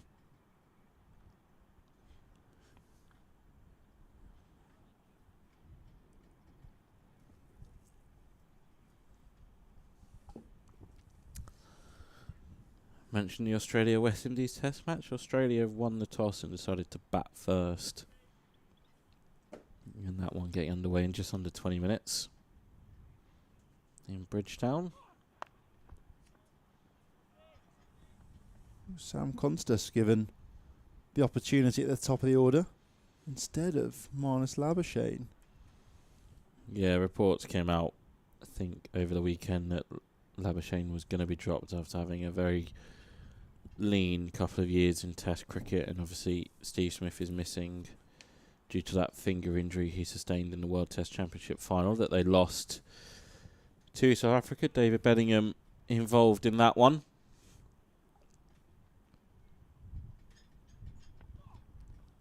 Absolute ripper from Potts.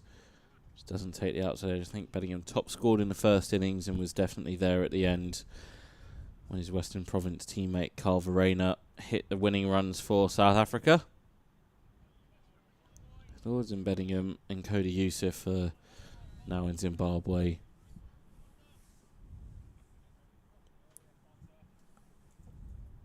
For at least a couple games, if not 3.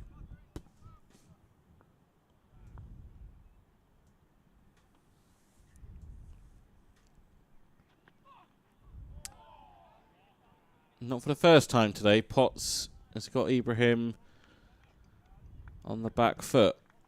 235 for 4. Elsewhere around the grounds, it has sort of stabilised a little bit. The most interesting game right now is probably Gloucestershire against Derbyshire. Derbyshire 93 without loss off 16 overs. Already got the deficit down to just 223 more. So it does look like they are going to have a real crack at that target of 316.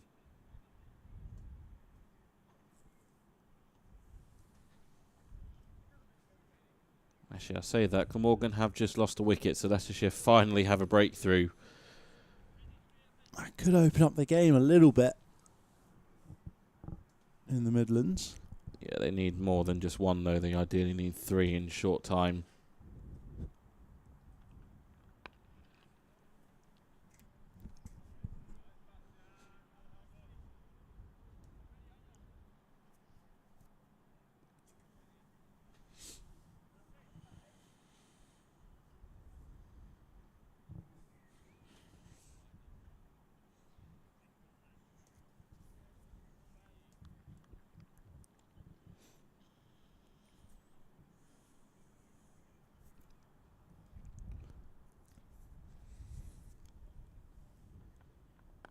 Tom Wesley's just gone to a century for Essex, looking like they're going to save the game against Hampshire.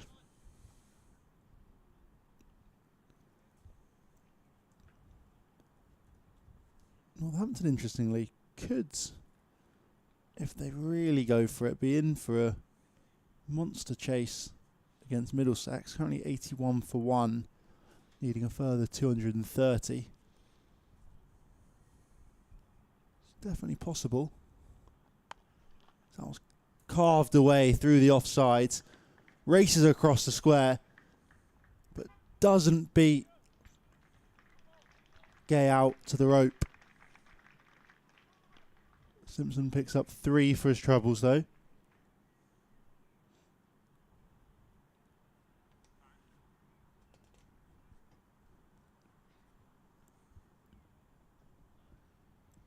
What's the run rate for Northamptonshire right now? That's probably the best indication. 4s, just over 4s. Okay, so the Yeah, Luke Proctor's scoring at 75 strike rate, 39 from 52. Calvin Harrison at the other end scoring at about 50. A run every other ball. keeping the options open then. I think so. I'll have to assess at tea in about an hour's time. But if they could get up to maybe somewhere near 150 at tea, and need therefore a further 160, 170 maybe in the evening session, could be a very exciting game going right down to the wire in Northampton.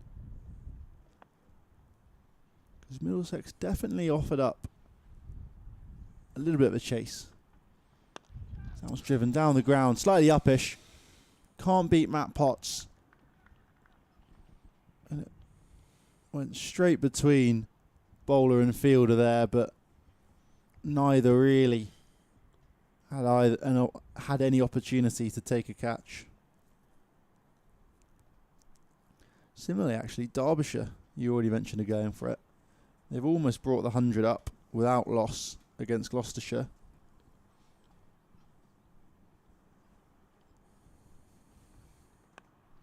Yeah, they really do look like they are going for it. In comparison, Warwickshire are definitely settling in for the draw down at Edgbaston.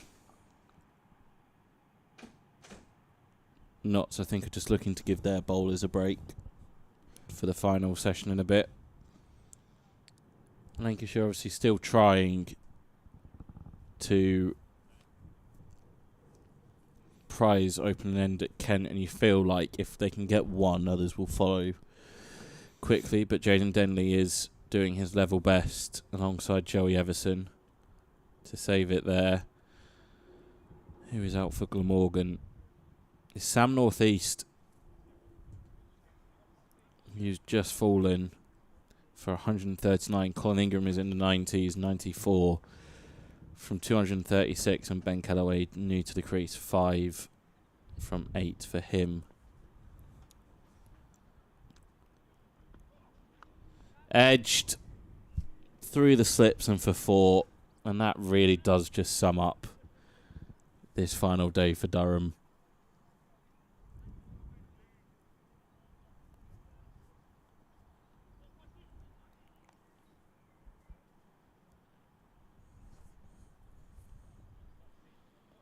Yeah, no major opportunities for Durham today. There's just no luck as much as anything. Yeah. There's LBW shouts that Potts has had that genuine edge. It's the first genuine edge really in a while that's carried with good height. But to Colin Ackerman's right-hand side, and then Potts has to go back just off his mark, his cap just falling out of the umpire's control. Was Liam Travaskis, Durham old boy, picking up Sam Northeast.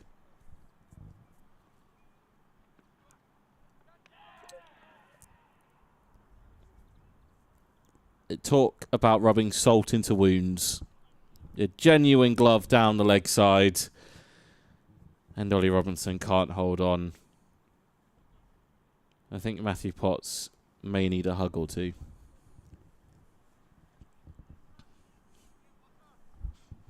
Yeah, a tricky opportunity for Robinson, but one that he would expect himself to take, I'm sure. I wonder what Neil Clean's talking about. I wonder what he's talking about. I don't think you win any money for doing so.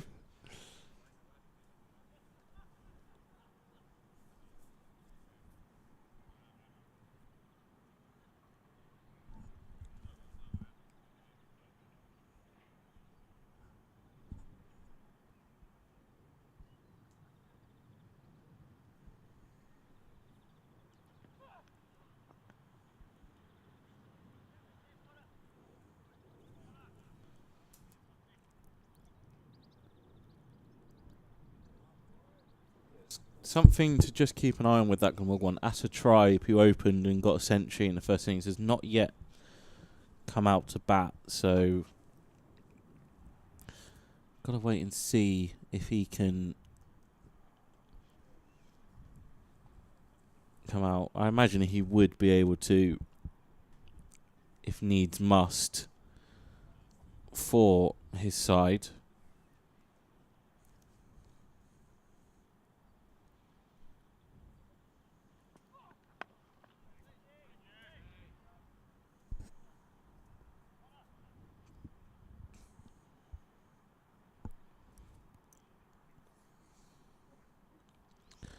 We mentioned if Kent lose one, they might start to flow. Jaden Denley has to go for 57. Tom Bailey breaking open the partnership. Kent still 149 behind at Blackpool. That's surely Lancashire's to lose now. 4 wickets in a session and a half.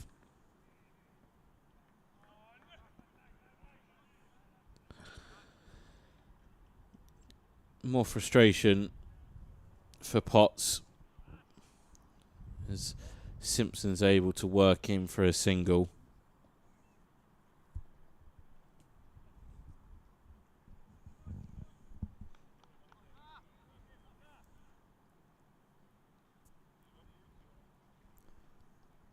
Yeah, Lancashire are very firm favourites to win that now. Declaring overnight, so don't lose any time either. Don't lose 2 overs for the change of innings. A tough over for Matthew Potts to stomach finally comes to an end. An edge off the first ball for 4. A glove off the second ball that should have been taken, but dropped from Ollie Robinson. Ben Rain's going to make his way off the field, so that will be a bowling change. And 2 wickets in 4 balls for Lancashire. They're closing in on victory. Kent about to go on a 5-match losing run in the county championship.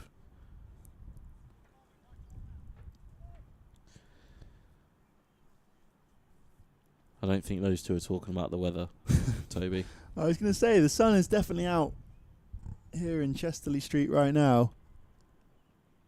For the first time today, there are some blue skies, which is probably not what this Durham attack want to see, though. We will see a change of bowling. Ben Rain is given a little bit of respite, taking out the attack. Sam Connors back into the attack with an 8-over old Kookaburra ball. Still another 45 overs to bowl today, depending on light, weather, etc.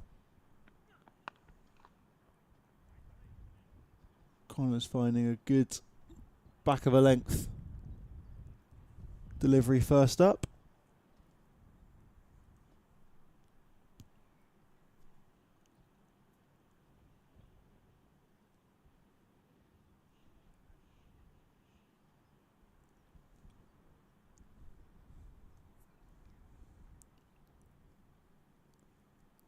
Just Ackerman in the slips. With Gay dropping out to the deep cover boundary. And he will be used out there with Simpson just pushing one out through backward point off the back foot.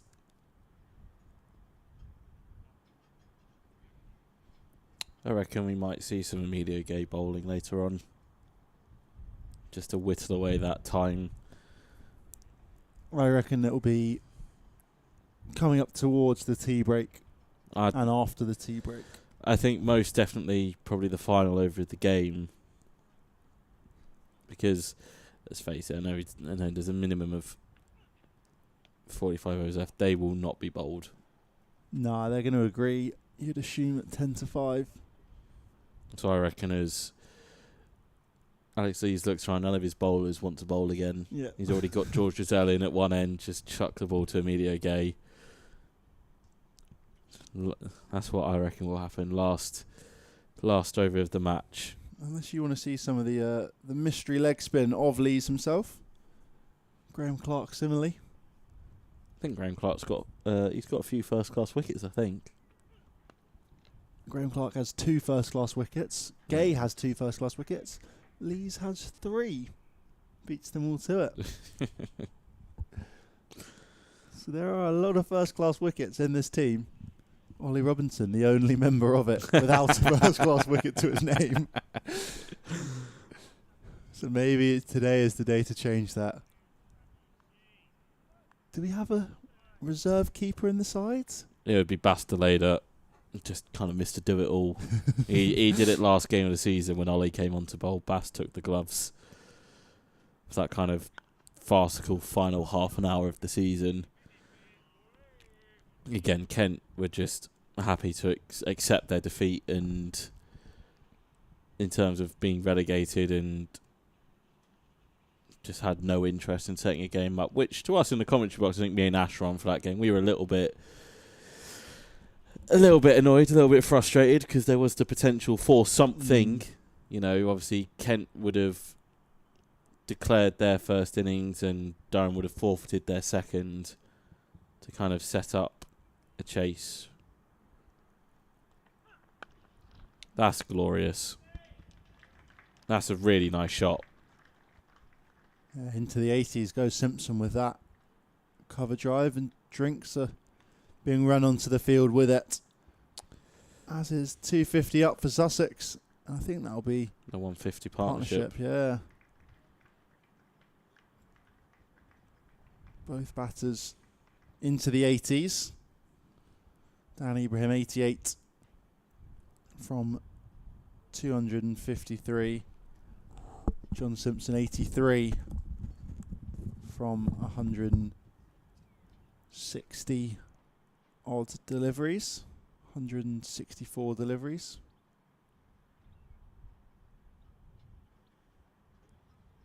You assume with that we'll see a change of bowling from the Finkel end post Drinks. Possibly Baz the leader into the attack. Maybe they'll fancy Dressel with a slightly harder, newer ball. But in theory, Potts could continue himself.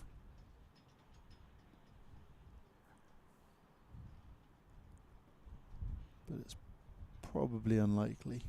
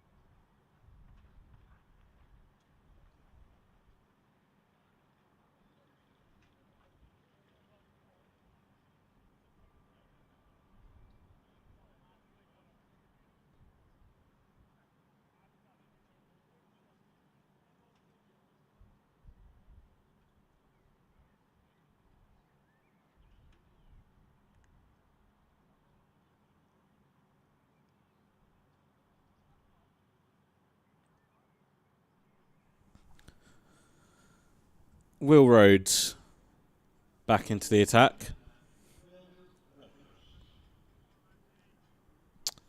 I would place bets on that being the last you'll see of Ben Rain and Matthew Potts today. Probably Basteleda and Sam Connors as well. More than likely going to see George Giselle in at the Lumley end after this over, and I imagine these two will do quite a lot of the heavy lifting until 10 to 5. Tea in about 40 minutes, and no doubt both sets of players will not be in any great rush either to leave the field or come back onto it after the break, as this game is bang on for a draw.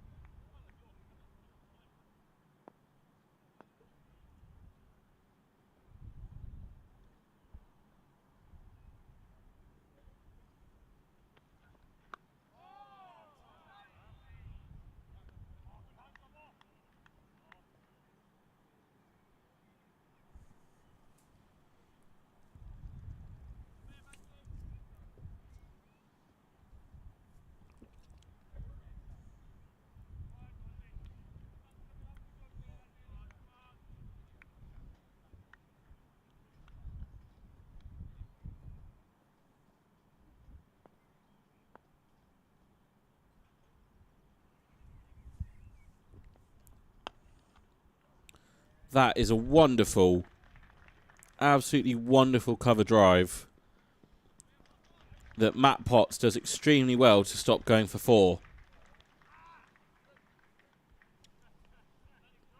Lovely bit of timing from Dan Ali Ibrahim, who moves into the 90s. 9 away from what would be a second first-class century for him.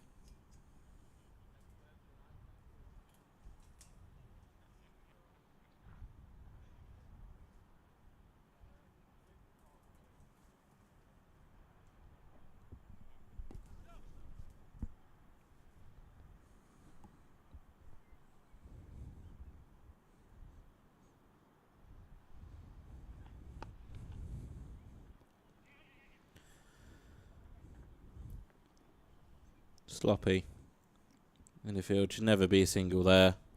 And they'll scamper through.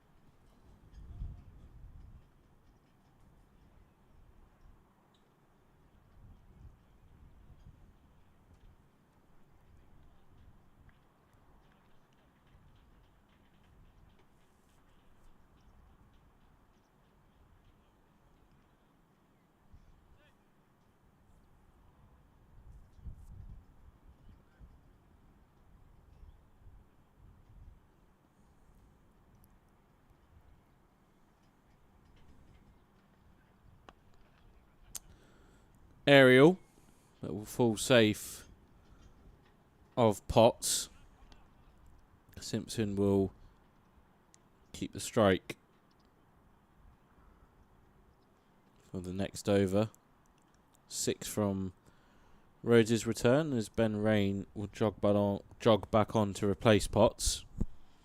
I think the two senior bowlers just deciding to have some breaks. Connors will continue. Did wonder what it was going to be Drizel, but Connors will carry on.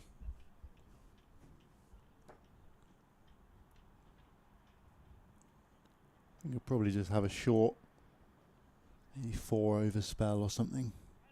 And then, yeah, back onto the offie.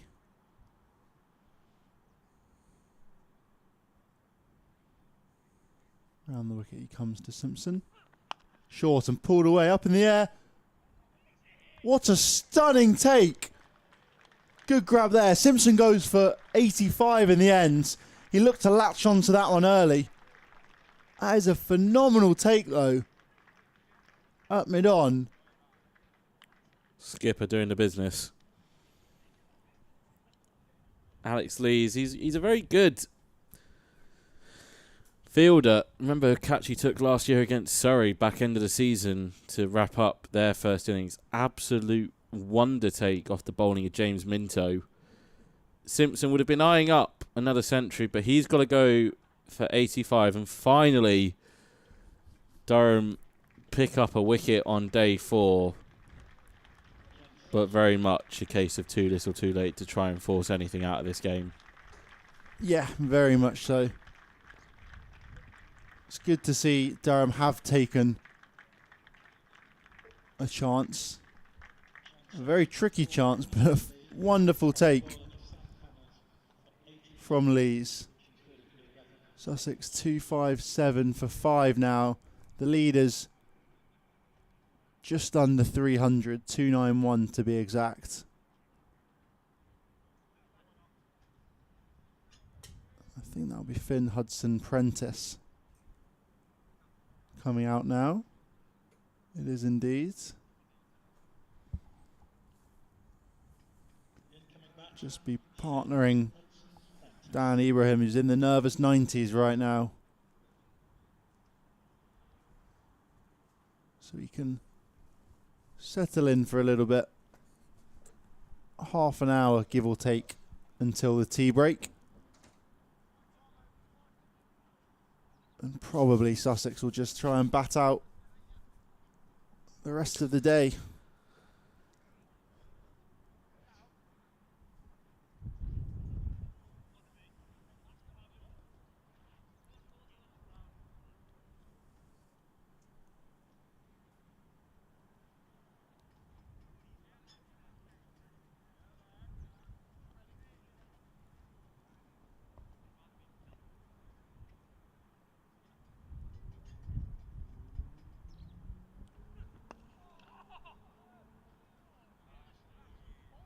Double first up. There is a little bit more going on around the field. They've been G'd up a little bit with that take from the skipper. I think it's just reinvigorated them a fraction.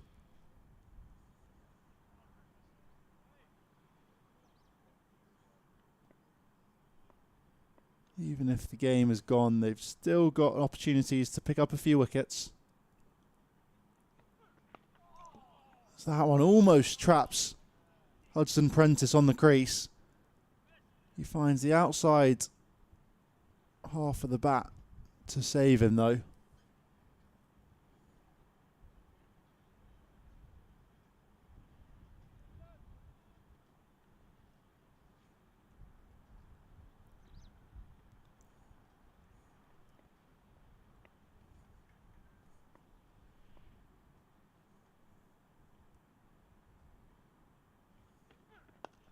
Full and straight and whipped into the leg side, but straight to Graham Clark.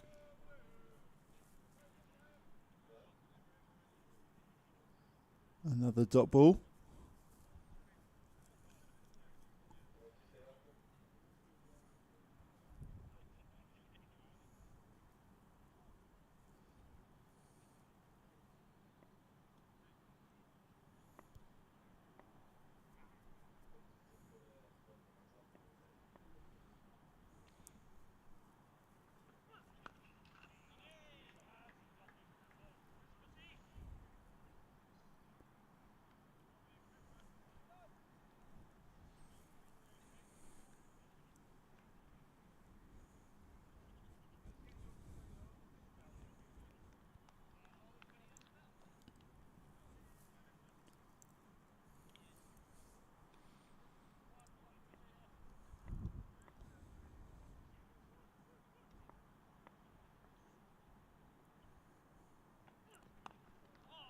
And a wicket maiden there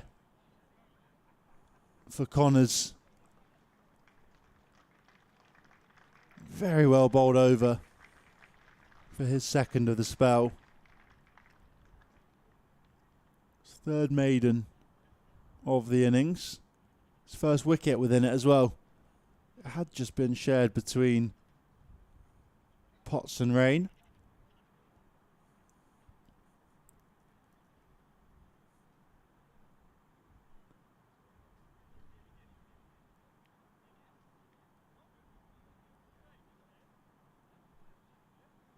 Ibrahim on 92 will now face up.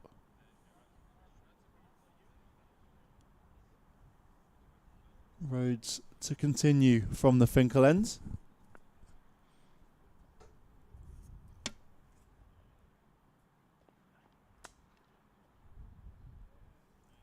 As he just turns one into the leg side. Northamptonshire have lost a second against Middlesex. They are 100 for 2 off 26 overs. They require a further 211 for victory. Notts have lost a wicket against Yorkshire, but that game is a draw, 96 for 1. Lead only 73. Warwickshire again steadying the ship, 87 for 2 against Somerset. Rhodes pounds away on a good length.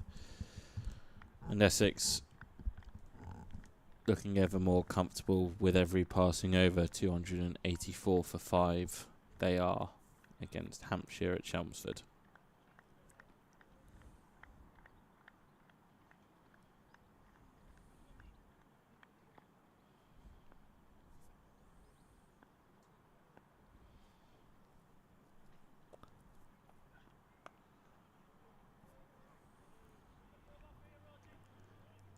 Yeah, I think we'll be a little bit reliant on Division 2 for any more results today. Should be a few interesting finishes during the evening sessions. Derbyshire 128 without loss, chasing Gloucestershire in Bristol, 188 to win. That's a lovely back foot punch. Really nice way for Hudson Prentice to get off the mark. Lead moves to 296, but if Sussex were going to have any thought of a declaration, it would have happened by now. They are quite happy to bat out this game. Yeah, maybe at the tea break, if they fancy a few overs into the legs of Jofra and Ollie Robinson. What, the rope? Sandhu.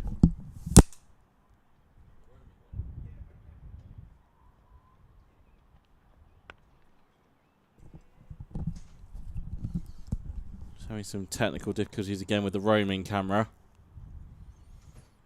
Some cable issues, unfortunately.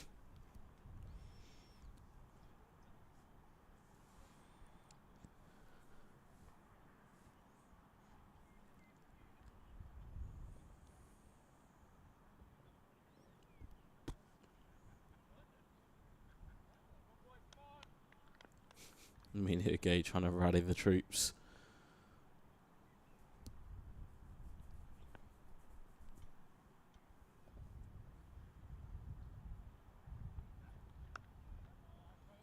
Five from the over. Matt Potts will trudge back on.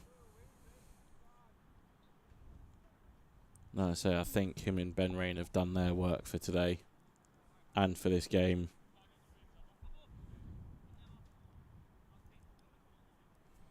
Ashthorpe's favourite flag. Going nicely in the wind. It's just picked up actually after what was a fairly sedate morning session with regards to the wind. Blowing from left to right. That's just the pavilion side of the ground.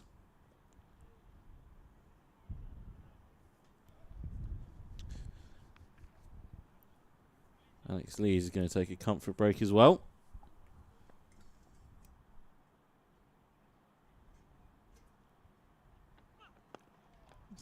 Fired into the pads of Ibrahim.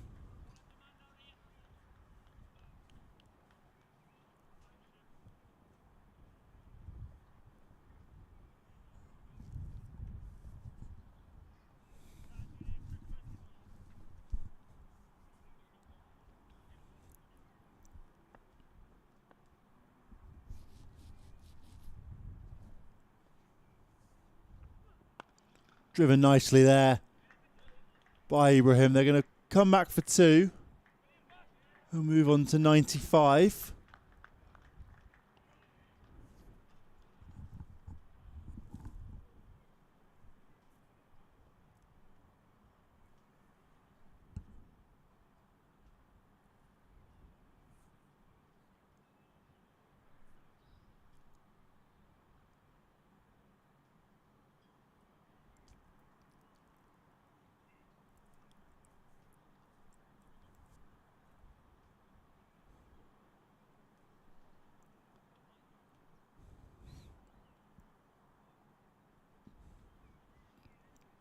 Little bit of chat between Rain, Connors and Lees. Sees a slight adjustment in the field. Couple catches in at short extra. Oh, short and cut away nicely there. Going to beat the fielder out on the rope. Timed sweetly there from Ibrahim. On to 99, the 20-year-old goes. 3 balls remaining in the over.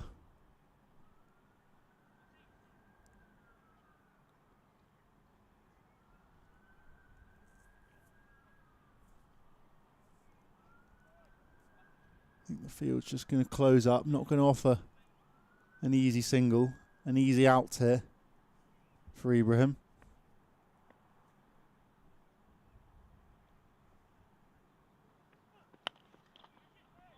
Top ball there.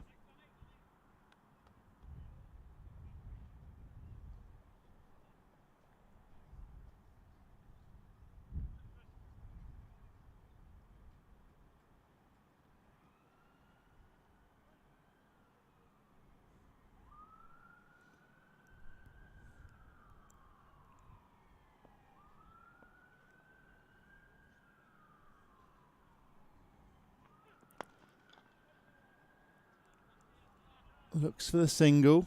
Not there though.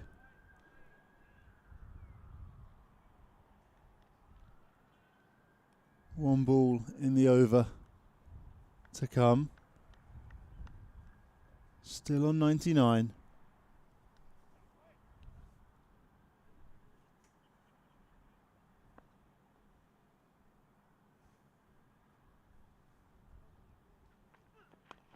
And there it is. He's through for the single. He's through for his hundreds.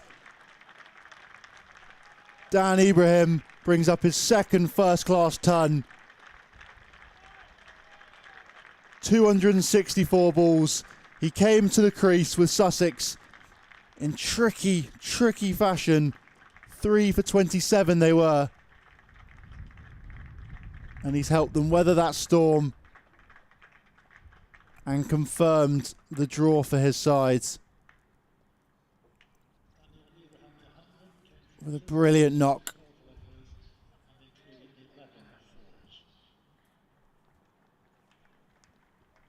Yeah, very well played. Had to endure a tricky opening spell from Matt Potts this morning. A few LBW shouts as he got underway. But ever since that opening hour of the day, he's just cruised through the gears, looked relatively untroubled. A very proud moment for him. First appearance of the season.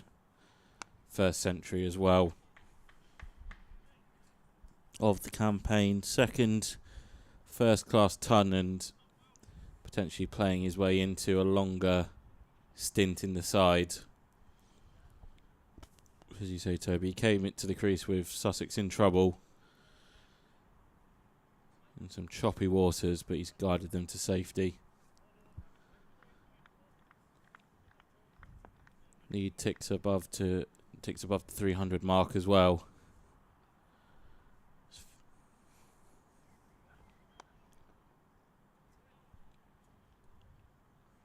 Wonder how long Sam Connors is going to carry on from the Lumley end. I reckon maybe one more at most. And that would be a decent return for him to first team cricket. Yeah, 13 overs in this innings.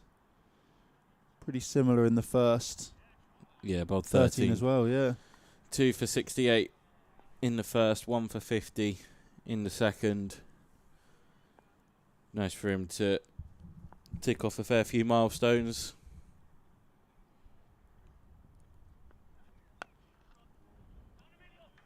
Glorious from Hudson Prentice. Won't pick up 4 because Amelia Gay is able to track it down. But it will be 3. And that's a very packed offside field that the all-rounders got it through. Very nicely played. Just under 20 minutes now till the tea break.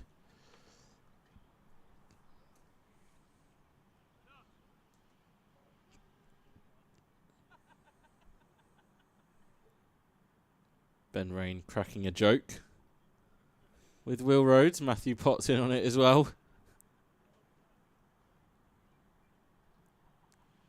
It's good to see them still having a bit of a laugh. All part of, I guess, is trying to make that time go by a bit sooner, a bit quicker. It's a very long day in the field for Durham.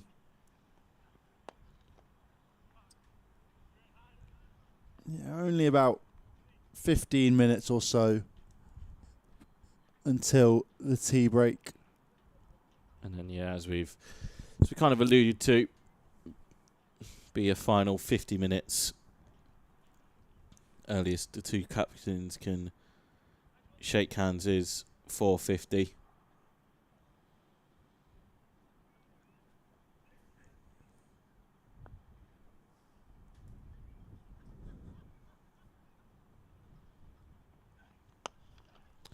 Glorious again from Ibrahim.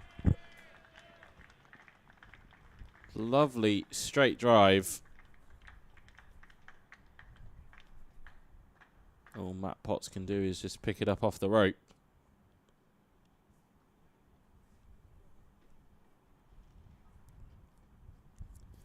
Yeah, Ibrahim has definitely been working his way up the gears today. Started very slow. I think the first 10 or so overs went boundaryless.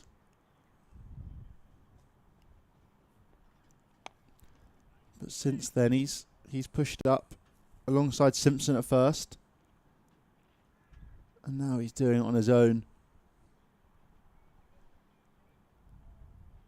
Slowly but surely thrusting Sussex on. Nearer that 300. Lead 311 at the moment.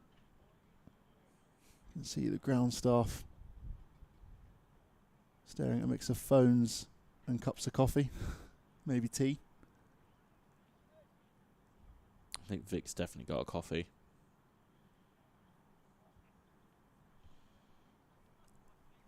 Connors will continue from the Lumley end. He's picked up the sole wicket in this second session. Spectacular catch from Alex Lees.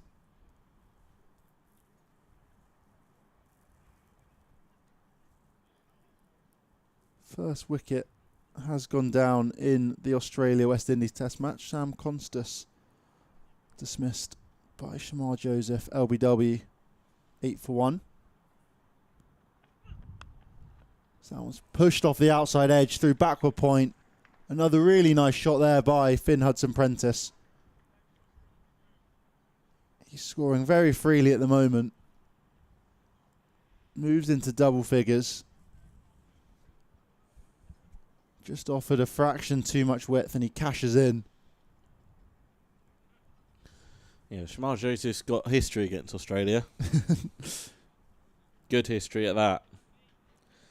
I was going to say, the England team in the 90s and early 2000s had history with Australia, but of a different, a different sort to Shamar Joseph's.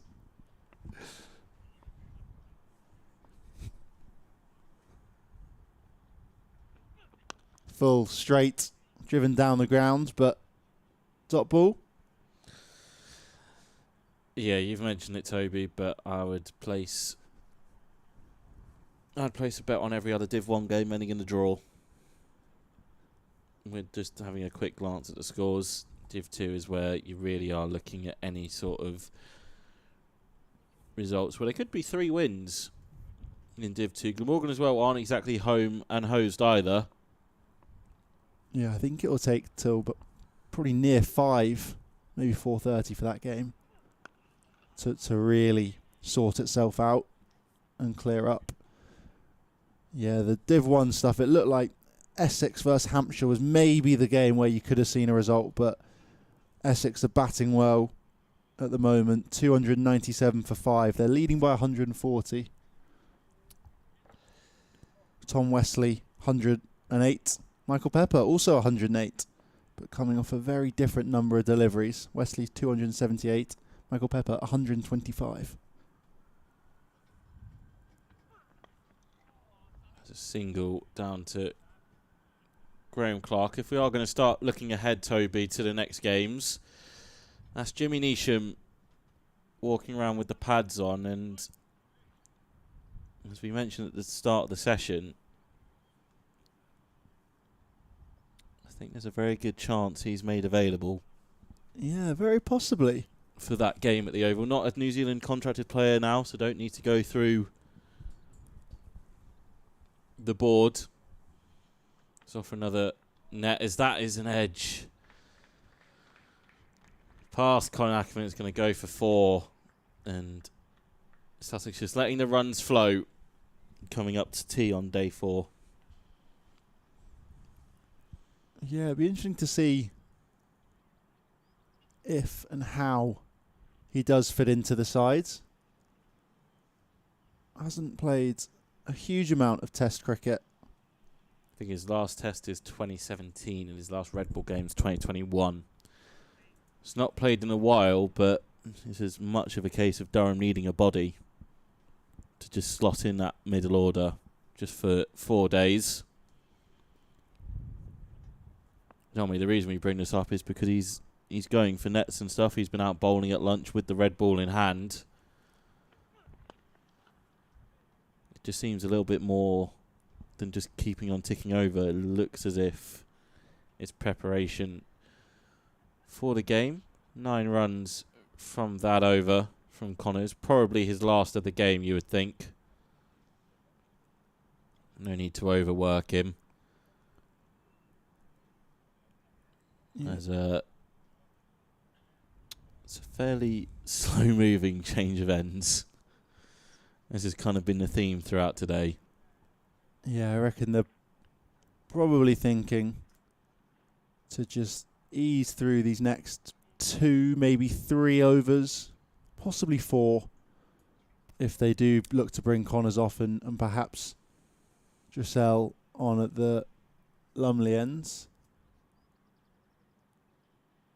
But even now, Rhodes and Rain having a little bit of a chat.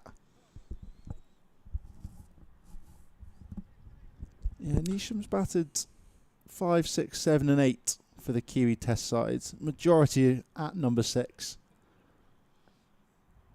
You'd think that's maybe where Durham could look to bring him in.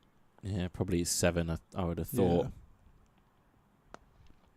Probably keep that top 6 intact. Still no official update on Ben McKinney, so it looks likely Durham will go down to Surrey without the young opening bat, so that would mean another chance for Will Rhodes at 3.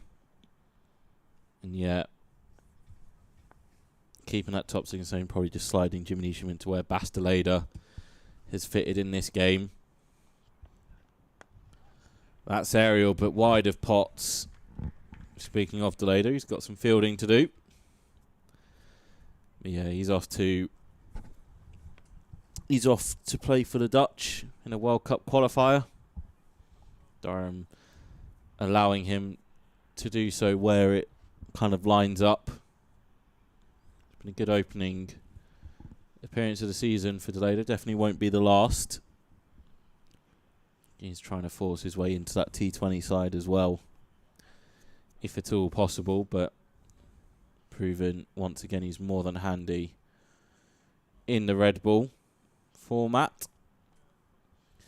But yeah, you're probably looking at Alex Lees, Emilio Gay, Will Rhodes, Colin Ackerman, Ollie Robinson, Graham Clark as your top 6 down at the Oval.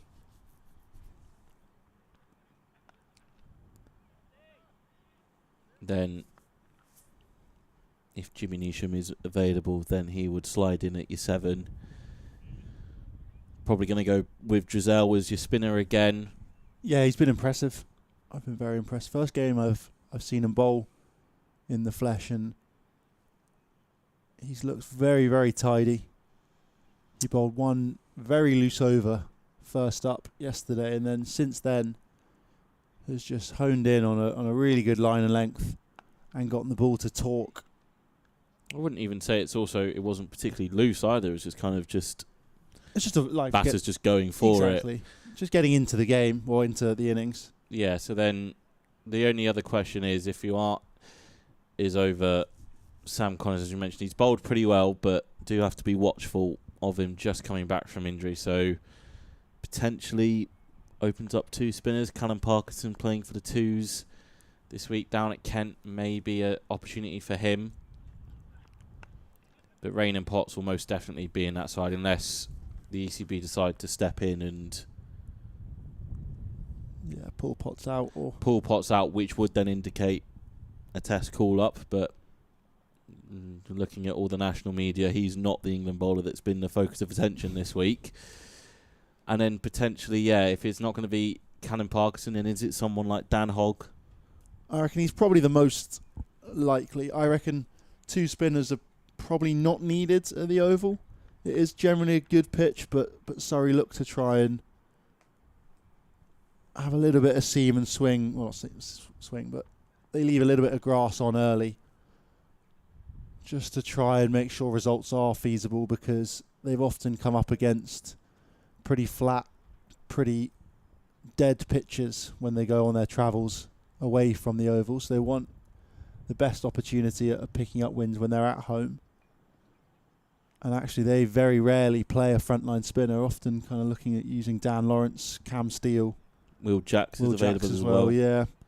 And kind of rotating between those sort of 3. Part-timers is harsh, but sort of batting all-rounders. Yeah. I mean, to be fair, Dan Lawrence has worked pretty hard on his bowling since he's made the move from Essex. I remember when that news broke out of Lawrence leaving Essex to go to Surrey, and I think everyone in the county championship just went, really? Yeah. Really? Not another one. Pretty much I'd say, arguably the best non-Surrey batter in the county championship then gets to move to Surrey. As it is Drizel into the attack. That's a very, they've added Curtis Patterson as well for a couple of games. He's not even played all the games that he's been picked up for. Shows the strength and the power. That's tight. Oh. No, not given. I think he may have just home safe. It's the most excitement we've had in a long time. Is a tight single taken, but you look at that Surrey lineup. You've got overseas of Nathan Smith and Mitch Santner, 2 pretty good Kiwi stars to have, and then you've got looking at that top order, Rory Burns, Dom Sibley have done it for years at county and international level. Feasibly, you could have middle order of top 7 of all international stars as well. Yep, Sam Curran's played at Worcestershire, he batted at 4. As you say, they went with Lawrence and Jacks against Worcestershire. Lawrence with 52 with the bat in the only innings they had out there. Maybe next week, George, you might get that call. Maybe. But yeah, they went with Jordan Clark. So that's an interesting subplot. Do the 2 Clarks get to face off against each other? They went with Nathan Smith, Tom Laws and Matt Fisher. So yeah, they went with really 3 seamers Clark is your bowling all-rounder, and then a frontline spinner in Mitchell Santner. Yes, yeah, I guess they have him now. and two batting all-rounders, Sam Curran as well. Kind of pushed up the order, really. So, will be interesting to see. You know, they went into this game without Ben Folkes, which I find peculiar. I'm not sure if there's been any official word on why Folkes missed out. Yeah, not too sure, really. Potentially just a... I think there must have been a niggle or something. Just partly the fact that it's therefore meant Rory Burns has had to keep. And he, I don't think, has really done so in the Red Bull stuff for about a decade. And it means Ryan Patel then opens the batting with Burns at 3.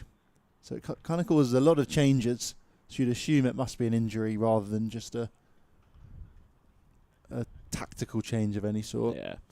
It will be a very interesting game. I know last year Surrey ended up with a comfortable victory over Durham, kind of to wrap up the championship, the three-peat. But Durham were very heavily depleted for that game. Matthew Potts and Bryden Cast were away with England. Ben Rain and Colin Ackerman were, I think, awaiting children to be born. Ben Rain is first child, and Colin Ackerman, I think, was expecting twins. So, you know, you had a seam bowling attack that had two teenagers in it, in Minto and Hogg. Like, Pasteleda kind of led the attack by default just because he was the oldest. Oldest there. Shamar Holder was brought in on a short-term spell, which didn't really bring anything from it rather than just that body. So Durham will be in a little bit better shape heading down to the Oval on Sunday. But yeah, it's not going to be a very easy game, especially if Surrey are able to call on the likes of Ben Folkes if he is fit. That one's full from Rhodes, just pushed out to Graham Clark. But Ryan Campbell loves a challenge, and so do the Durham side, so they'll be up for it. It's very much an uphill battle for them, especially, like you say, if it is a decent pitch and the Kookaburra ball plays as we all expect it will. Yeah, Dan Worrell as well, not featuring at Worcestershire. He's not played as much this season as in previous years. I think this is a bit of gamesmanship from Will Rhodes. No one wants another over before tea. Really just trying to trickle the minute and over away. I don't think anyone of us three with Ross next door are complaining at that.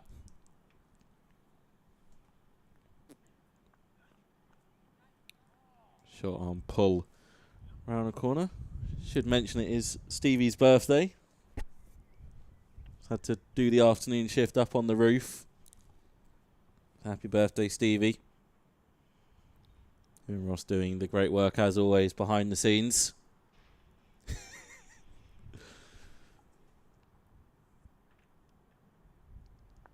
Thought Ross would have given Stephen the day off, to be honest.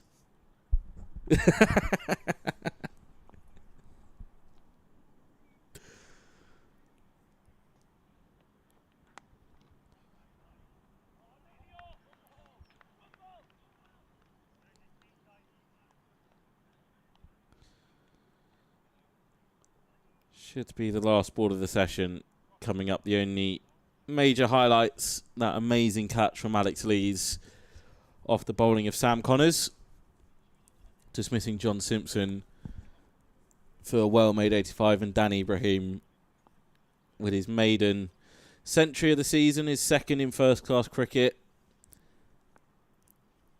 confirming the draw.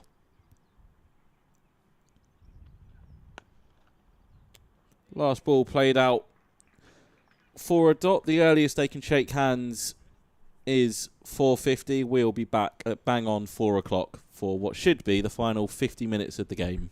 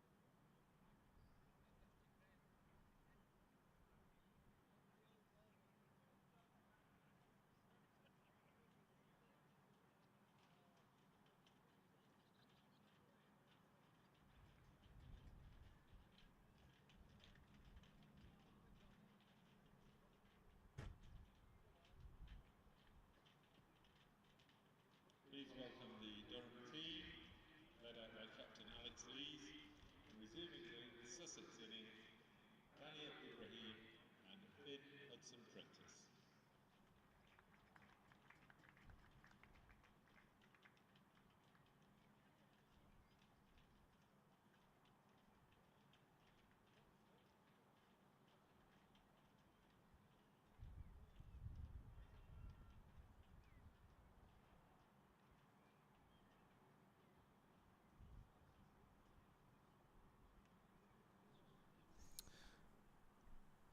Welcome back for the final session of the game that will end in a draw.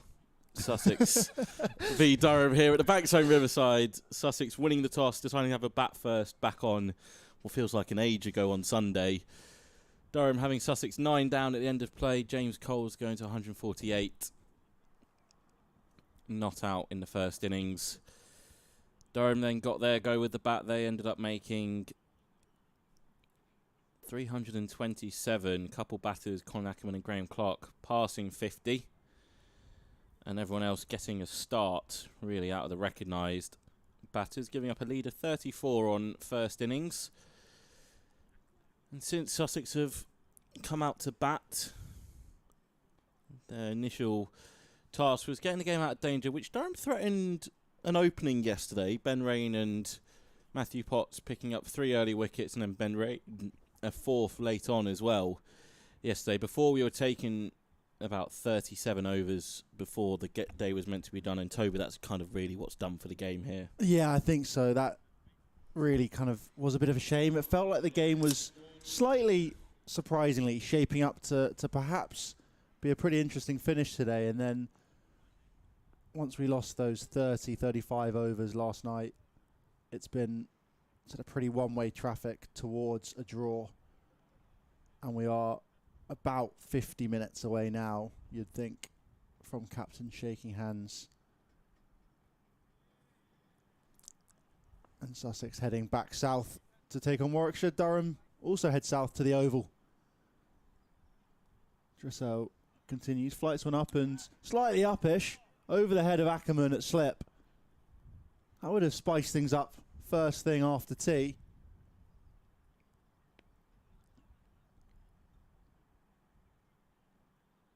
But in the end, Ibrahim's through for a single.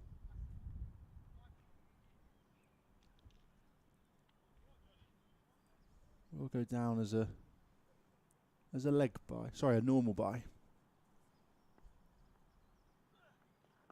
That one's just dropped into the leg side. Ben Rain wearing a big wide brim now.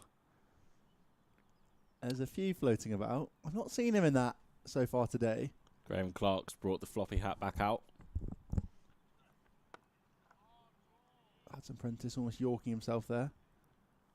It's a shame they've not got a few more. They could have all had a bit of a hat swap. I think the main ones are Clark and Bellingham are the main two. As you say, Ben Rain's not opposed to one either. I think Ben McKinney as well is. He quite likes a floppy hat. I'm a fan of it. I think I'd go for a floppy hat rather than a cap. I think that's my preference. What would you go for? I'm often not really a hat guy. Really? I'd say sunglasses maybe. There's used to feet down the ground, but doesn't connect. If I was going to wear a hat, it would probably be a cap. Keep it simple. But I generally don't wear caps, I'd say. Sometimes a helmet, often keep, or I'm not opposed to fielding in a short leg as well. Braver man than I. Now that would be... Oh. That would have been incredibly village. There's been a couple of those today. Just dabbed out into the offside. No communication whatsoever between the two batters. Ended up with Hudson-Prentice halfway down the track. There's a maiden over to start up from George Dressel, but... Yeah, just absolutely no communication. In the end, Hudson-Prentice was left scrambling for his ground. Yeah, just took everyone by surprise. Sam Connors is going to have a change of ends. Interesting. I wonder if they're almost using this as a way for him to just get some overs in his legs. Yeah, potentially. See how match fit he is without pushing him over the limit. I don't think he'll be a long spell. No, I reckon another 2 or 3 overs. Maybe a few more, actually. I think he bowled 4. Yeah, I think Sam Clark S&C Maestro is probably probably just watching this one with a little bit keener eyes. Yeah, got the binoculars out. Yeah, obviously, everything's monitored with the GPSs and everything. They'll know exactly what the loads are at for the bowlers. And also, as well, for Sam personally, he's probably wanting to show that he belongs at the club. You know, whenever you make that move, there's always that feeling of you need to prove yourself. He's had to wait a while to do it. Yeah, he has bowled pretty well, I've thought, from what we've seen of him. Picked up a couple wickets in the first. Got Ibrahim and Simpson. And then he picked up Simpson again earlier today. With an absolute specky from Alex Lees. Oh, that one keeps a fraction low.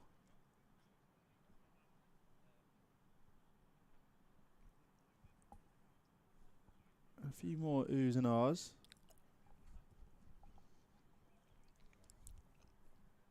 Yeah, just a bit of an odd delivery. And that kind of didn't, kind of half sat up, half didn't, really took the pace off. Jimmy Neesham's finished his net with Will Gidman.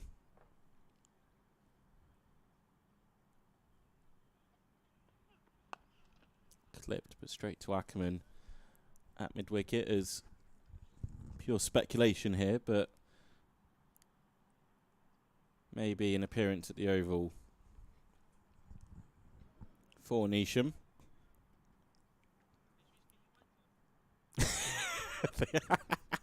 Ben Raines just asked him to get the whites on.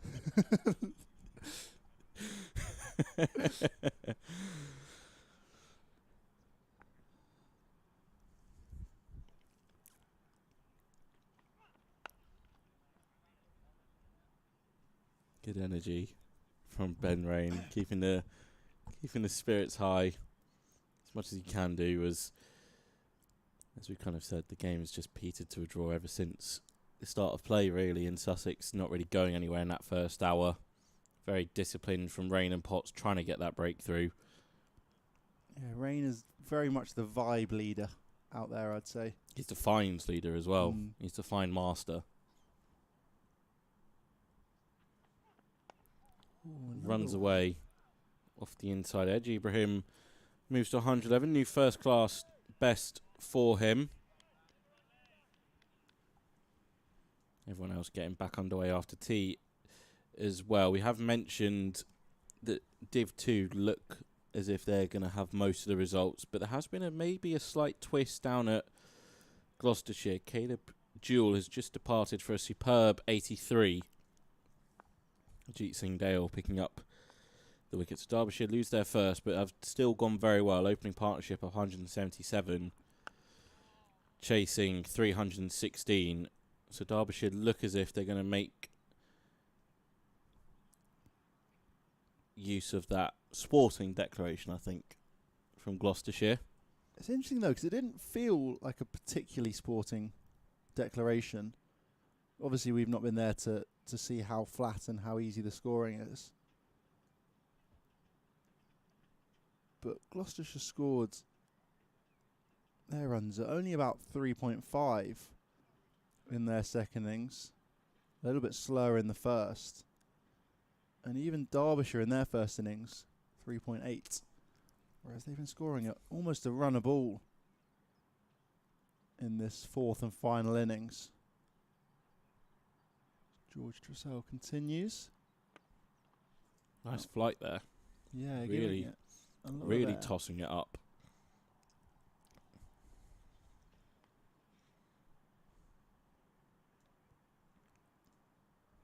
Yeah, otherwise it looks like Kent are edging towards parity there. 7 down, though. Which leaves them in a very precarious position. Well, Grant Stewart is deciding the best form of defence is attack. I think he's just launched 3 sixes in a row. So, if anything, Kent are just trying to get Lancashire to bat again and take yet more time out of the game. Obviously, you lose the 2 overs for the change of innings. But Lancs will definitely be taking it up until the last possible hope. So they're in for a late finish at Blackpool.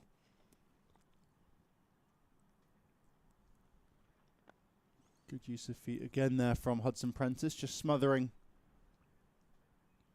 Dressel, with his defence. As we've mentioned, everywhere else in Div 1 looks like it's just going to be a shake of hands within the hour. So Div 2 is kind of where most eyes are going to gravitate towards. Northamptonshire as well, sort of just past the halfway mark of their chase against Middlesex. Glamorgan look as if they've steadied against Leicestershire. That one they may go a little bit later, as Leicestershire would love another win to really just cement top position at the top of the second division. Yeah, they're a long, long way ahead at the moment in Div 2. Currently 5 wins and 2 draws. Unbeaten in their opening 7 games. That unbeaten streak will continue today as they look to try and extend their leads. Derbyshire currently second place, looking like they might gain a victory and perhaps close the deficit at the top of the table. Gloucestershire similarly in 4th, might try and push their way back up, fighting for promotion.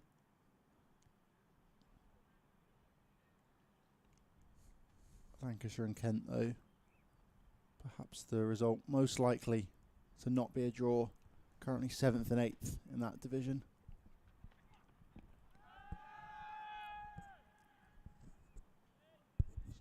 Not even sure we can call that a half-hearted appeal.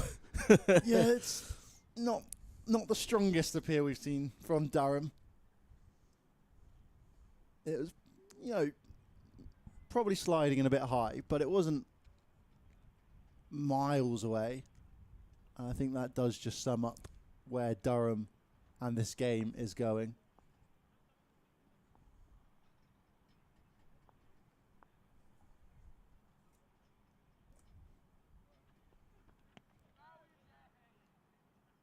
Another one into the pads.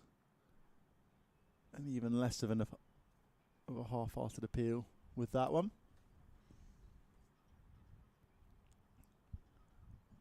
With a couple leg byes to get us underway here. And Sam Connor's second over of the session. Yeah, as we mentioned earlier, bonus points have been set. So both sides will just add the 8 for the draw. So Durham will take 13 from this, and Sussex will take 14.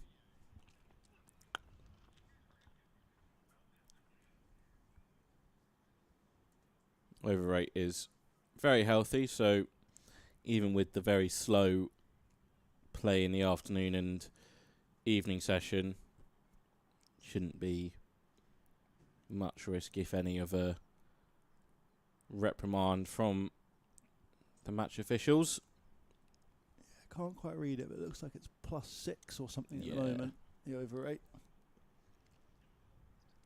Is indeed. Nice looking shot.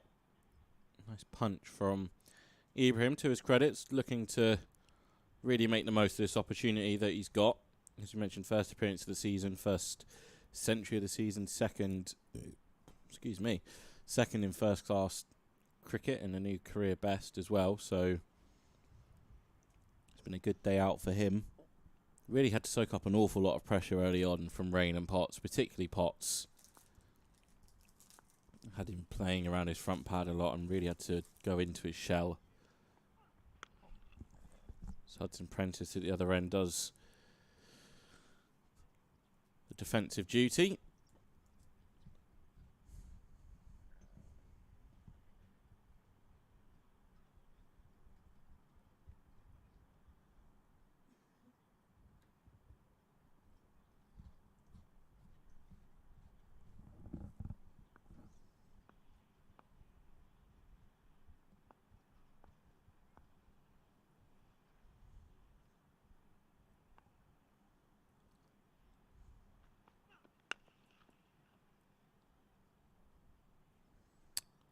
push for one to end Connors' second.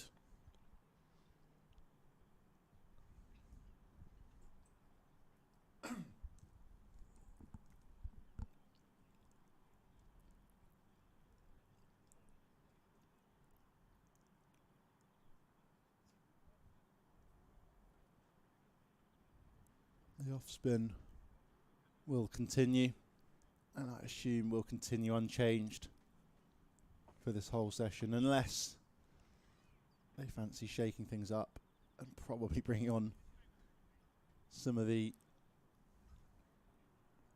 more agricultural options.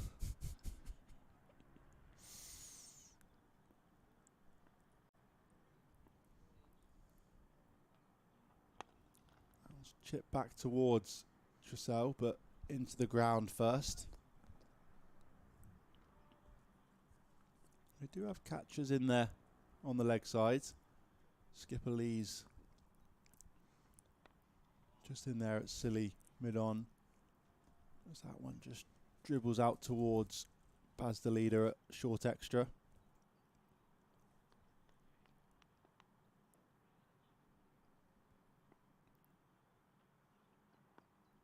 Defended again there. Not even an appeal there for handle the ball. Disappointing.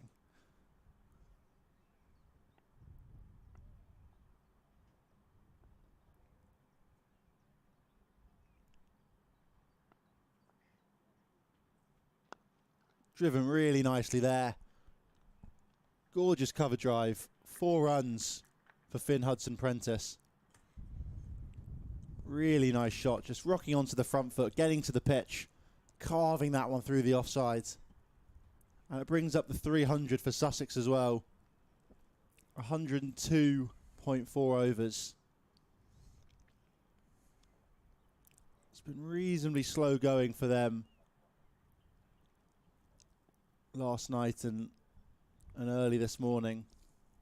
But they've been picking it up pretty quickly. And that one's bigger again. Another gorgeous shot. Couple bounces, 4. And great use of the feet from Finn Hudson-Prentice. Moving into the 20s. And it brings up the 50 partnership as well between these two. With back-to-back boundaries. Off just 76 deliveries. Just what I was talking about with the batters starting to go up the gears. Post-lunch in particular, and now after tea as well. Reverse sweep comes out, but he doesn't connect. He's got the feel of a glorified net session for the batters out there. Just having a bit of fun, aren't they? Yeah, just bringing out all the shots, making sure they get a bit of practice in. Connor's going to have another one. He is 17th.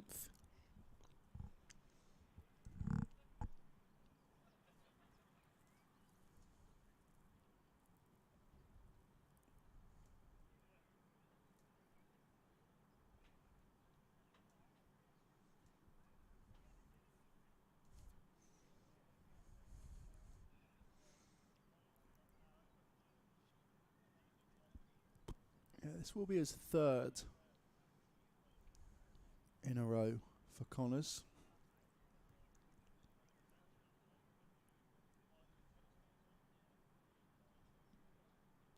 His 17th of the innings.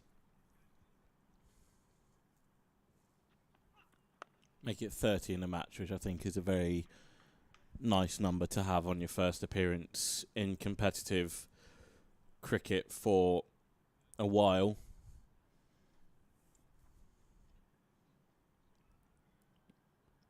Obviously it's been a long slog today for him, but nice to just get the landmarks out the way.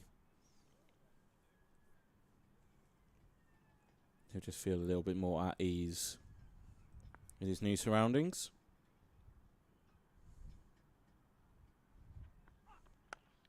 Yeah, joined from Derbyshire in the off-season. This is his debut in the County Championship for Durham. He did feature in a first-class game on Durham's tour to Zimbabwe pre-season, where he did get that side strain, or the original one at least. And he's been slowly easing his way back into it. A few second team games along the way as well.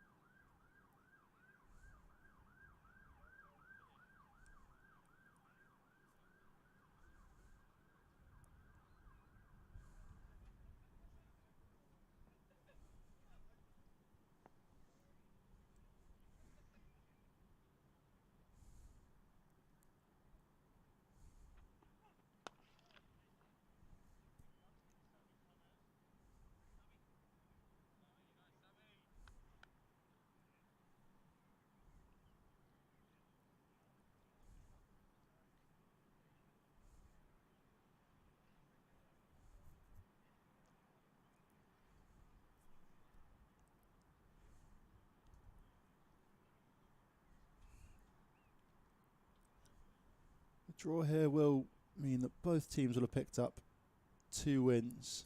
Just 2 wins in their most recent 5 appearances in the county championship. Yeah, Durham getting over the line against Notts. And also Worcestershire.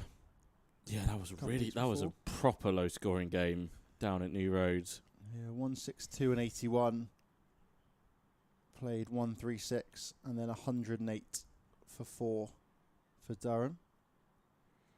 Notts was a little bit different with 400 plays, 400 and 350 played, 650 and then just shy of 100 for 3. Yeah, new club record, that 600 plus score. I think centuries for Amelia Gay, Ollie Robinson and Graham Clark helping set that up. Maiden for Connors.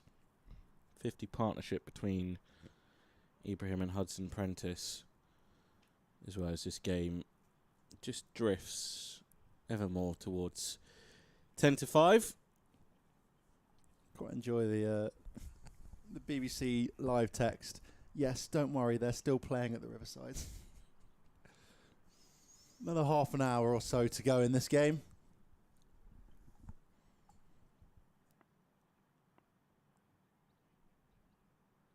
But until then, George Dressel continues. And he continues to impress. Dot ball to start off his 25th over of the innings. Hudson Prentice took him for a couple boundaries last over. Field has spread a fraction more. And he's gone. Bowled. No real celebrations. But Hudson Prentice looks to try and smash that one through the leg sides before a firm handshake from Matt Potts is the only real celebration. And a few dreary high fives. That is his first wicket of the innings. Hudson Prentice dismissed for 26 of 49. He was looking to be a little bit more expansive, put on a bit of an attacking display. But in the end, he departs.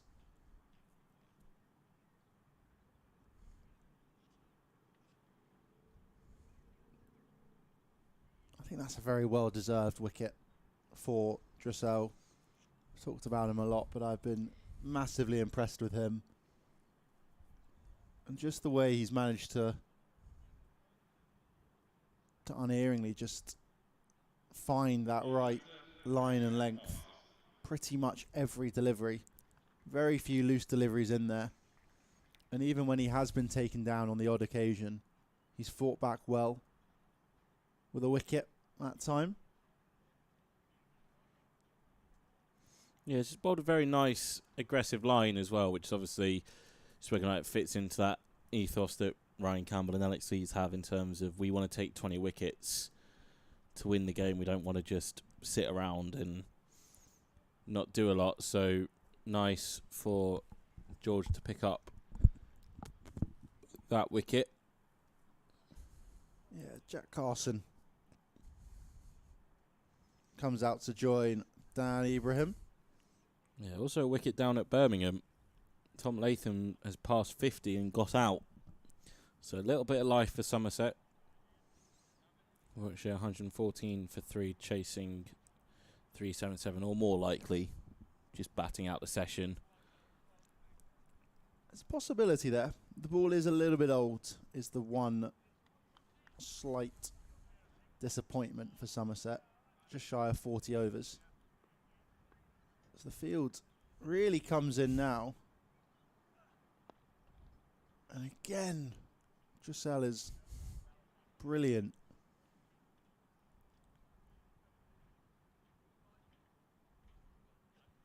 Got a slip, leg slip, silly mid on, catching extra cover, catching mid wicket. That one almost slides through the defences of Carson.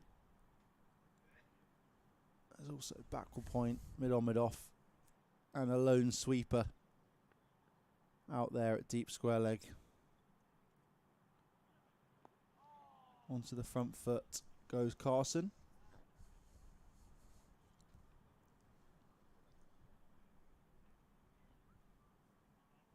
Yeah, it's a pretty lonely time out there for Graham Clark.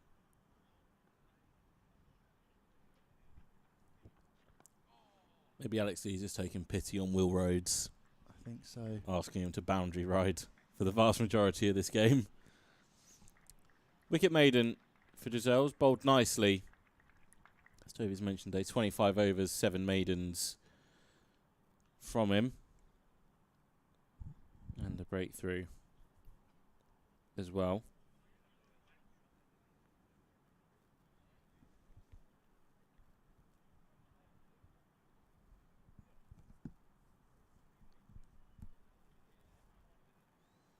Connors will continue. That's his 4th of the spell. We thought he might have called it quits at just the 3rd over, which would have taken him to 30 for the game. He will move to 31 though.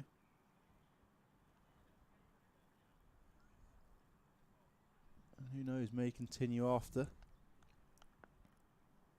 4:27 the time on the scoreboard.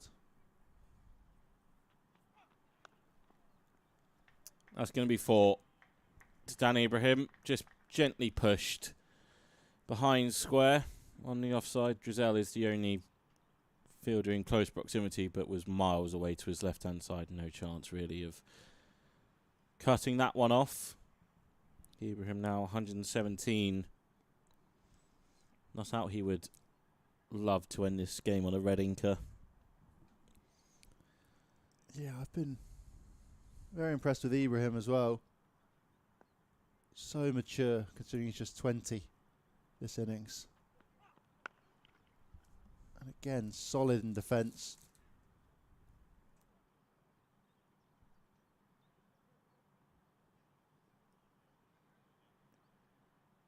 I don't think he's maybe given 1 or 2 chances, but nothing particularly memorable other than I think it was him who almost feathered one through to Ollie Robinson off a short ball.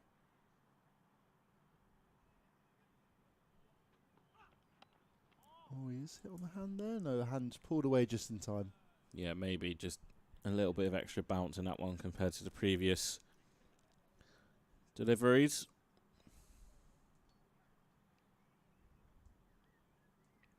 So yeah, Sussex will more than likely stay 3rd in the table after this one.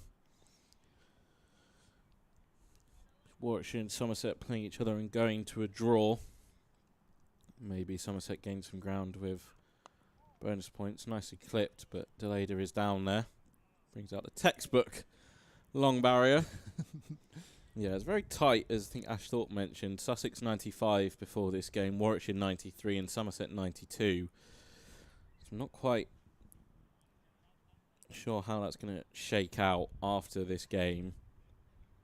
And then Durham will pick up, as you mentioned, 13 points. Hampshire, I think, it will gain a little bit of ground on them as well, with picking up some extra bonus points in comparison. And then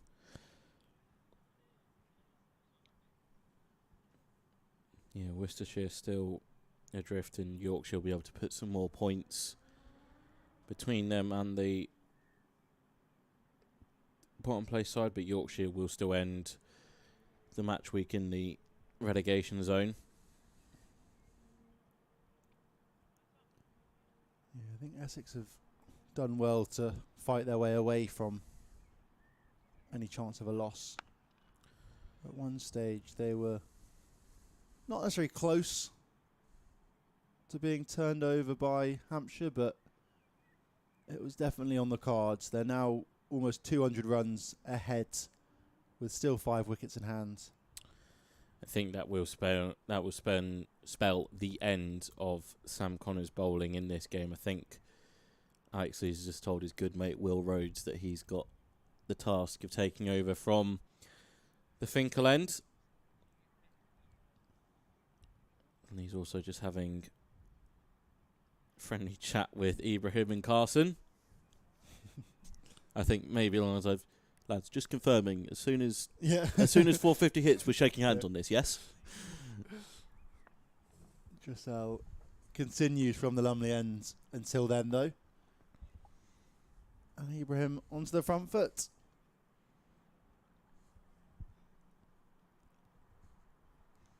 Even now, he's still having a chat with Carson.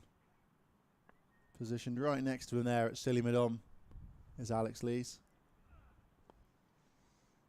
Well, you're talking about Essex. They have just lost Michael Pepper for a brilliant 140, so a little bit of limelight for Hampshire, but still probably too little, too late.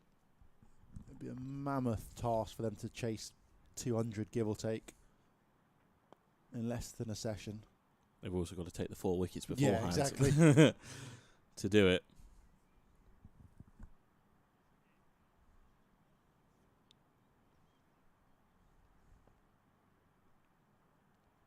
Dressel coming round the wicket now to Ibrahim.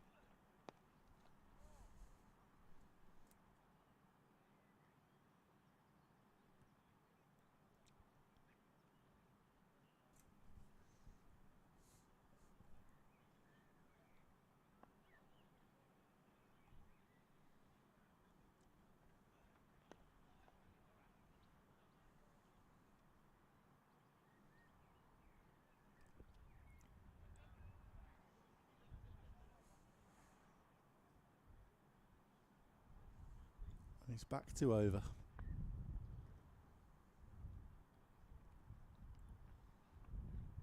Oh, and the slight inside edge just keeps the Durham fielders interested. But it ends yet another maiden over.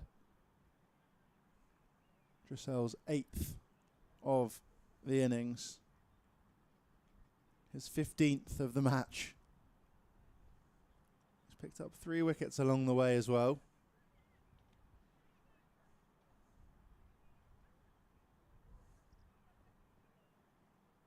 Having bowled well over 50 overs.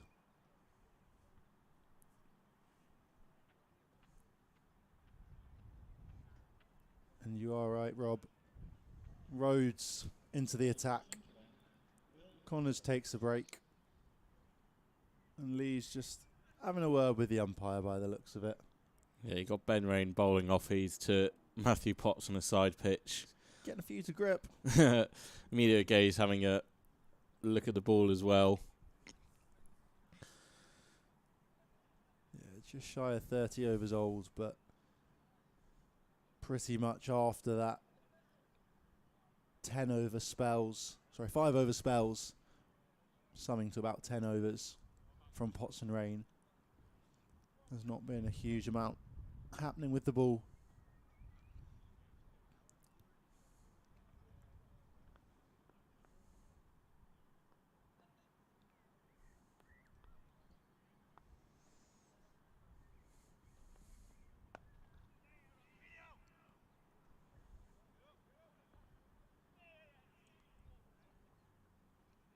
Two to start. The dive of Amelia Gave probably ends up hampering a little bit. Graham Clark would have been able to cut it off and has to quickly reverse course. It was all futile in the grand scheme of things.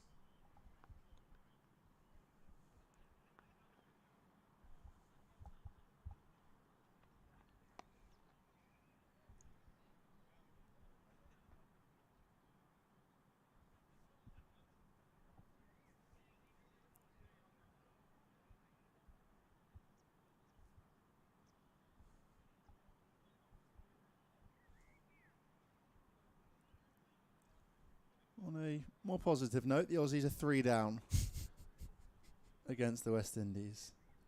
Khawaja and Head at the crease. English fell for 5 most recently. Green and Constas falling before him for 3 and 3. Interesting, Inglis, born in Leeds. He's an English boy, is Inglis. Headed over to Australia as a 14-year-old. Plays over in Perth for Western Australia. And also the Scorchers in the BBL. Yeah, interesting. Quite a lot of questions around Australia at the minute, particularly that top order. Particularly if you listen to say the Grade Cricketer podcast or any of the Australian national media. You know, there's a lot of questions around Usman Khawaja, just the top 3 in general. You know, Marnus Labuschagne, as we mentioned before, so he's had a very lean couple of years in Test cricket. He's lost his place for this opening match. You know, Cam Green does not look like a number 3 in Test cricket,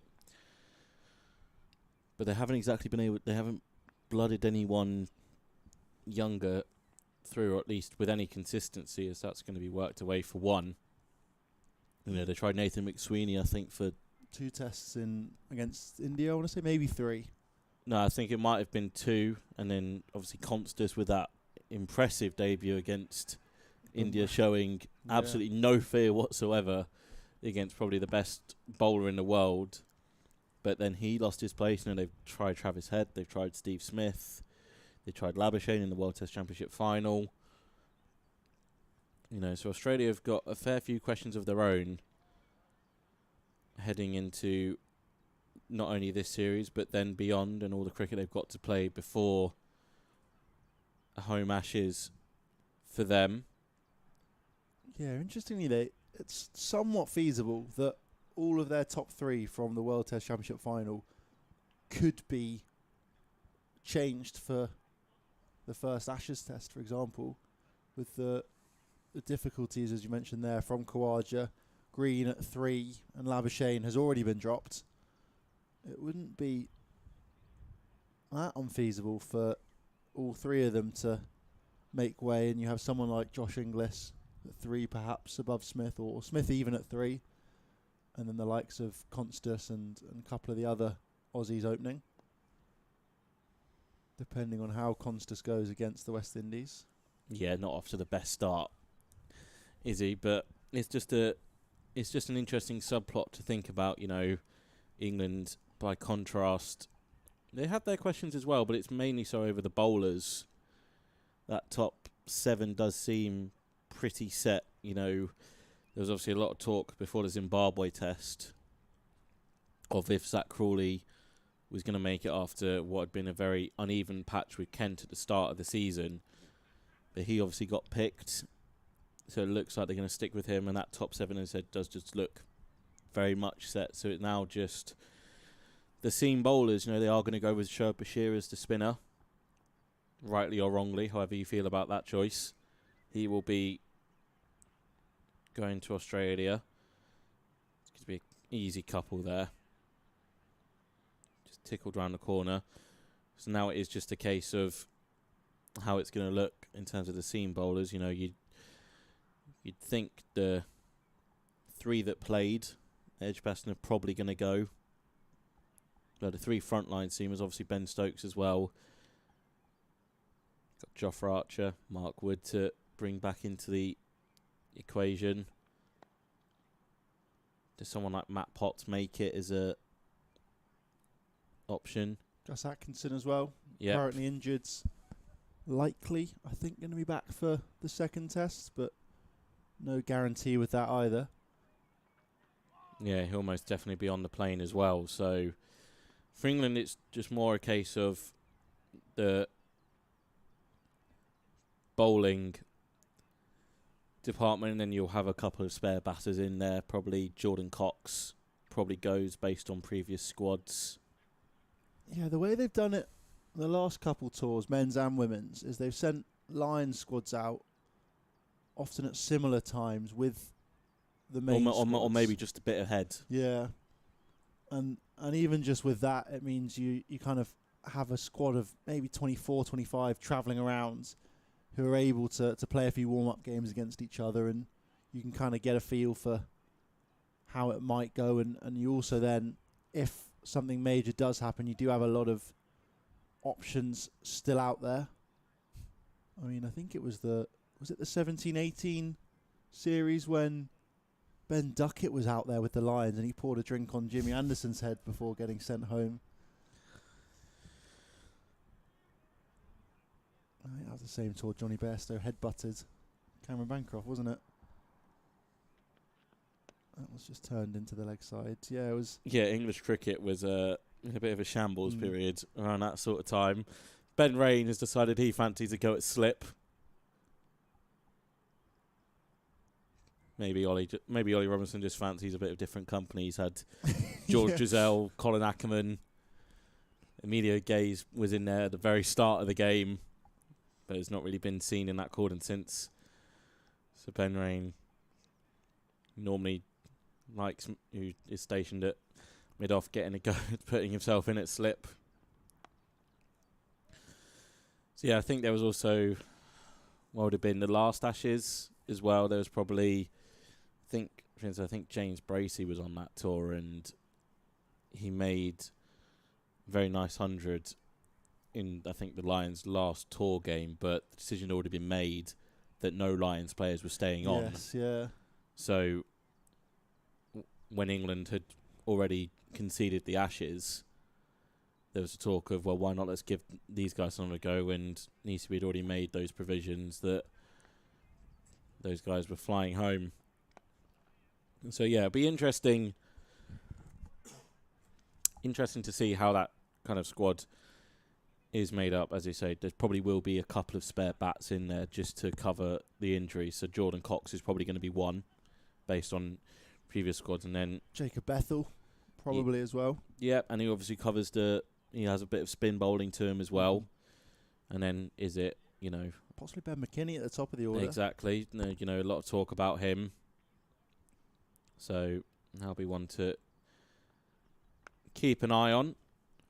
But yeah, definitely shaping up to be quite an interesting series at the end of the year. Obviously part of the World Test Championship cycle as well. Derbyshire have lost a third, back to the present moment. Derbyshire 211 for 3. Chasing 316, still going reasonably well and looking likely to pull off a victory there, unless Gloucestershire can really take another couple quick wickets in succession.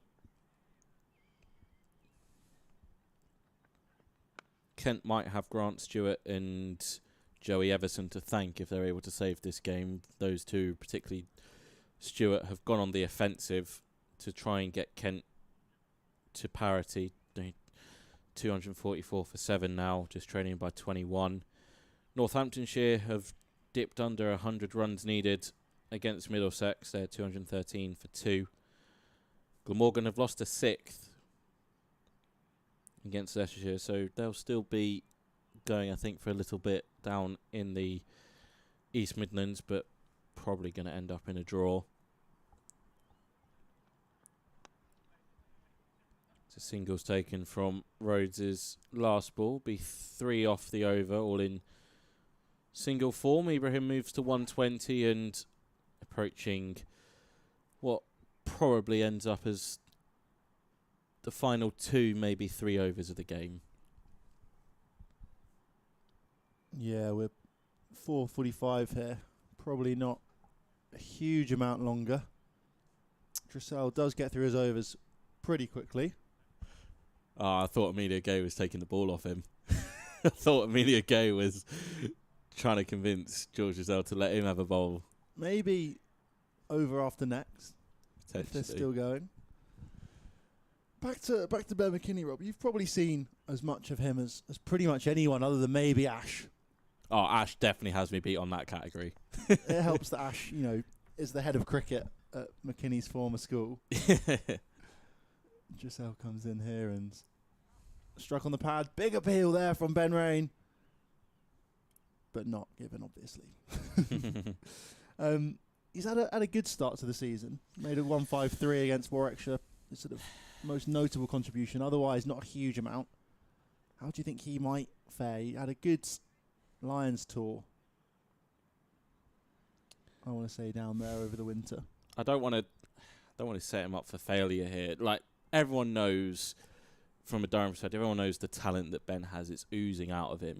I think the thing that stood out for me about that Warwickshire innings was the mental side of the game. He was in the 90s, what felt like an age, but didn't let him start him. Wasn't overly, upset or kind of, I don't know, stressed about getting to 100.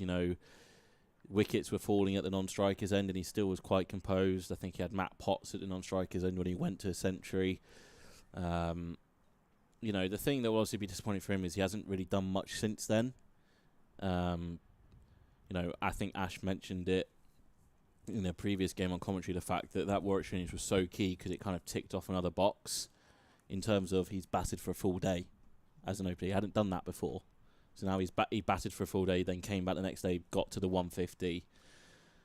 It's one of the reasons England like Zach Crawley is because he's nice and tall, can get on top of the bounce, so that would play in Ben's favour. But I also very much agree with what Ryan Campbell said at Media Day back in March in terms of I'm all for bringing him into an England squad, but not throwing him in there, just letting him get used to what the top level of training is like with internationals. Obviously, everyone knows how hard of a trainer Ben Stokes is and kind of the standards that they set. Kind of let him just get used to that atmosphere. I mean, you never know, we might end up getting to the point that if England are 3-0 down after 4 tests and, they hope they won't be, but you might end up getting to that point where Ben is thrown potentially a cap or someone like Jacob Bethel's thrown in or whoever ends up going. I don't think anyone's in doubt that Ben McKinney's going to play for England at some point, that everyone can see the talent, but it's just making sure that it's the right situation for him in terms of he has enough first-class experience behind him, he has enough first-class runs behind him.